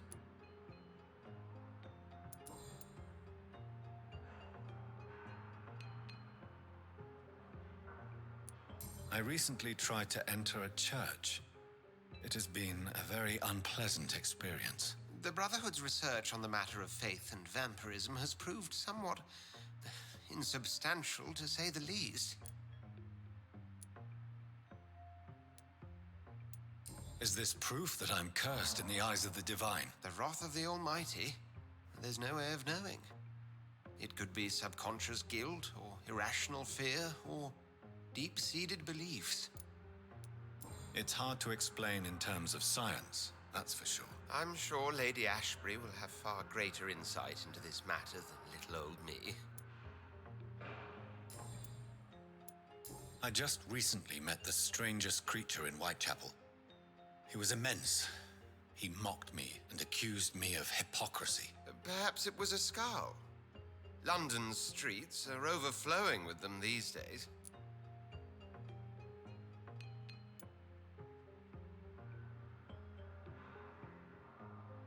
It was a vampire, all right. But what kind, I'm not sure. He was large and very fast. If you find anything more about this creature, the Brotherhood would greatly appreciate any information you could spare. He was observing me with the obvious intent to do me harm.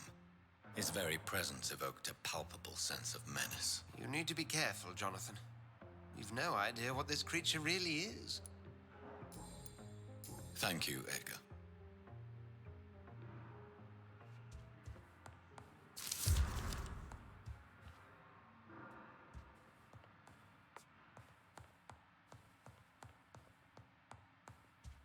Ciekawe, czy będę musiał walczyć z tym typem, bo był naprawdę... Hampton lives and breathes for the well-being of his flock. There's no other place he would go but the docks. Był naprawdę ogromny. Niespecjalnie bym chciał z nim walczyć.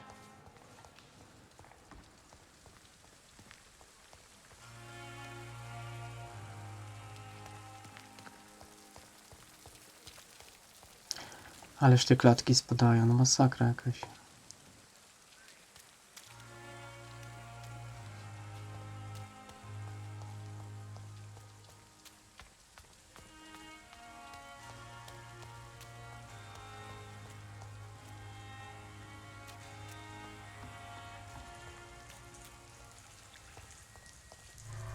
O nie, kliknąłem. Ach, kurde.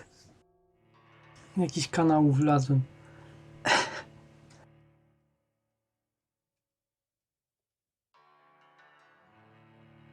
Co, Macino, o której idziesz spać?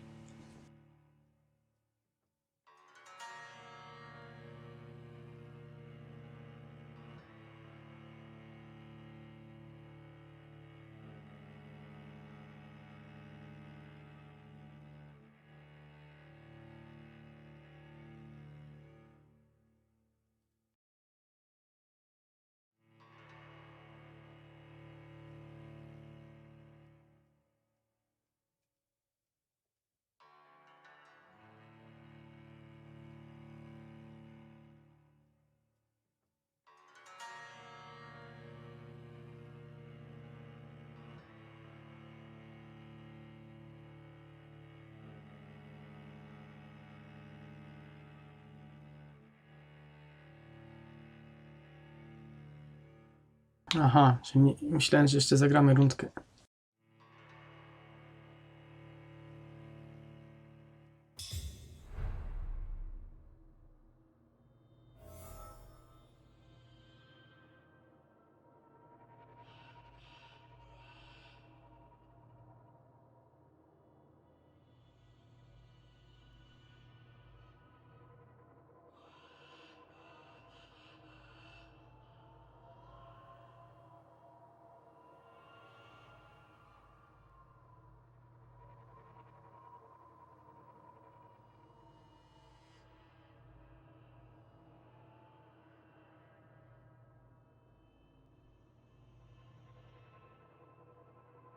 Czemu jutro?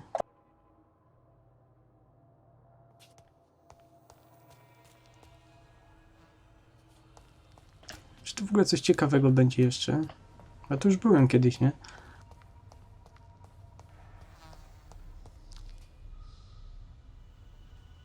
Poziom 6.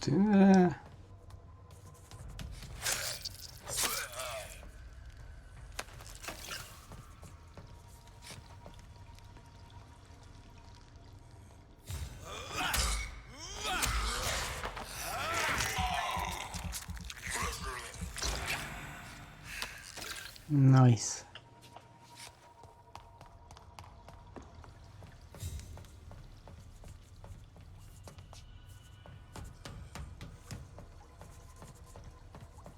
No ja tak o 12 wykończę właśnie. O północy.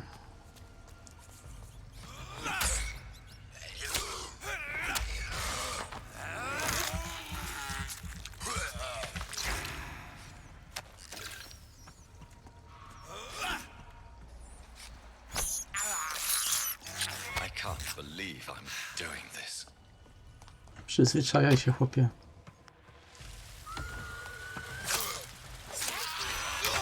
O ty kurde. Poczekaj. Teraz ja ciebie.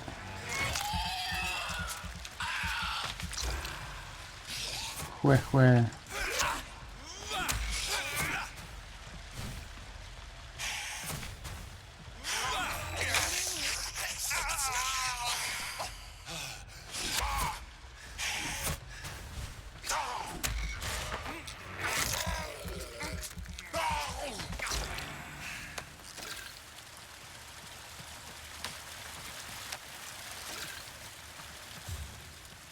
Zawsze trochę expa wpadnie. Kurde, to ty grałeś jako dobry, tak, wampir? To ty musiałeś pewnie rundki po całym mieście robić i zabijać tych, kurde, stworków, żeby nabić expa, nie?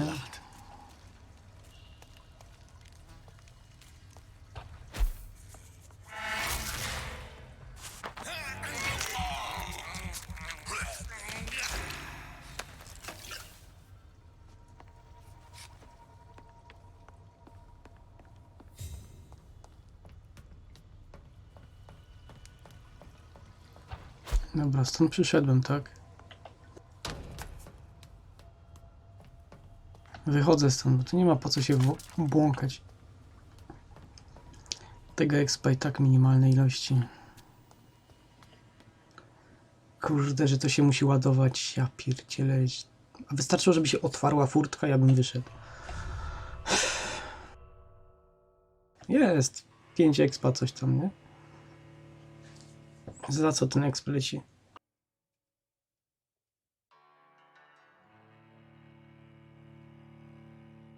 Jakieś tam drobne ilości lecą. No.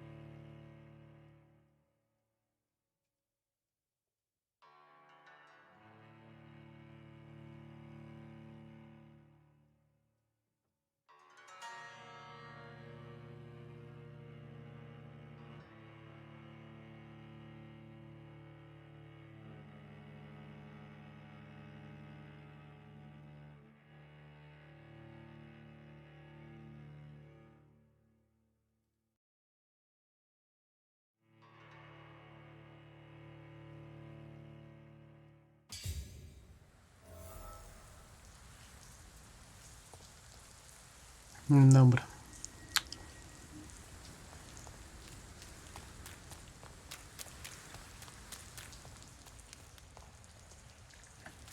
No można i tak. Ale co to za wampir, który kurde nie gryzie? Na diecie?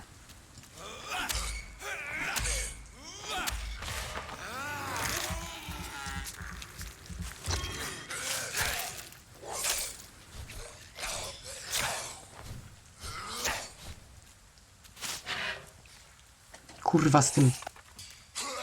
Nie lubię gier, gdzie jest blokowanie się na przeciwnika.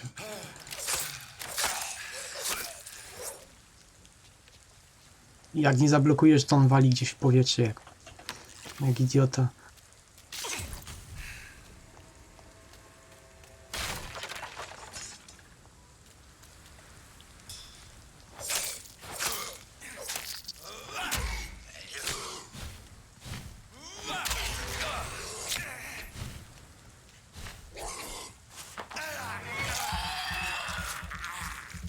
Wege wampir.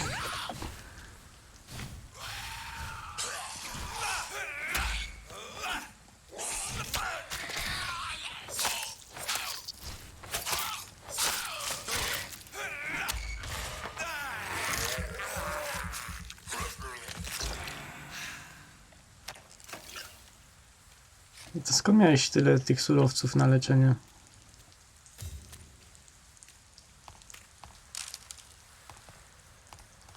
O, ołowiana płytka. W końcu.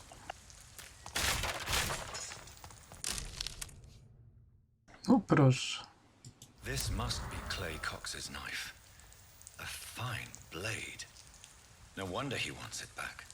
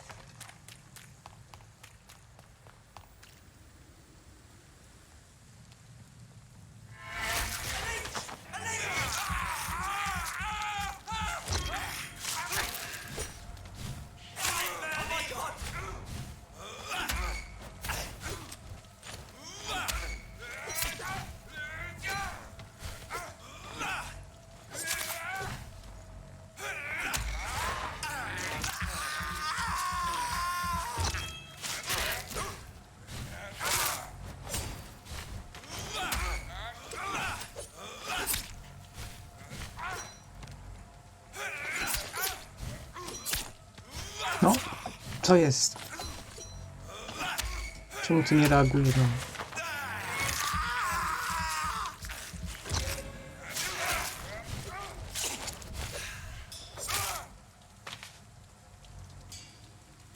Czasem to ogłuszanie tak jakby w ogóle nie reagowało.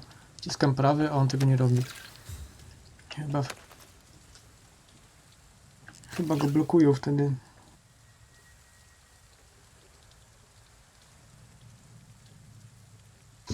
To ile ty się nabiegałeś po tym mieście? O, jest tutaj kurde biskup.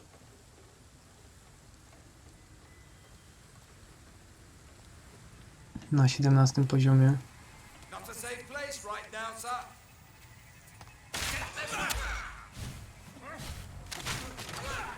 Stop, vampire!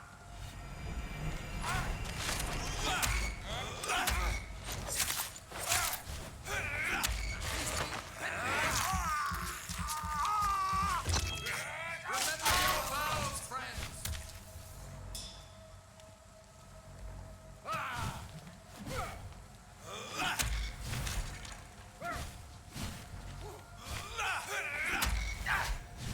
I ought you to step back.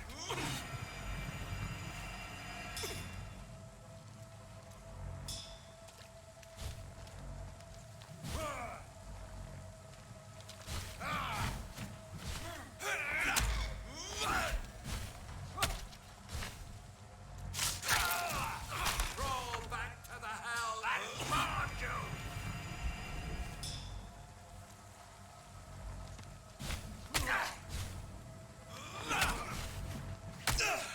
Kurde.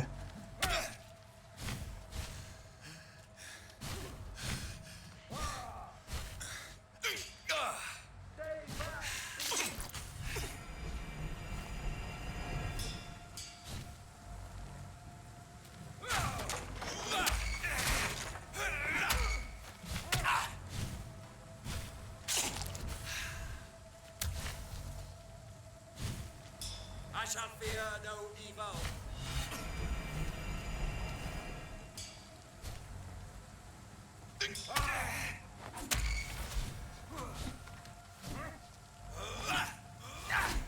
No.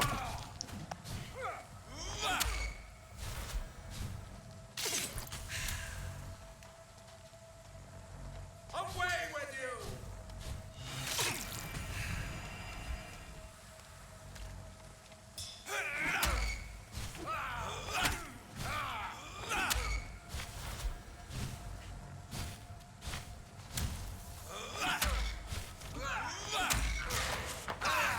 No w końcu.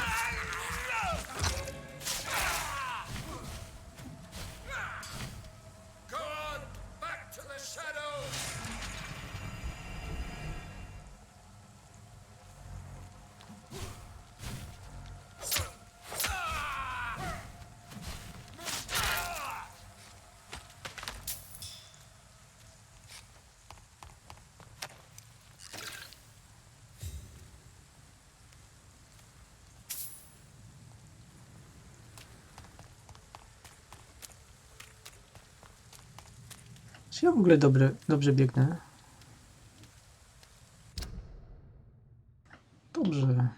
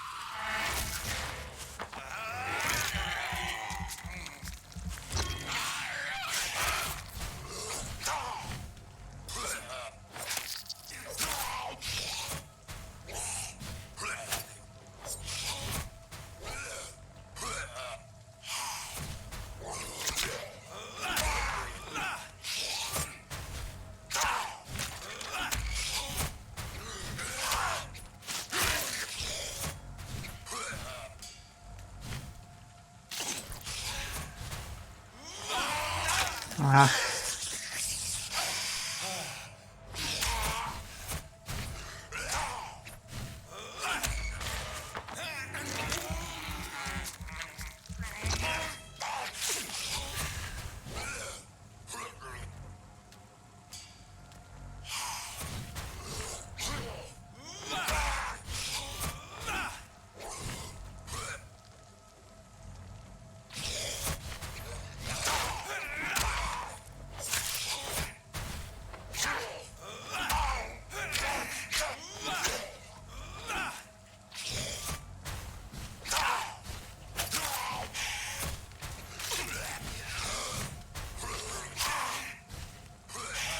Kurde, jak ta kamera skacze, jakoś tak przemieszcza.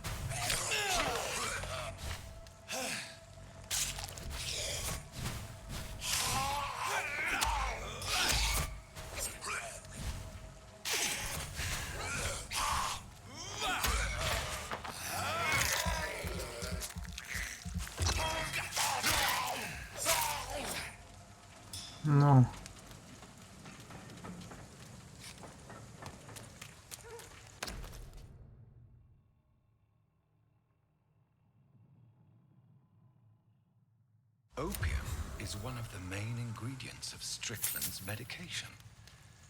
Never a good move.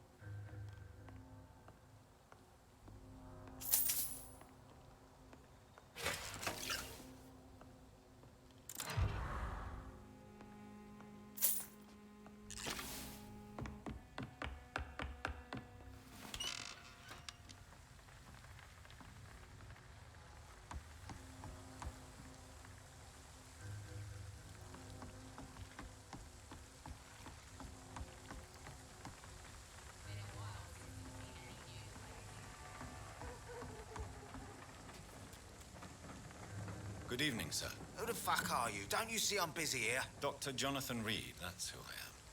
And who are you? Ah, some fancy gentleman we've got here. Clear off. We don't want strangers on our streets. So you won't tell me your name, then? The name is Booth Digby. Maybe I'll ask my boys to break one or two of your bones, just so you remember it. Ach, kurde, jakby miał dwójkę, to by już został zjedzony.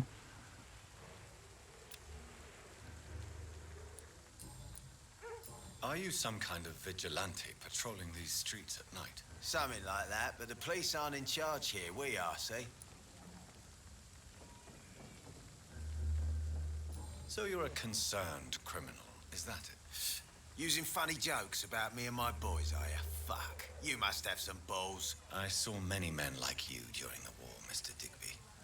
Greedy little cockroaches who feed on despair. I could kill you for saying that. But, nah.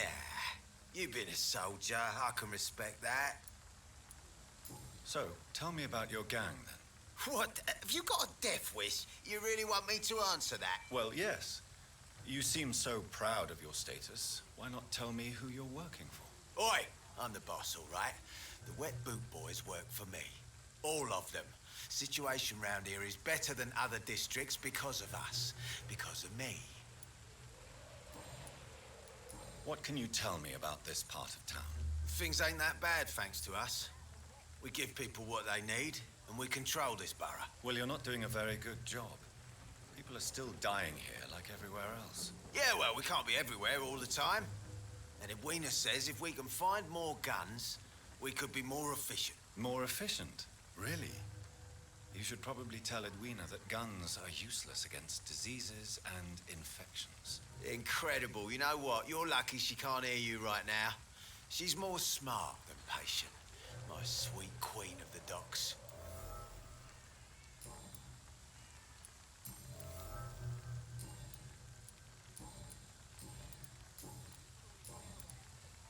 Do you know where I can find Sean Hampton? I need to talk to him. The sad saint. Why on earth do you want to talk to him? He was one of my patients at the Pembroke Hospital. Oh, yeah. I heard the poor bastard had been abducted by some cunt. You better ask Tom Watts. He knows Sean Hampton well. Goodbye, Mr. Digby.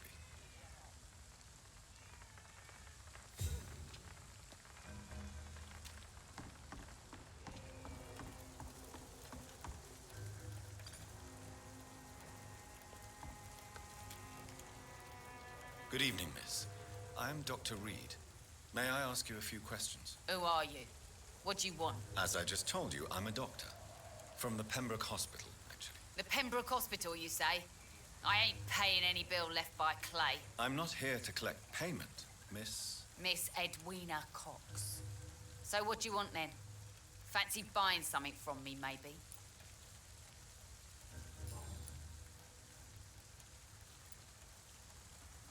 What can you tell me about this part of town? You can't trust anyone around here. As soon as you lower your guard, you can be sure some arsehole will take advantage of you. You sound like you're thinking of somebody in particular. Take the gravediggers of Southwark. They must pay me every week, but it looks like they forgot who gave them permission to steal from the dead. Looting corpses in a mass grave. That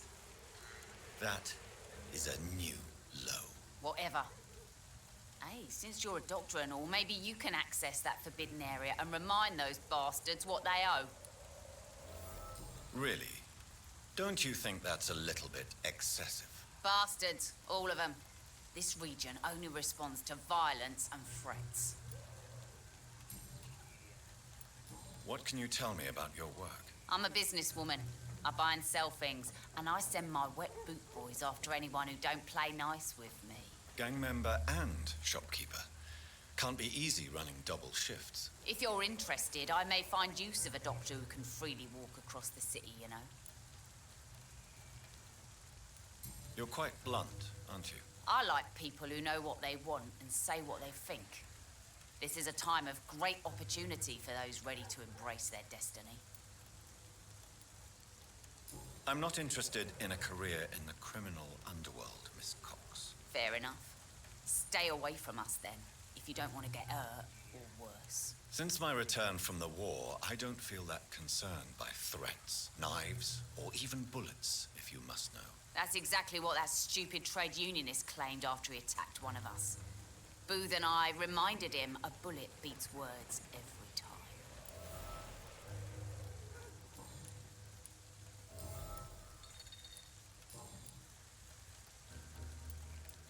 Booth Digby looks at you with love-struck eyes. Tell me, Edwina, is the feeling mutual? You have no idea how refreshing it can be for a woman to receive all the pleasure she needs. For once. I'll take your word for it. What is it, Doctor? A woman's not supposed to talk about these things.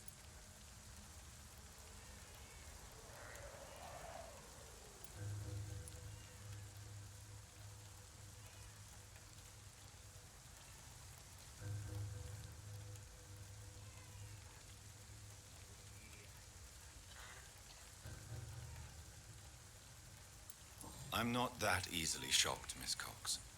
You can speak freely about your lover if you so wish. The poor bastard is good to me, if you must know. He makes me feel good. And that's a first. So you're just like any other couple, after all, are you not? Yeah, we're so ordinary that I'd put a bullet in his head if he ever cheated on me. Tell me about the man you and Booth killed, Edwina. The bastard killed one of us and received retribution. There's nothing else to say. What happened exactly? I don't know, and I don't care. One of ours was killed by that communist bastard, but he didn't brag for long. So you have no idea what really happened, but you executed him anyway. No one messes with the wet boot boys, Doctor. This is our territory, and this is our law. And your conscience is clear. You kill without hesitation. Violence is an efficient tool, Dr. Reed, when used properly. So you decide who lives and who dies, just like that. Yes, Doctor. Just like that. I'm not saying it's fair. I'm saying it's my way of dealing with troublemakers.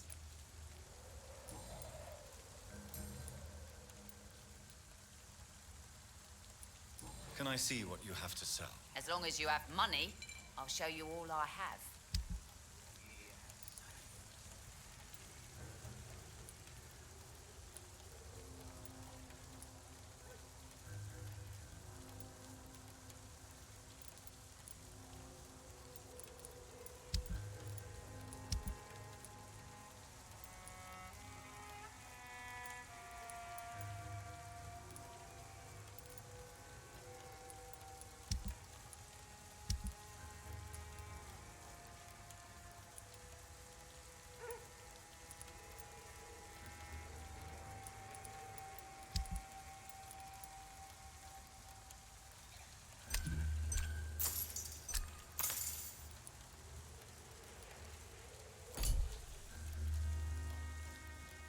Good evening, Miss Cox. Hello.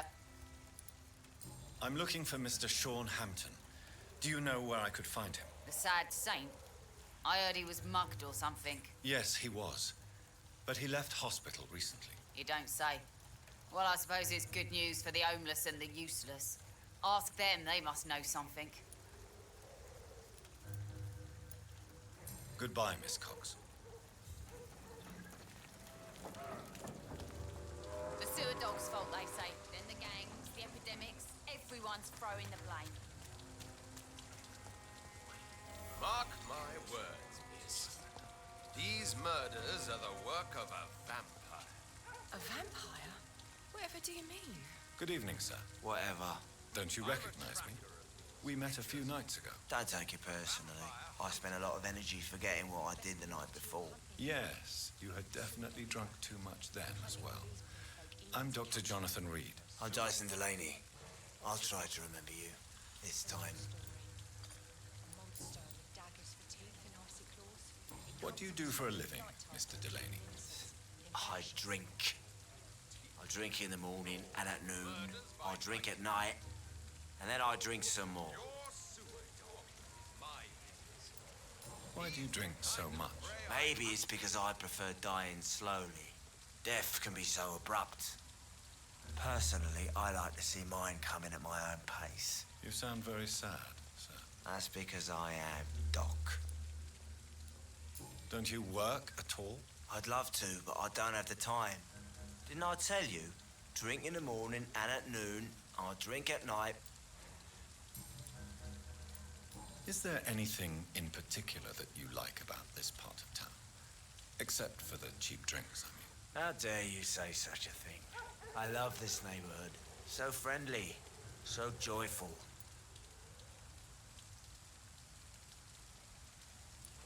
Why are you so cynical? Cynicism is the polite way to express despair, Doctor. No reason at all to rejoice, then? Life is hopeless and then we die, is that it? Let me tell you a story. All right. Go on. A few years ago, when I believed a resolute man could change things around here for good, a tragedy occurred nearby. What kind of tragedy? It was a bomb. Bomb that exploded and killed many people. Metal and blood everywhere.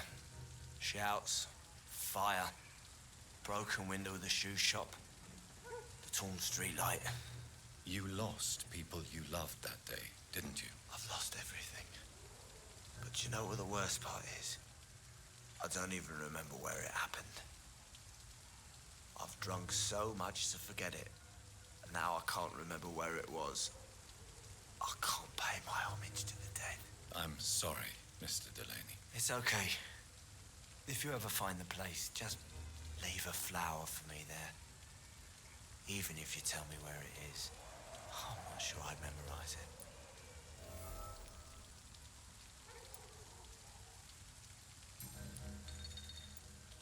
I'm looking for Mr. Sean Hampton. Do you know where I could find him? I really don't know. I heard he'd been abducted. I don't know if he's back. Who could tell me then? About the sad saint. I'll try asking Tom what's about him.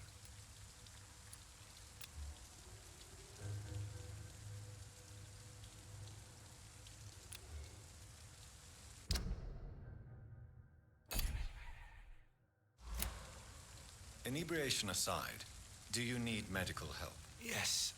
I feel sicker than usual these days. Take this, then. And perhaps you could try to slow down the alcohol intake, too. Hey, Doc, you don't really want me to stop the only remedy I can afford. Goodbye, Mr. Delaney. Dobra. Na wyleczeniu go zakończę. Bo tutaj jest nowa dzielnica, tu będzie gadania i gadania ze wszystkimi po kolei. Więc to nie dzisiaj.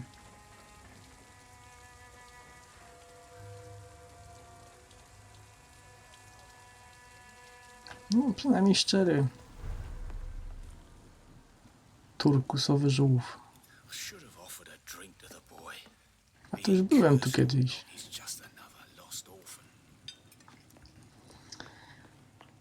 Tu już z częścią pewnie gadałem. Dobra, ale i tak zapisuję i wychodzę.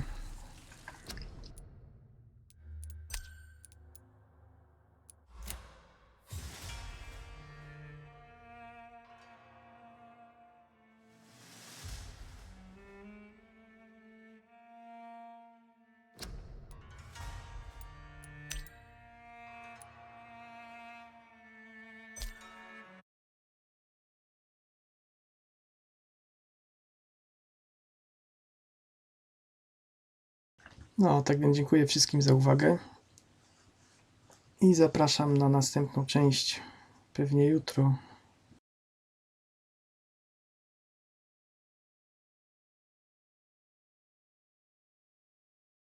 Jak dobrze pójdzie. No, to dzięki i dobranoc.